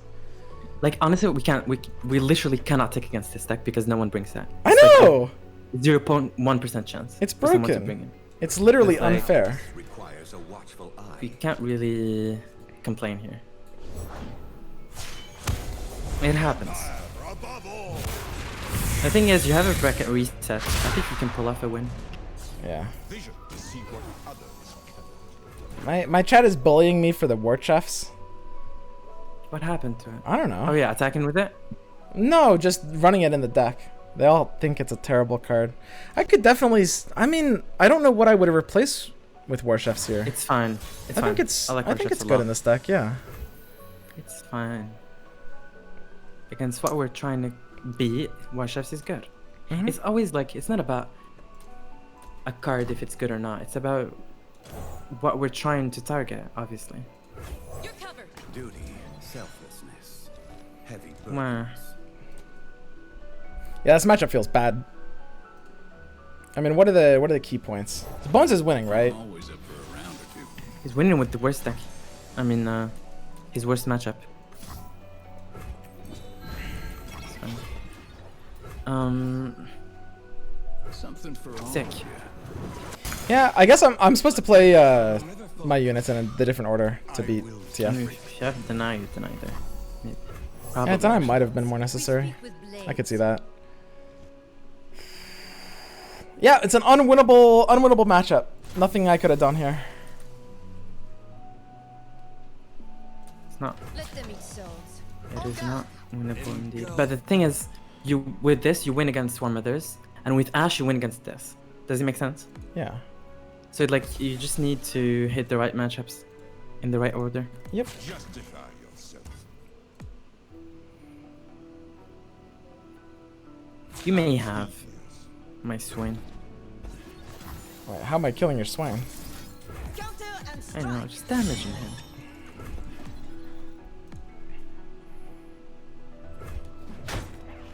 I mean, what's key in this matchup? At the end of the day, like, I don't really have good aggression versus them. I don't really have a good way to deal with Leviathan. Form will the waters take? I think... I mean, is it better to go aggro or hope they didn't draw Leviathan? For silver I dug, for gold I feasted. I'm not even sure. Both of those paths feel pretty bad.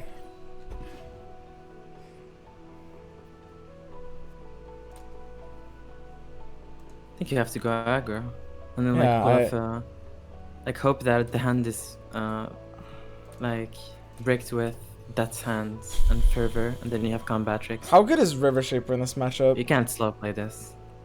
River Shaper is always hard to evaluate because against slow good. decks, it's either terrible or your win condition. Like, would you keep River Shaper in your opening hand here? I wouldn't. I don't think I would. Why are we wasting time if you have... Oh yeah, sorry. I'm looking at the deck. I'm trying to see how you can win. Let's don't focus on this one. Focus on the Ash one. Like maximize your win against this with Ash. Yeah. Can you play? Did you? What did you I'm queue? playing Ash. What do you mean? Oh, that was super fast. Yeah, I'm a pro gamer. Fuck. There's some hammer watch movement.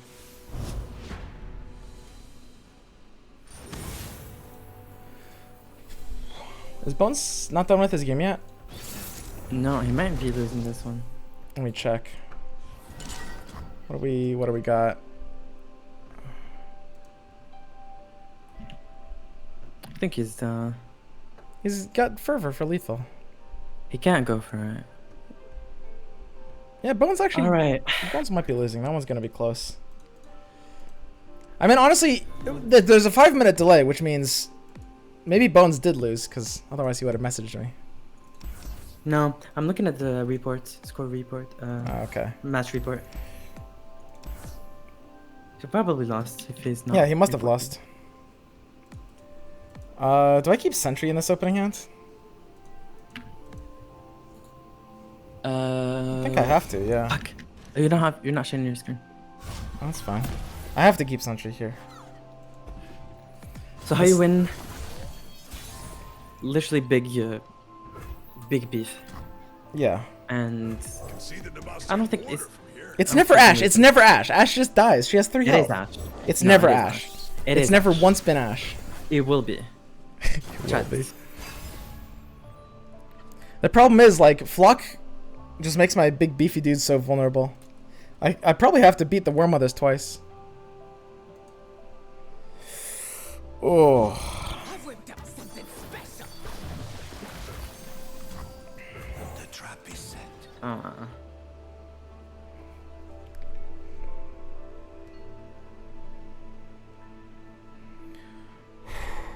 I think you're fine. I think in this matchup you're fine. Unless he high rolls you. You're favored by a lot. God, I'm so tilted. Why? No, because if only what's his face hadn't thrown real key. No, I think there's a scouts matchup that we cannot. What happens here? I can't slow play this, can I? I think you need to keep out surplus. Calling strike for Leviathan. By the way. Yeah, Ooh. that sounds The good. only cards you lose to, actually, the only thing you lose to is Rex. Yeah, I think I just slow play and then just save an answer for Leviathan. You need a big board before Rex. That's like crucial.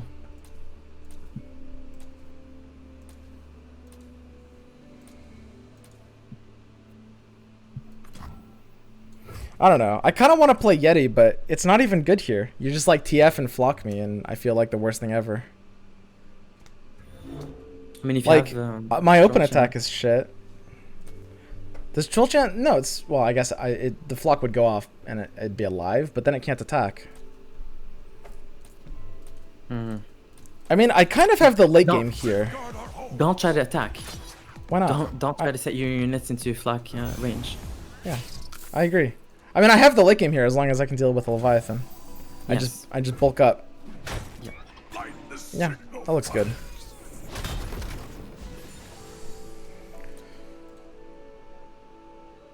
Oh,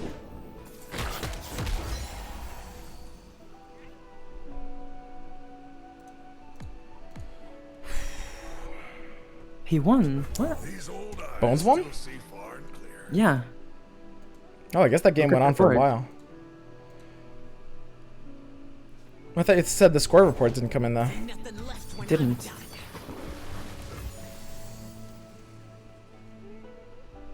I'm done. Yeah, doesn't that just mean Realki has vengeance?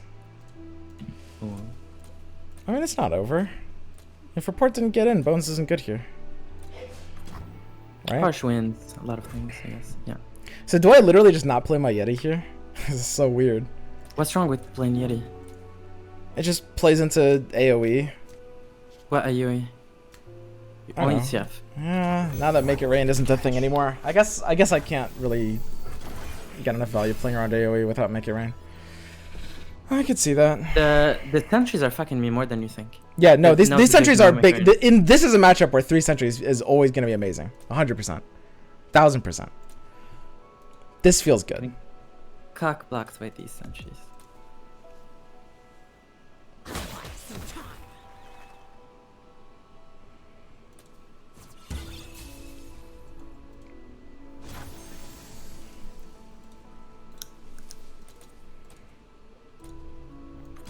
Our strength is yours.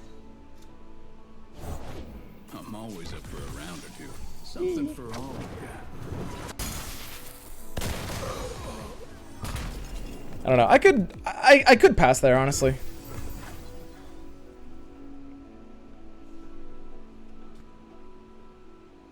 Yeah, I could definitely have passed there instead. You pass there, I think always. Yeah, for sure. Till the end. I agree. Man, this Bones versus Real Key game is going on a while. How is Realki has a problem? A real problem. What's that? Doesn't know how to finish games. Yeah, I mean, it looks like you just have board control here. Like, your hand just dumpstered me. If I had passed, I'd definitely make it a lot more awkward for you. But I don't even have, like, late game secured here, really. I You was do. always like... I think you do. Okay, yeah, I mean, if your hand doesn't pan out, then I do. Escapes my watch. You just need to like set up a board without losing. Like if you make me burn mana, that's fine. I mean, if you burn mana, I honestly, man, I want to watch these games. Empire above all. I mean, Bones last, so it's game 2. But it's Swain TF against Scouts, so we played Shenfure, I imagine, and it was pretty bad. Like Scouts is gonna be even worse. Yeah, for sure. I agree.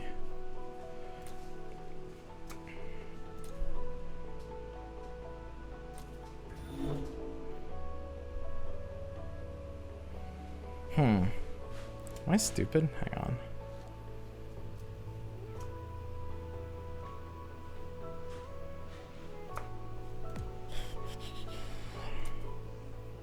What's up?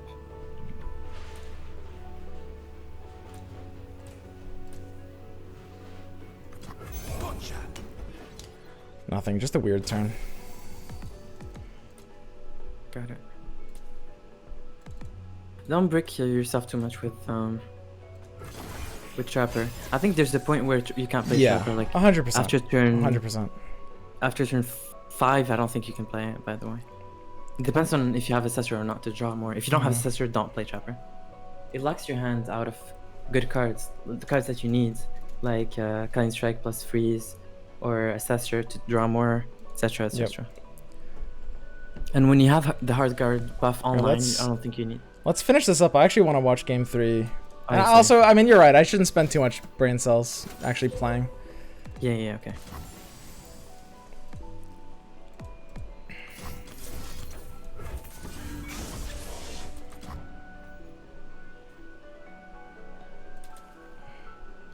I mean, I can just Culling Strike this way now, right? Oh yeah, that is a... I mean, Leviathan. Do you have an answer for that? Probably. I mean, I'd be trolling if I didn't there, right? Yeah. Winter take you. This feels alright. You have to, yeah, you just manage your health. It's very important in this matchup. Yeah, he runs Fervor. 2.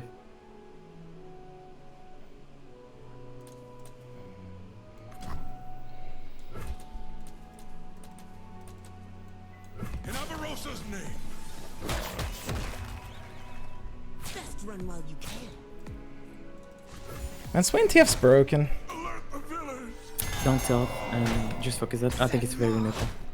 Yeah, I know. For you. Just... Prepare the cargo. I'm chilling. These stories were true.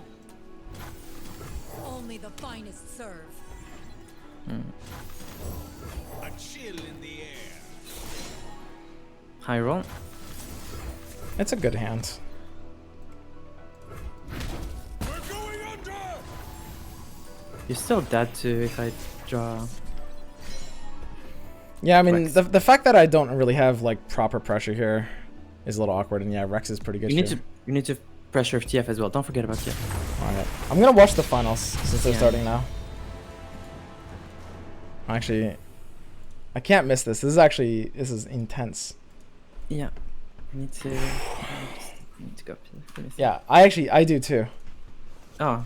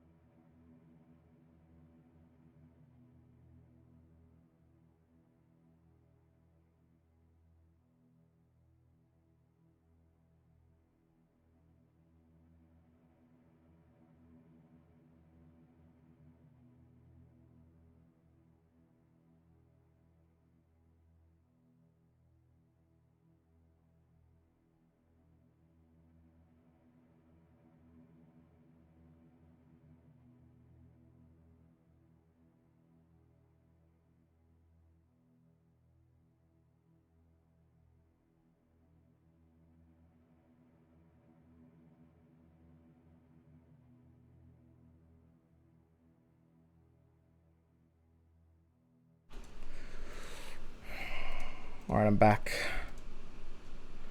I should have left the casters on if I was gonna AFK. You don't care if your your early game board gets taken down, and this is a very interesting pass from Real Key here. It's essentially saying, "Hey, Bones, It's a standard pass. I want that pass there. 3 mana. Let me eat that for you.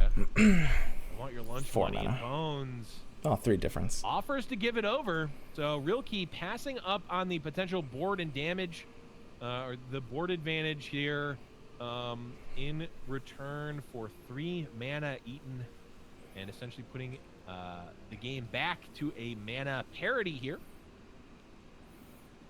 Yeah, maybe that pass was trolly. It depends on Real Key's hand. Yeah, Swain definitely very threatening for Real Key. Has to somehow present a way to respond to this, as he currently does not have a fearsome blocker. Yeah, and the beauty is that Bones can kind of attack for free. Now he still could have, because Riposte would not threaten to kill Swain. I mean, it would have to be Riposte plus another spell. But it does not look like Bones is looking to make an attack and trade the Bright Steel Protector for 3 damage onto the Swain. He has to play around like double sharp side, I guess. Double sharp side is actually kind of scary. The Riposte on the Bright Steel would actually trade with the Swain, where before with the 2 attack followers, like you said, looked like a free attack. And how do I get this thing to stop? Having all these Rav flocks with no enablers is probably a little annoying for Bones, but this is tilting. How do I disable this? Those in hand. What is this? There's some Twitch thing. Units. Featured channels. It just keeps popping up when I don't want it. Just remove your mouse from the center. I try, but sometimes it pops up anyway. I think that the highest value card for Rattling Bones right now would be a Twisted Fate. If you could find one off the top. I think Bones looks pretty good here, huh? It picks up a lot of these kills, but also yeah, it looks pretty over. Sets up for these Ravenous Flocks to just devastate the board. Like, Real Key really can't win this. With the deckhand, can even set up a barrel to really be devastating for sure. But as it stands, and Scouts is such like a bad deck. Zap, gonna get eaten. And whenever I see Scouts attacking on the first attack, that really makes me think there's a relentless pursuit of some sort. Kick W. It could, it's not necessarily because the, just the Bertrand attacking is not the greatest attack. Could be all right. Actually, potentially just not even attacking at all with the other units. Can you just going for the kill onto the Zap? Yeah. No, like. No. Okay. Bones. Okay. Finally getting a target to cast the Man. So who knocked Bones out I to guess, the losers bracket? Thank you. I will take this clear. Laurent Protege, sure. Why not? Let's clear him away. Still technically a plus mana exchange, I suppose. The first match. Who was it? Let me check. Room in his hand. Real Key. That's funny. Oh, that is really funny. It's another tick towards Lee Sin if no, there's not even a crazy way that could be generated. How? I did see a single Howling Abyss in this round. Yeah, it's kind of funny. I thought Bones' lineup should farm Real Keys, but I mean, this set is close, and Bones lost the first set too. Yeah. So, I guess it's pretty even. Yo, Michael 27 June. Welcome back to the 1FK Club. I mean, we're right on the cusp of greatness for Bones' board and his prospects here. I mean, now we're in the Leviathan and Direct stage of the game, which if you're Real Key truly cannot win. Like, this is beyond impossible, right? Shortly thereafter. Yeah. Like no, with this hunt, there's no way. There's no. It's kind of a shame. The other two games were actually really close, but the one I'm actually trying to watch from the start is just like really one-sided. Misfortune yet. Well, I mean, what if it's a repost to keep MF alive? I mean, I guess he just sentries. Yeah, this is just beyond unwinnable. Wow. And now, Sentry is a potential development punish. I was going to ask the question of why would he stun the Misfortune? Don't you want the Misfortune Sentries are attack? good against Of Swain. course, the multiple Ravenous Flocks are staring Bones right in the face, so he's going to be able to potentially cast that as well. All right, I'm gonna hop off the call since I'm probably gonna be up How very does soon. Bones want to Yeah, do I'll meditate Um, for a few It minutes. feels for like that. his Yeah. challengers Yeah. are Good luck. going to get a Fox. little bit of value from this fortune, but Alright. at least none of them I'll leave the are broadcast getting on. massive punishes here. So I think Bones is Just need a okay couple to minutes. kinda set It's up been a to long clear day. away Misfortune, play the Leviathan on the next turn. I wonder if Bones could have even gotten away with playing Leviathan on this turn, and just greeting out a Rex on the following. But the fact that Swain isn't leveled yet means that the Leviathan doesn't need to be rushed out. Bones can slow play it. You can go for the block on this turn, and try and set up for a turn when the Leviathan can come down with the leveled Swain and start to get that stun value. Yeah. Now this attack really reeks of a Relentless Pursuit because Real Key theoretically could get a free attack with the Valor. Could just make this same attack with the Valor on the Scout token. So this really does smell a lot like a Relentless Pursuit here. So I think that's gotta be on Bones' radar. The open attack with all of the units and not just the Scouts seems kind of sus for sure, but it makes sense with the Relentless Pursuit. And this flock seems like it's going to potentially thwart a Relentless Pursuit. Not sure that the follow-up attack is really super good anymore. It's not threatening to kill Swain anymore. Don't believe. Nope. Unless there's another Misfortune. Yeah, there's an additional 5 mana that can go alongside it. So if Real Key does have that Relentless Pursuit, it could be accompanied by an additional Misfortune. It could be accompanied by Quinn, which I believe this is a Quinn version. Yep.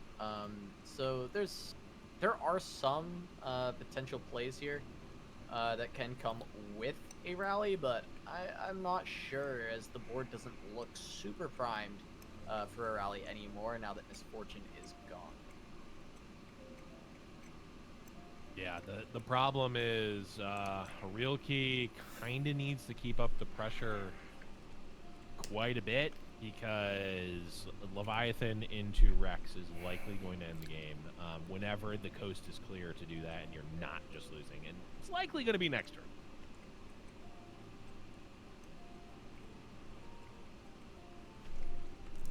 I was almost wondering if there was ever if the greedy play wasn't to Leviathan there, but it was to just go for the raw Noxian Fervor to face and then play Rex after the attack.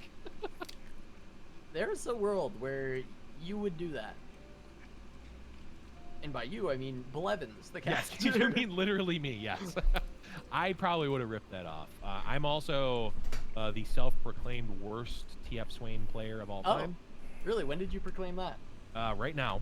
Oh, okay. And my results can back it up. I'm not sure if I've ever won with the deck ever. I did hear you can just claim things now, so I think you can claim the worst TF Swain player. I think that is something you're allowed to do. It is my secret identity in the Giant Slayer cinematic universe that is coming up. I'm not sure what my hero or villain, let's be honest, what my villain persona is, but my secret identity is certainly worst TF Swain player of all time. Yeah, it's I believe it's just the crying baby. It's that is true.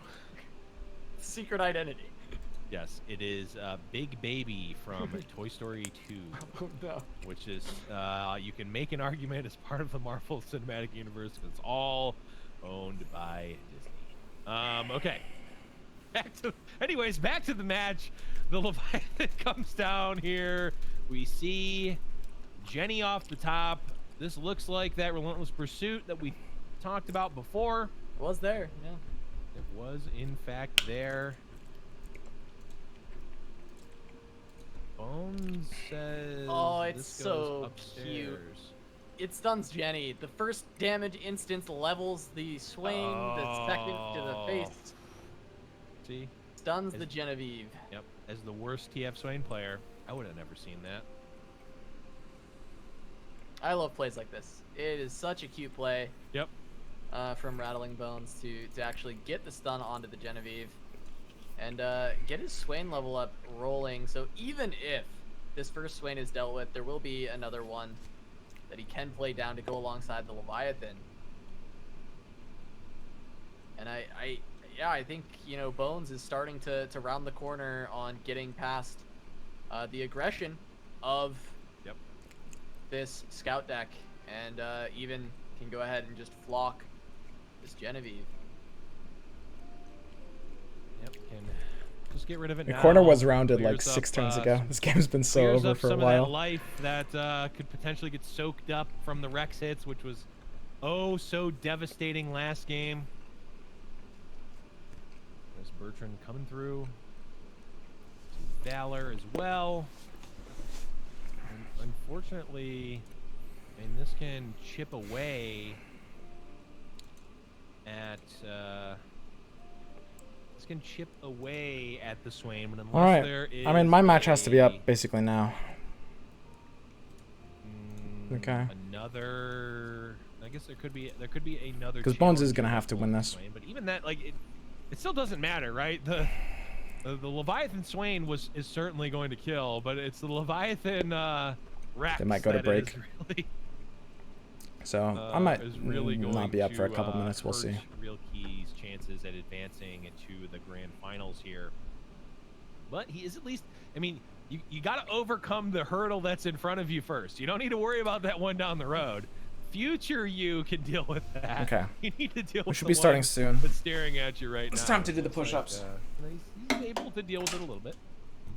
Yeah, I gotta deal with the first Swain, and Yeah, this is another gonna one be that hard. will be following suit. got this 2 one lives. actually might be hidden, right? This is this the one that was drawn from the? I think he used the one that was drawn from the Leviathan.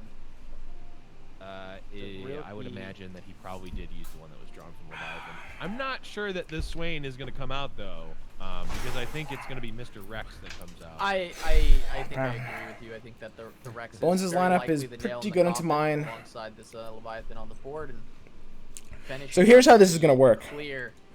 Well, I'll explain after. Going to be down to 2 cards and too much health on the side of Rattling Bones. Yeah, I mean, this is kind of how you draw it up, right? You know, kind of play this like mopey 1-for-1 game, you know, trade on the board here and there, jump through a couple of hoops, kill a misfortune. It's all fine. It doesn't matter. You get to this point, and then the over the top for Real Key is already have an established board and either level up a champion with Relentless Pursuit or, you know, go super wide and attack and just kill. But as we can see, none of that has happened. And Bones got to the critical turns with a relatively healthy life total. The preemptive Rangers The open Rangers Resolve. I'm not sure why you open with it instead of playing it after. I think, yeah, it's this is what I had in my hand. Got it. Yeah, he's done. When your last 2 cards are 2 1-drops in that situation, I mean, there's no coming back for Real Key. And Bones is going to take the set 2-1 over Real Key and will advance to face off against Swim in the grand finals. Bones going to be back for his 3rd week in a row next week, but he wants his first win. Bones has been gunning for it for a while, and he's been the runner-up a few times as we take a look at the recap from that previous set. Yeah, Bones is approaching, who was it, Stan levels, where it was get to the finals multiple times, and you know, always the bridemaid, and then finally got there and got the W. But we'll see. I mean, Bones, I think this is his 3rd finals appearance. Second in a row? That sounds right. 2nd in a row, 3rd total finals appearance for Bones, and as we talked about earlier, perennial top 4. He's always having a pretty good showing in fight nights, and just the first place has eluded him, but we'll see as he has another shot to get that championship. He's going up against Swim in the grand finals, coming at you right here in just a few minutes. We're going to take a short break, but we'll have the finals when we return. All right, guys. So, this is it. I'm going to be starting basically now, as soon as they tell me when I can start. Could be any second. I'm up against Bones. We can look at the tournament bracket. This is the finals. Bones, for those of you guys who don't know, is a good friend of mine. I actually often spend some time prepping with Bones. I consider him to be one of the best players in the game. And he's got a pretty scary lineup for me. He's got TF Swain and War Mothers. I can actually pull up his specific versions, and I will now. War Mothers, obviously, just, one of the best decks in the game. Kind of crazy. Only 2 people brought it to this tournament. Really insane. And TF Swain, which is a meta call. It's good into my lineup. It's an alright deck. It's definitely solid. Like, I could have... It's one of those, like, competitive style decks that you can bring. It depends on what you expect the field to be. Oh, he's running the passage on a diversion. That's kind of funny. But, basically, we are in double elimination. What double elimination means is that we've won every match so far. We've 2-0. Oh, yeah, we 2-1 real key. We won all 3 of our matches so far, which means we're in the winner's bracket and Bones is in the loser's bracket, which means we have 2 series to try to beat Bones. Like, we're going to do 1 BO3, and then if I lose that, we're still going to do another BO3. Because in double elimination, every player always gets like 1 free loss before they're out, and I haven't had my loss yet. So we might be playing Bones twice back to back. It's a little rough, but I think we can definitely get there.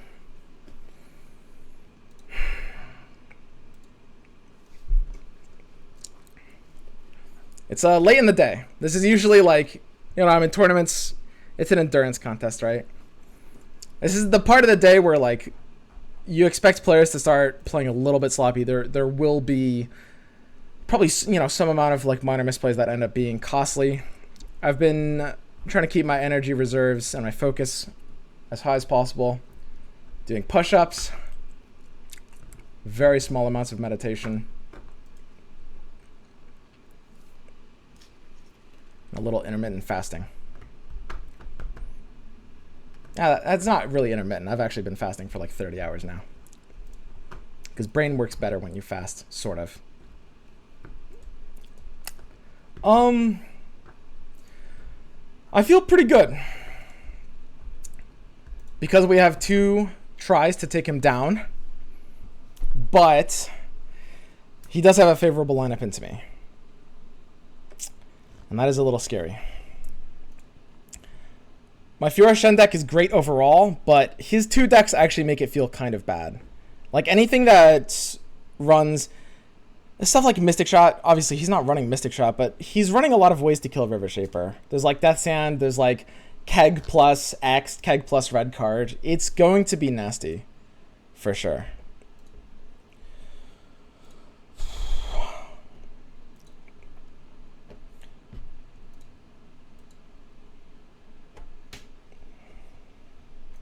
I haven't said I can start yet. Oh, yep. Okay, we're starting now. All right, guys, this is it. So, I'm ready. Let me go ahead and challenge him.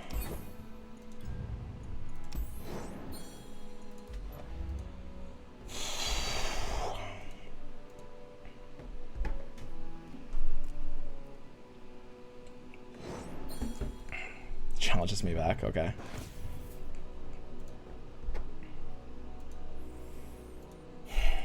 Okay.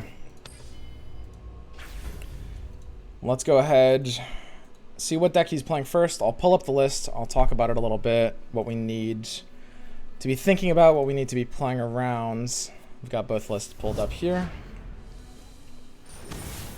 So he's first playing Swain TF. I don't have versions here.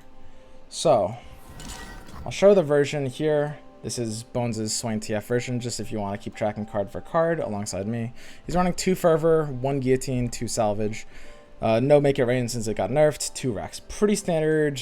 This is like Swain TF. He's replaced Codger in just for a little bit more early optionality, right? We do just want to be keeping like bulky units, trying to outvalue him here. I think I just keep Trapper and Bjerg actually. I don't really value Archer too much here. Rhymefang Wolf isn't great. I mean, Archer can be good into like the Swain development turns. It's really not bad. I could see that, but I think I shouldn't really have that much of an issue with those. So we'll do this.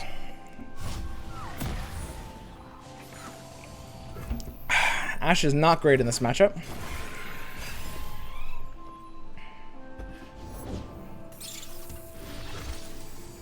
And we do have Sentry. Sentry is a card I've complained about being in my deck. In some matchups, it's terrible. This is a matchup where Sentry is really great. Because the way we're playing this matchup is pretty much going to be trying to outgrind. It's a little bit flexible. But we do want to try to answer his threats if possible. Ideally, we'd be able to Culling Strike Leviathan with either a Flash Freeze or maybe a Troll Chant. So, you know, I'd like to be able to Culling Strike Leviathan. Huh. Burning 1 mana here doesn't really do much.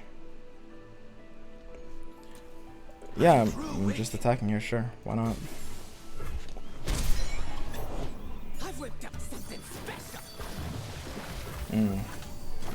Could definitely have skipped the attack. Deckhand is definitely in the range. Keep up, keep up. Burning 1 mana could have definitely been proper, but I do have to value face damage a little bit here. And I'm not insanely worried about this keg. The keg is pretty much fine.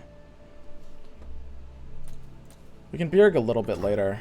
I want to play the Trapper for now, with the option to Bjerg afterwards. Zap is pretty annoying. I think, for the most part, the thing about this match is going to be that his Swain TF deck does pretty well into both of my decks. I have better odds at beating the War Mother's one. I'm doing very well against War Mothers so far, but at the end of the day, War Mothers is a really powerful deck. I've basically made sure both of these decks can go toe-to-toe with War Mothers, which is at least around even, but at the end of the day, War Mothers is a really powerful deck. You can only do so much.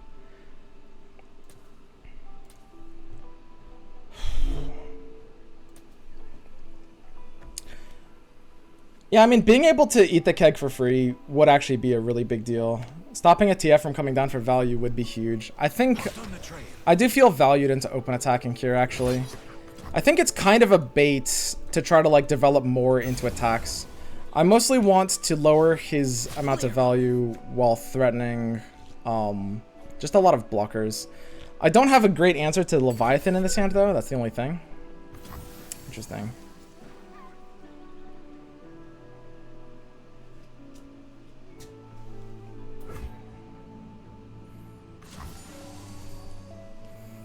I mean, the game is won or lost by just like a lot of these little exchanges.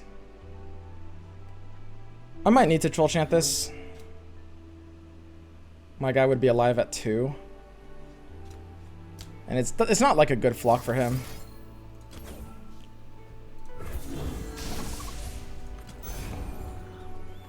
Not really getting too much of a better Troll Chant. I am going to want to get 2 draws off of Assessor here.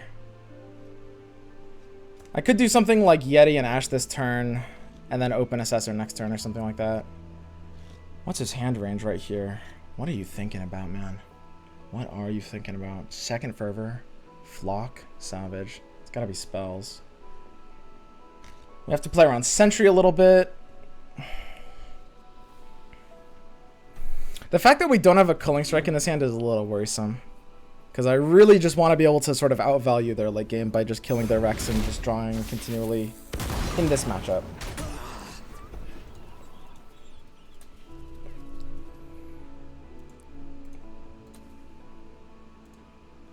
Man, I'm so sad Realkey didn't win against Bones. I would have had a really easy set against Realkey, just based on the lineups. Brain processed Troll Chant as Iron.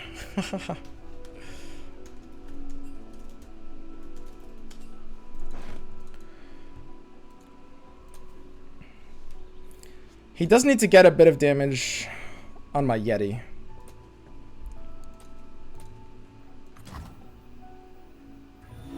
Will no one listen? Poor man's gone mad.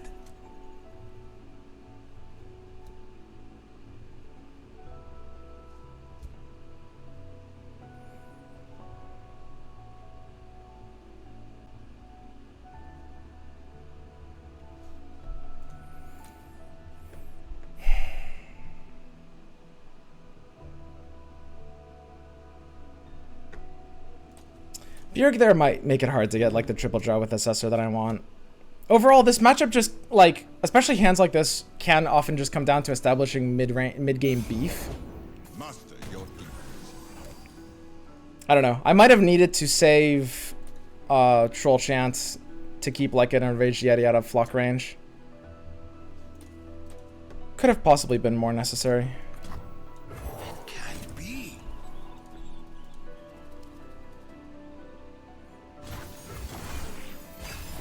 Like if he has Keg TF here, I'm pretty screwed.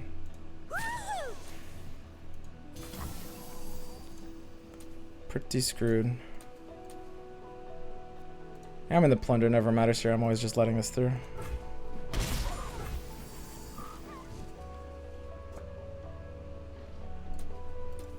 I don't want to let him flock twice for value. Ash will actually sometimes level up here. I do want to get a good Assessor. I think I just play the Yeti here. That allows me the flexibility of deciding whether I play Ash or Assessor. Ooh, looks like it could be deckhand TF here. Nasty. The question is, would he feel pressured into TFing now? If that's his option. The fact that he kegged there makes TF, I think, pretty unlikely. I don't think I've eliminated it from his range. He actually, oddly enough, he can't deal a lot of 1 damage follow-up pings. Like, if I play Ashe now, she's reasonably safe. And he'd have a little too good of a time burning my mana. If it's TF, that means it's not flock. Yeah, TF really doesn't punish this. Ashe now feels good.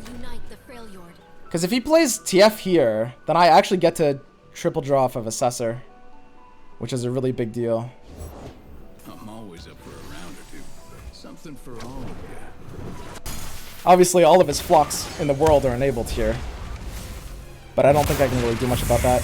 Not having Culling is bad. Culling Strike is a big way we win this matchup. A really big way we win this matchup.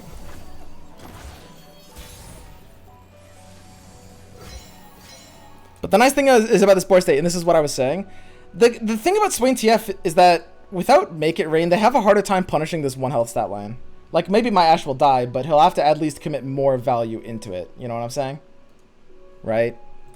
Like, he could have another red card, but, I mean, he'd need to get the TF off his board first. Only the finest serve. And this Assessor is cute because, well, I was going to say it gives us decent odds of... So many draws gives us decent odds of drawing Culling Strike, but we didn't hit it anyway.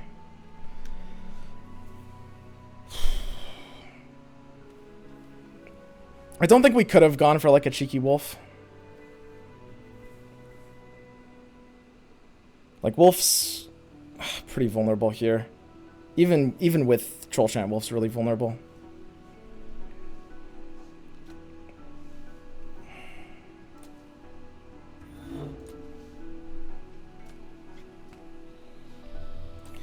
And I guess I'm gonna have to favor this full attack here.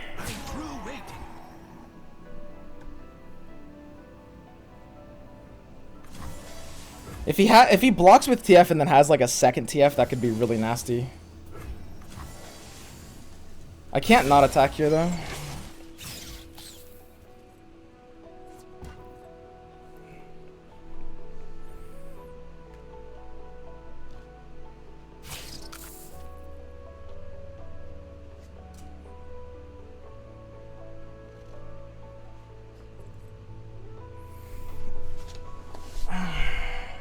You got legs. Use them.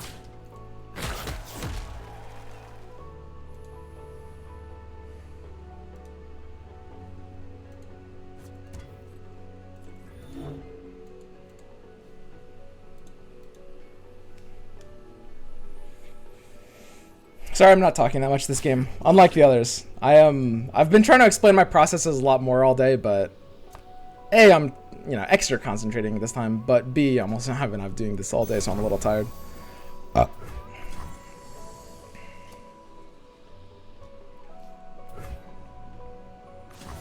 He's trading off his TF. A second TF would be really nasty. He still can't kill the Ashe though if it is second TF. I think I'm fairly happy using Troll Chant here. The thing is, I don't know if this Troll Chant really gets better. Because I don't have Culling Strike to... Normally you like troll into culling. The fact that this will force out an answer from him feels relevant enough.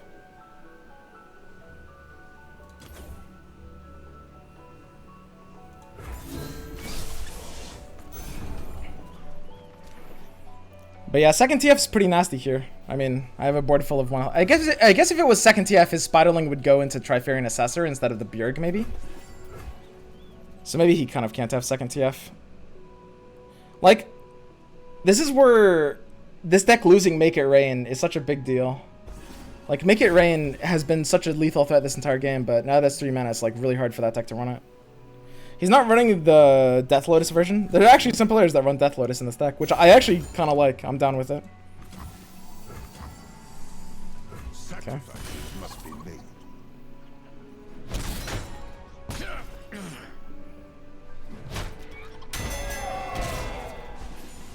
But if he doesn't have TF, then this 3-1 Bjerg that he left alive actually will be getting me value, which is a pretty big deal. I might need to literally freeze the zap.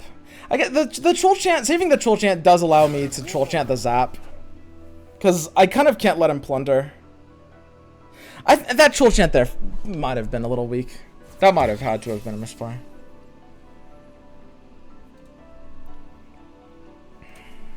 Let's do this. Because having to literally freeze the zap feels terrible. Leave them nothing.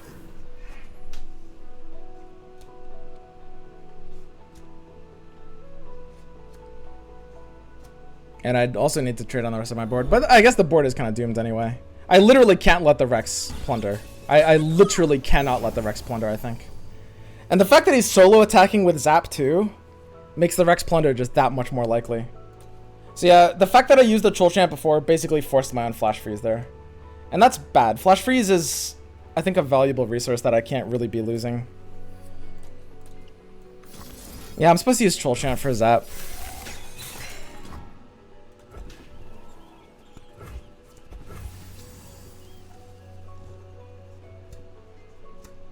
But I simply can't let him Rex, of course.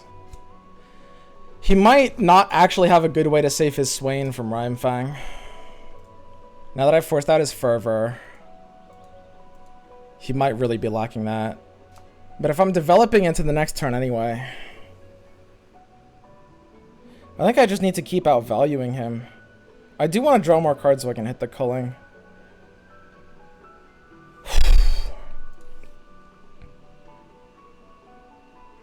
Killing the Swain is such a big deal. If I let him play Sentry, it's a lot harder to kill the Swain. Sentry's in his range.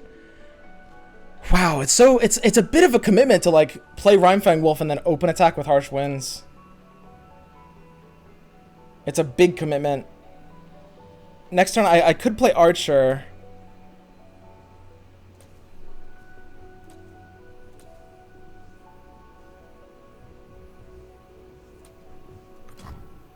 Our strength is yours. I don't know. I might have no choice but to pass there. It's like I might be able to get him off of playing Leviathan, but unless I have a very specific hand, I can't counter it anyway. I think I had to hope he didn't have Leviathan there, which feels really bad. And now I have to try to kill Leviathan, basically.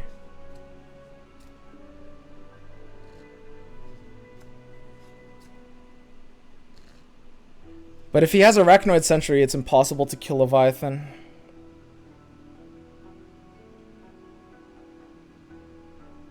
No matter what I do. The Harsh Winds is also not doing much here. I probably have to open Icefield Archer. And he should always pass.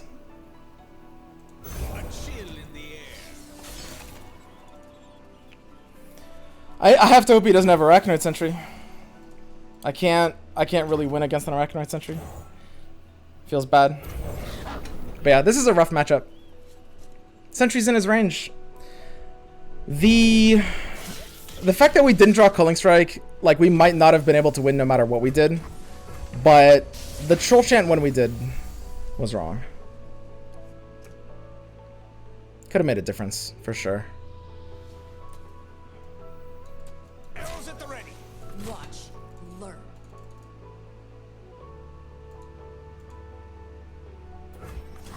Yeah, I don't really see this as winnable at all. And Culling blows his deck apart so hard. It's possible I needed to not play the Hearthguard. I mean, there's a decent chance, like, if he has Leviathan... If I am not mana efficient, though, then I'm not really punishing hands that don't have Leviathan. Which I think is just more vulnerable, honestly. Yeah, this shouldn't be winnable. I can't see a hand range we win here.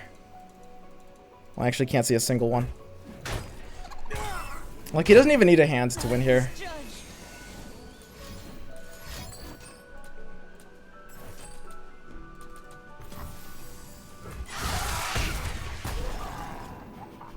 After the battle,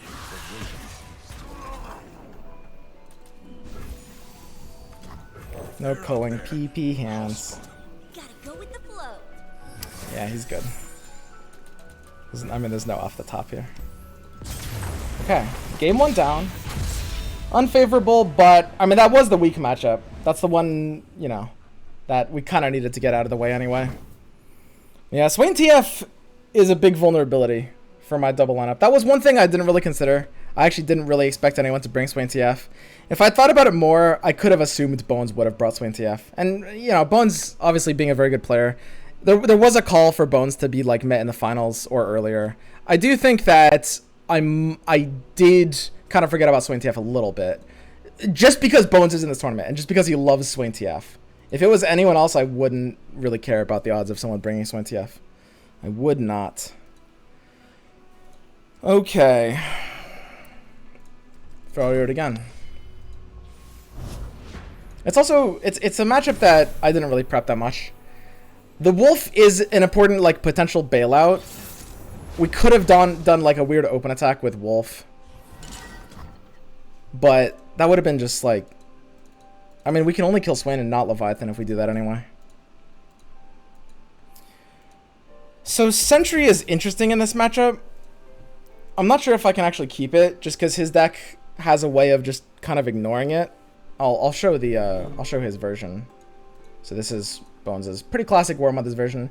He's running one Passage Unearned for the Mirror, which is actually something people are doing. It's a hilarious, or, you know, better against Weeb Mothers. But yeah, pretty standard version. 2 Woodclaw, 2 Hearthguard.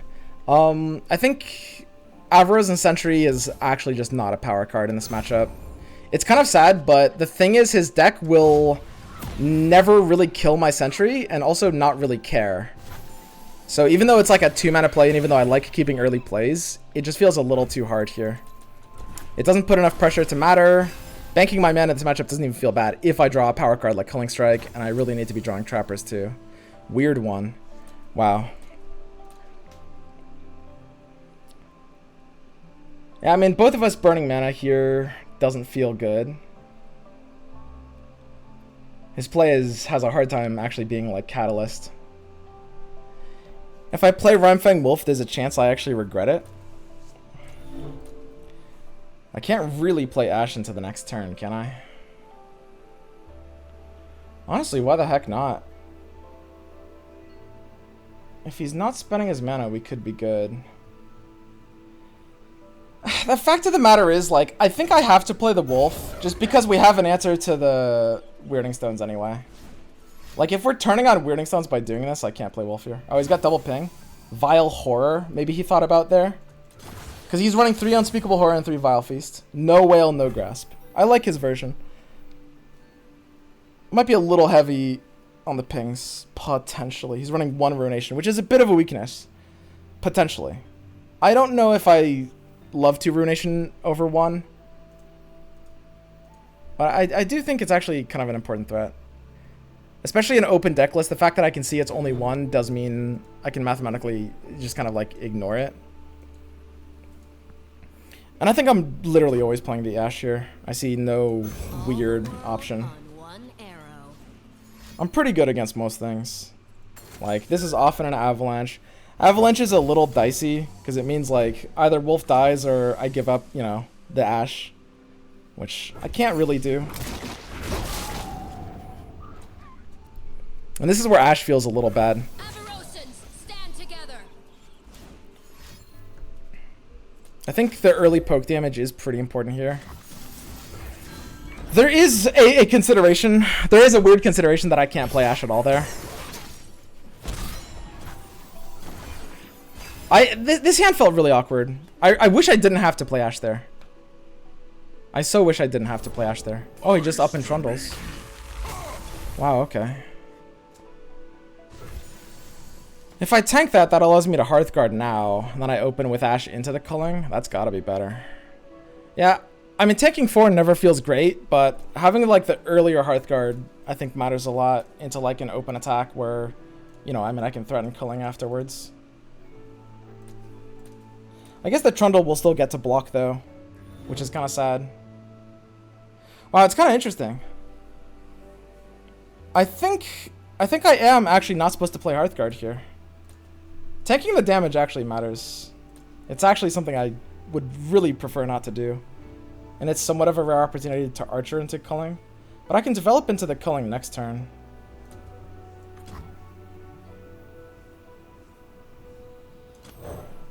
Yeah, I think this is a bit better. Because I can't play both if I could play both Hearthguards by playing 1 now, then I would. But I won't have, like, I don't have 7 mana next turn, so I can't play Hearthguard. So I kind of have to just open there.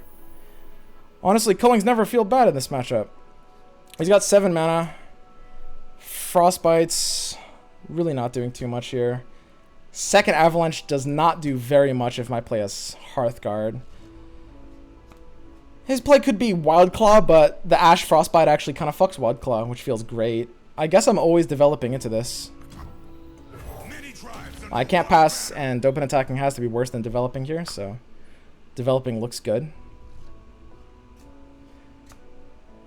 Ash does feel nice into the Wildclaw here.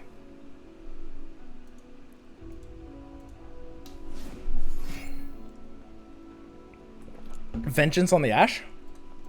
Potentially Vengeance on the Hearthguard, depending on his hand range. Or that was a second Avalanche. I'd be pretty fine if it was a second Avalanche here. That's kind of cute. I like that. I mean, it does make the Ash feel kind of bad about attacking, but I don't think I can avoid attacking with this Ash either. I mean, we are just kind of like going wide with Chonkers. We're getting only very minor damage in. The Ash is kind of important against stuff like Wildclaw. Like, he's probably about to just play a Hearthguard or something. Yeah, okay. Yeah, this was kind of an awkward hand. I don't think this deck is built to be War Mothers as well as it should be. Like, the fact that I think I was forced into playing Ash on 4 felt really bad. I actually don't think I could have slow played the Ash.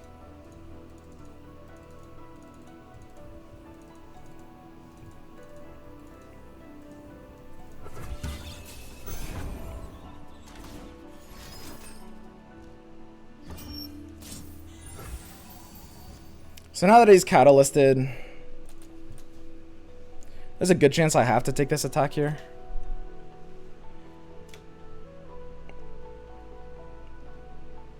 He's going to 8 mana next turn, which means we have to deal with Ruination the turn after.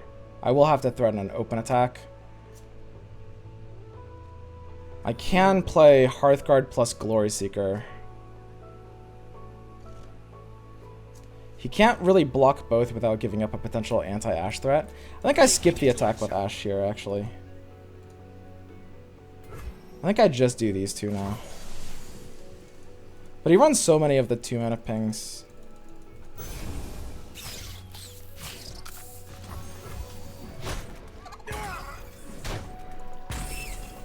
Yeah, I think this Ash Nox deck, unfortunately, might be the end of us here. I think this, as much as I like the Fiora Shen deck, this version feels a little bit more vulnerable to a lot of things. Interesting. So at 8 mana, I mean, you expect these to sometimes be like an Alpha Wild Claw. If I play Hearthguard, I can no longer do like Flash Culling, but I don't think I would take the Flash Culling there anyway.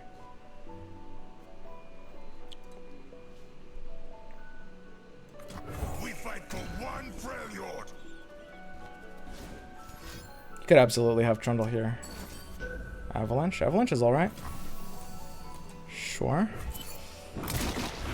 I'm fine with that. It makes it pretty difficult for him to actually have something like third Avalanche. I don't think Avalanche is a particularly scary hand state, all things considered. It's not one of the frightening ones. So I'm reasonably happy not giving it too much respect. He's running 1 Ruination, which does make me want to develop into most attacks. But unfortunately for me, I don't have a good developmental hand here. Well, Wolf is kind of adorable.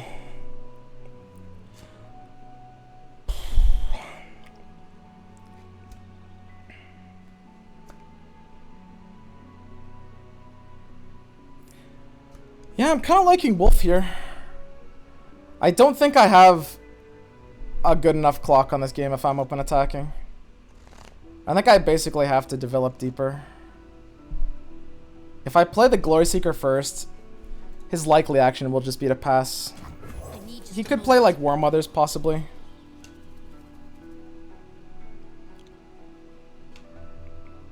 But I don't want to show my Wolf until the second action. I'm getting swept here by a lot of like, you know, stuff like that. You know, if he did draw the 1 of Ruination. But I don't think I can play around it at this point, which is pretty sad. I just don't have quite enough damage if I do it like that. Man. I mean, he's got... I'm on a 3-card hand and he's got so much health. He's kind of trolling if he is actually sitting on a Ruination here. I play the Wolf here. I have to.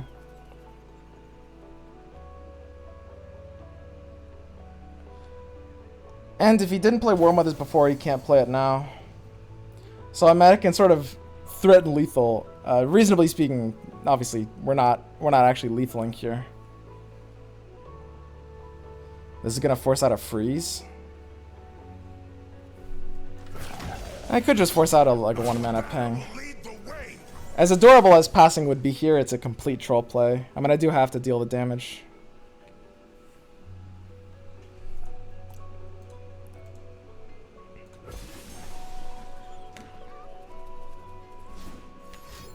So it's Harsh Winds over War Mothers here. And that's not Harsh Winds. Is that Harsh Winds? It could be that one mana ping. 1 mana ping would be a little scary here just because it leaves him with enough mana to actually do something threatening to our board. My hand is interesting. In conjunction with a Wolf, it's a cute hand that can actually get some places. I don't hate this hand.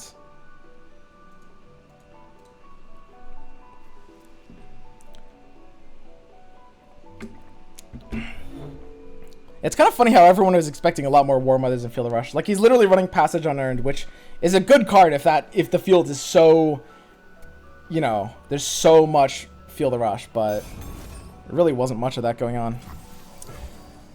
I mean, his hand has got to be really bad if he's Vengeancing there. That feels phenomenal for me.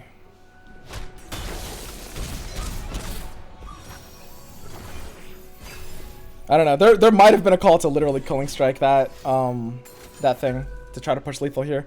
But I think against hands like this, I should have lethal next turn anyway, honestly. Yikes. Man, if only that was Field of Rush.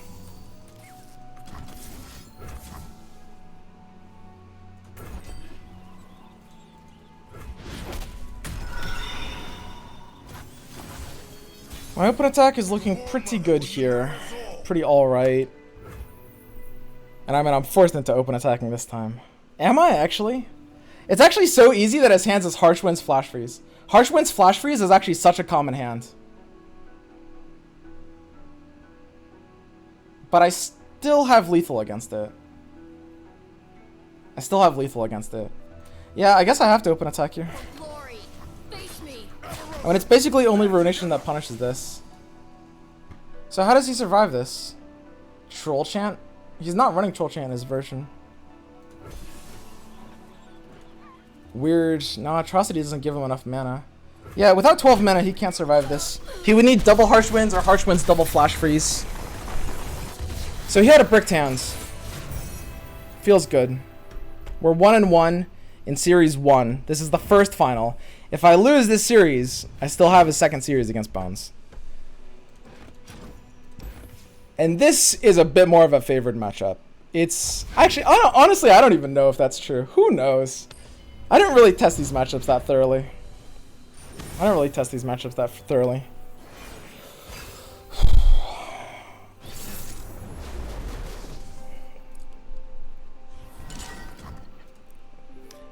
And I'm on my cozy deck. I got the Ash version out, and now we're just on this deck, which feels great. Honestly, I kind of want to kick Deny out of this hand. I think I only need Denies very slowly in this matchup. It's a profoundly bad answer to Avalanche because I'm not going to have 4 mana for it anyway. The fact that I have 3 Denies and River Shapers drawing me into them has to make Deny fine here.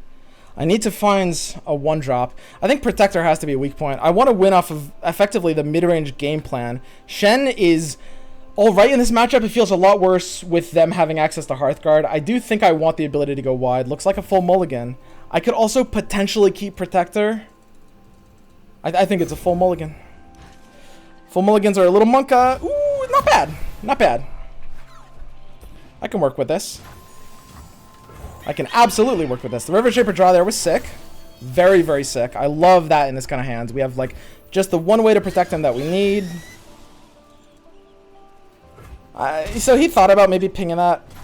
He was playing around Sharp Sight by not pinging it, basically. Ooh. That's a draw. Wow. A little nuts. Avalanche does not threaten me because I have Resolve.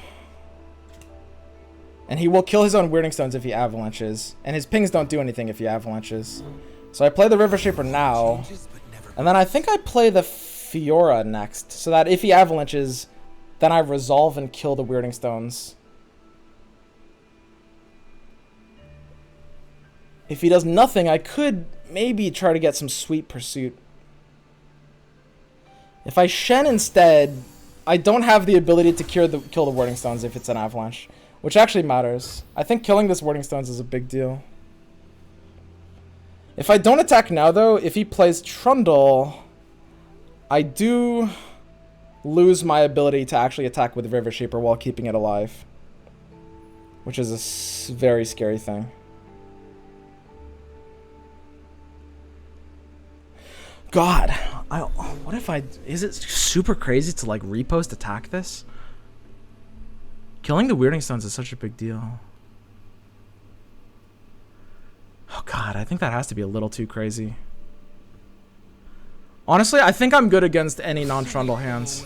I feel good about open attacking this. I feel great about open attacking this. The problem with, okay, so like if I could save repost for the Trundle, then it might be okay. But I'm 1 mana short. I can't play Fiora and still have enough mana for repost. And that kind of fucks me a little.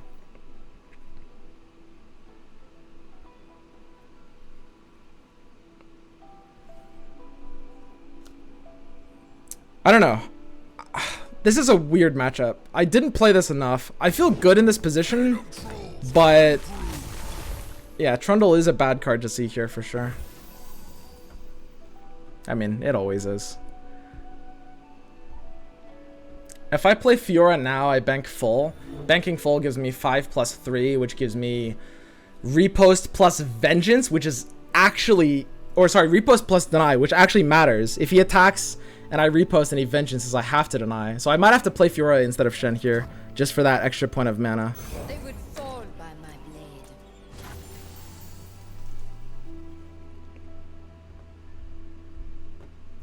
I don't think this pursuit is good. I think it's really trolly. I have to deal with the Trundle. Dealing with the Trundle is top 1 priority. If I can deal with the Trundle, then pursuit will just win me the game. And the fact that I have reposts gives me that ability in a really powerful way. The 1 deny is perfect in his hands. Resolve gives me an amazing option. I love having Resolve here. I'm at 8 mana, he's at 9. What is his range? The one awkward thing here is like, the freezes do kind of hurt this matchup. So he plays a second Stones. Now that puts him to 6 mana. So if I play Shen, I still keep repost up. And if he attacks with Trundle and I repost Fiora, he's not running the Troll Chant version, which means he can ping the shield off, but his Trundle will die. So his Trundle is not safe to attack here, which means I guess I'm playing Shen no matter what. Unless I want this turn to be the Relentless Pursuit turn.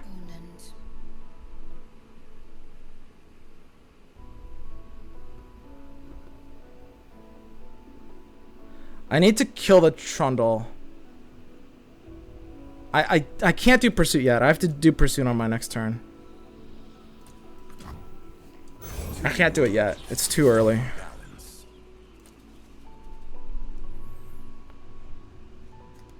Next turn. Next turn we Pursuit. Because Pursuit's just pointless unless I've killed the Trundle. And if I was going to Pursuit Repost, that would have been my entire mana pool this turn. And that's risky when he has mana open. It's like he could just Flash Freeze and then I'm pretty screwed.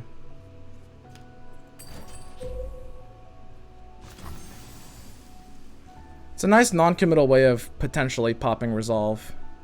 You know, funnily enough, I actually might just take this Resolve. His Trundle gets the ability to attack this turn if I Resolve here, because I won't have Repost anymore. So I am taking a bit of damage. But then I can maybe Pursuit and like blow him out of the water. He would need Flash Freeze. I could actually pursue this turn now, maybe. Depending on what he does. Yeah, that Resolve wasn't really high value, but because of his deck and because I'm open attacking here, I think I use it there because I don't think it gets higher value than that. I can't tap under the deny mana point. That is strictly impossible. So I mean, it seems like I go in to try to kill the Trundle with an open attack with Repost. I'm threatening a second trick. We're good against Vengeance because we have Deny. We're not good against Flash Freeze, which is the only problem. And like Flash Freeze or Harsh Winds is pretty likely.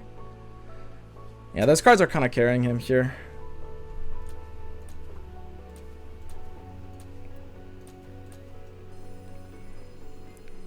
It must be done. Engulf them. I think I actually still have to do this. Honestly.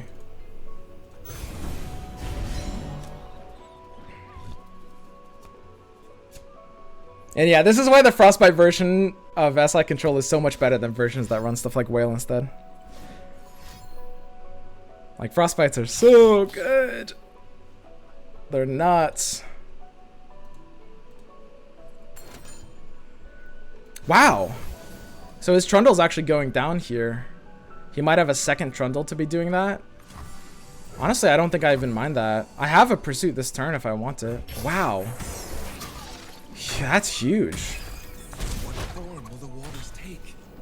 So he like pillars into second Trundle and then has another pillar up as well. I mean, I've got Pursuit mana this round, but he can't play deeper here. I can't play War Chefs because then he can Ruination me. And that Ruination actually would be good enough, which is sad. I probably have to pass. If I Pursuit...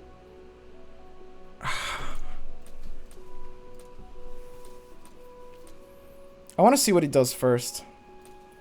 Depending on how he spends his mana, we could maybe punish it. There's not really a hurry to Pursue right now. But I can't tap under Deny. I can't play War Chefs until he taps under Ruination. Even as a 1-of in that spot, it's just not worth the odds.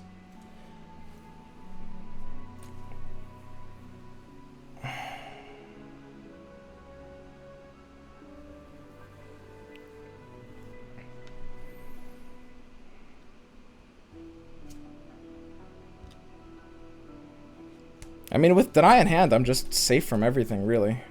His hand was bad. He needs Everose and Hearthguard and Wild Claw to be really great in this matchup. I guess I just War Chefs now. Honestly. Like, I do just want to play for maximum value. I can't Pursuit yet. It's just not high enough. I need to Pursuit with Cythria. That'll end the game. And drawing the second resolve feels good here, too. Well, that's no good. Come on, man. That's never good. PP hands, huh? So, I mean, I can Cythria into open attack and then threaten the Pursuit next turn. And that should be really nuts. Cythria also puts him to 1 blocker. Yeah, I mean, this is the easiest play of my life. Because I had to use that Deny, I lose the ability to develop into him. Just because of the unique situation here, I will respect enough that 1 of Ruination, I think. Like, I don't need to take risks in this position.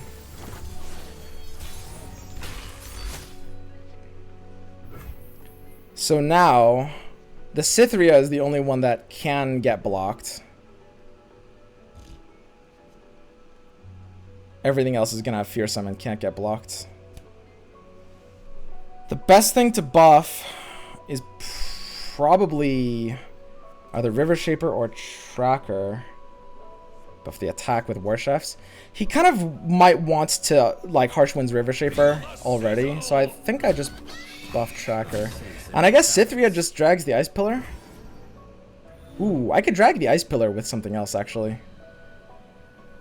That's kind of dumb. We're pushing less damage if we do that. That can't really be right. Just to kill a chump blocker, that doesn't matter.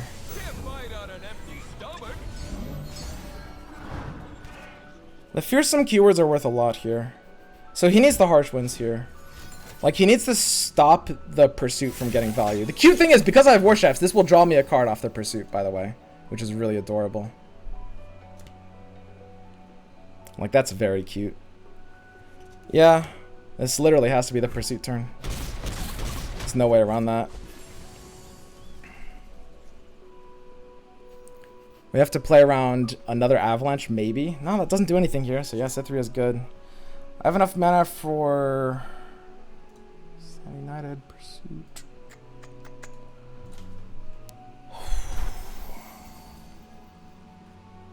I do need to draw the card. Yeah, I mean, I just War Chefs into Pursuit, really. Let me just double check. Not a ton that mega punishes this, really.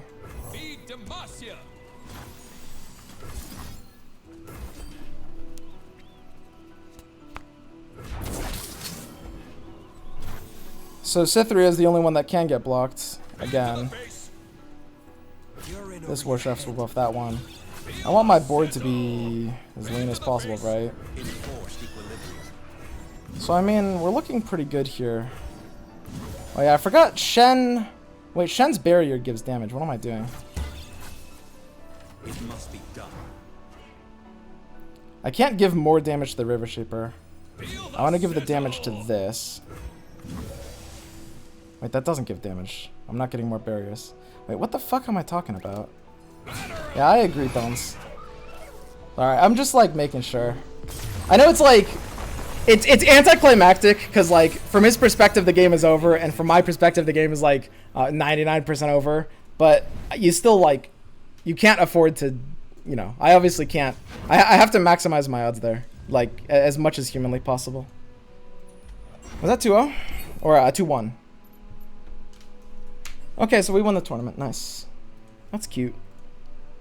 Do they still do like winners interviews in these?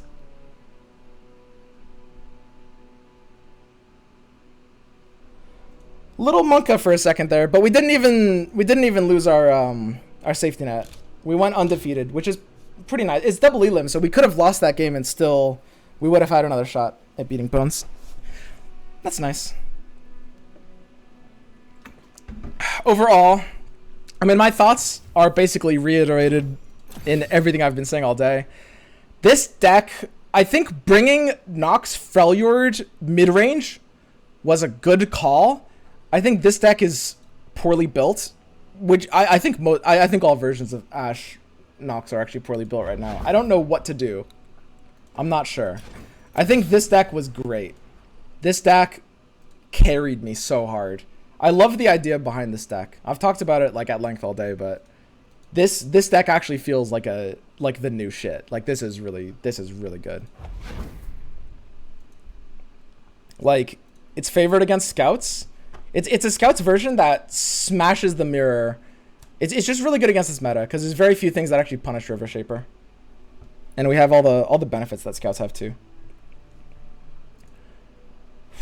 Okay, I'm gonna hang around for a little bit in case they want to do like, because I think they normally want to do like a winner's interview. I don't know, maybe they stopped doing this, but yeah, I guess I'll probably host them when they do that. Well, that's awkward because I'm on a 5-minute delay. I think either way, the gist of it is my stream's ending now. I had a lot of fun. Yeah, I'm really enjoying the tournament scene in this game. I can't wait for more tournaments to come out.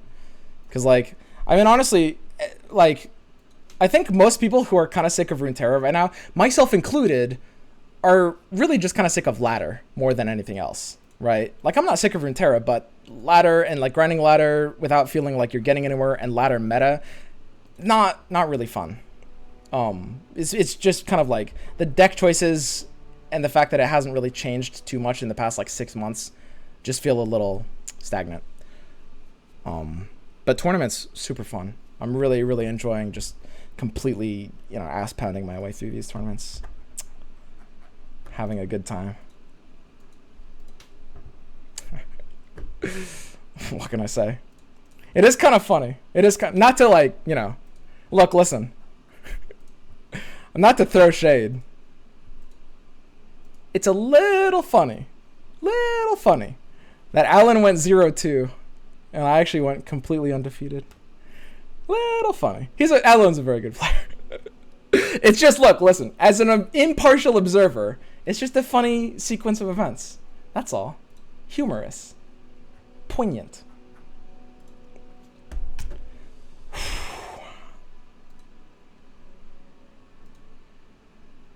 All right, we are good.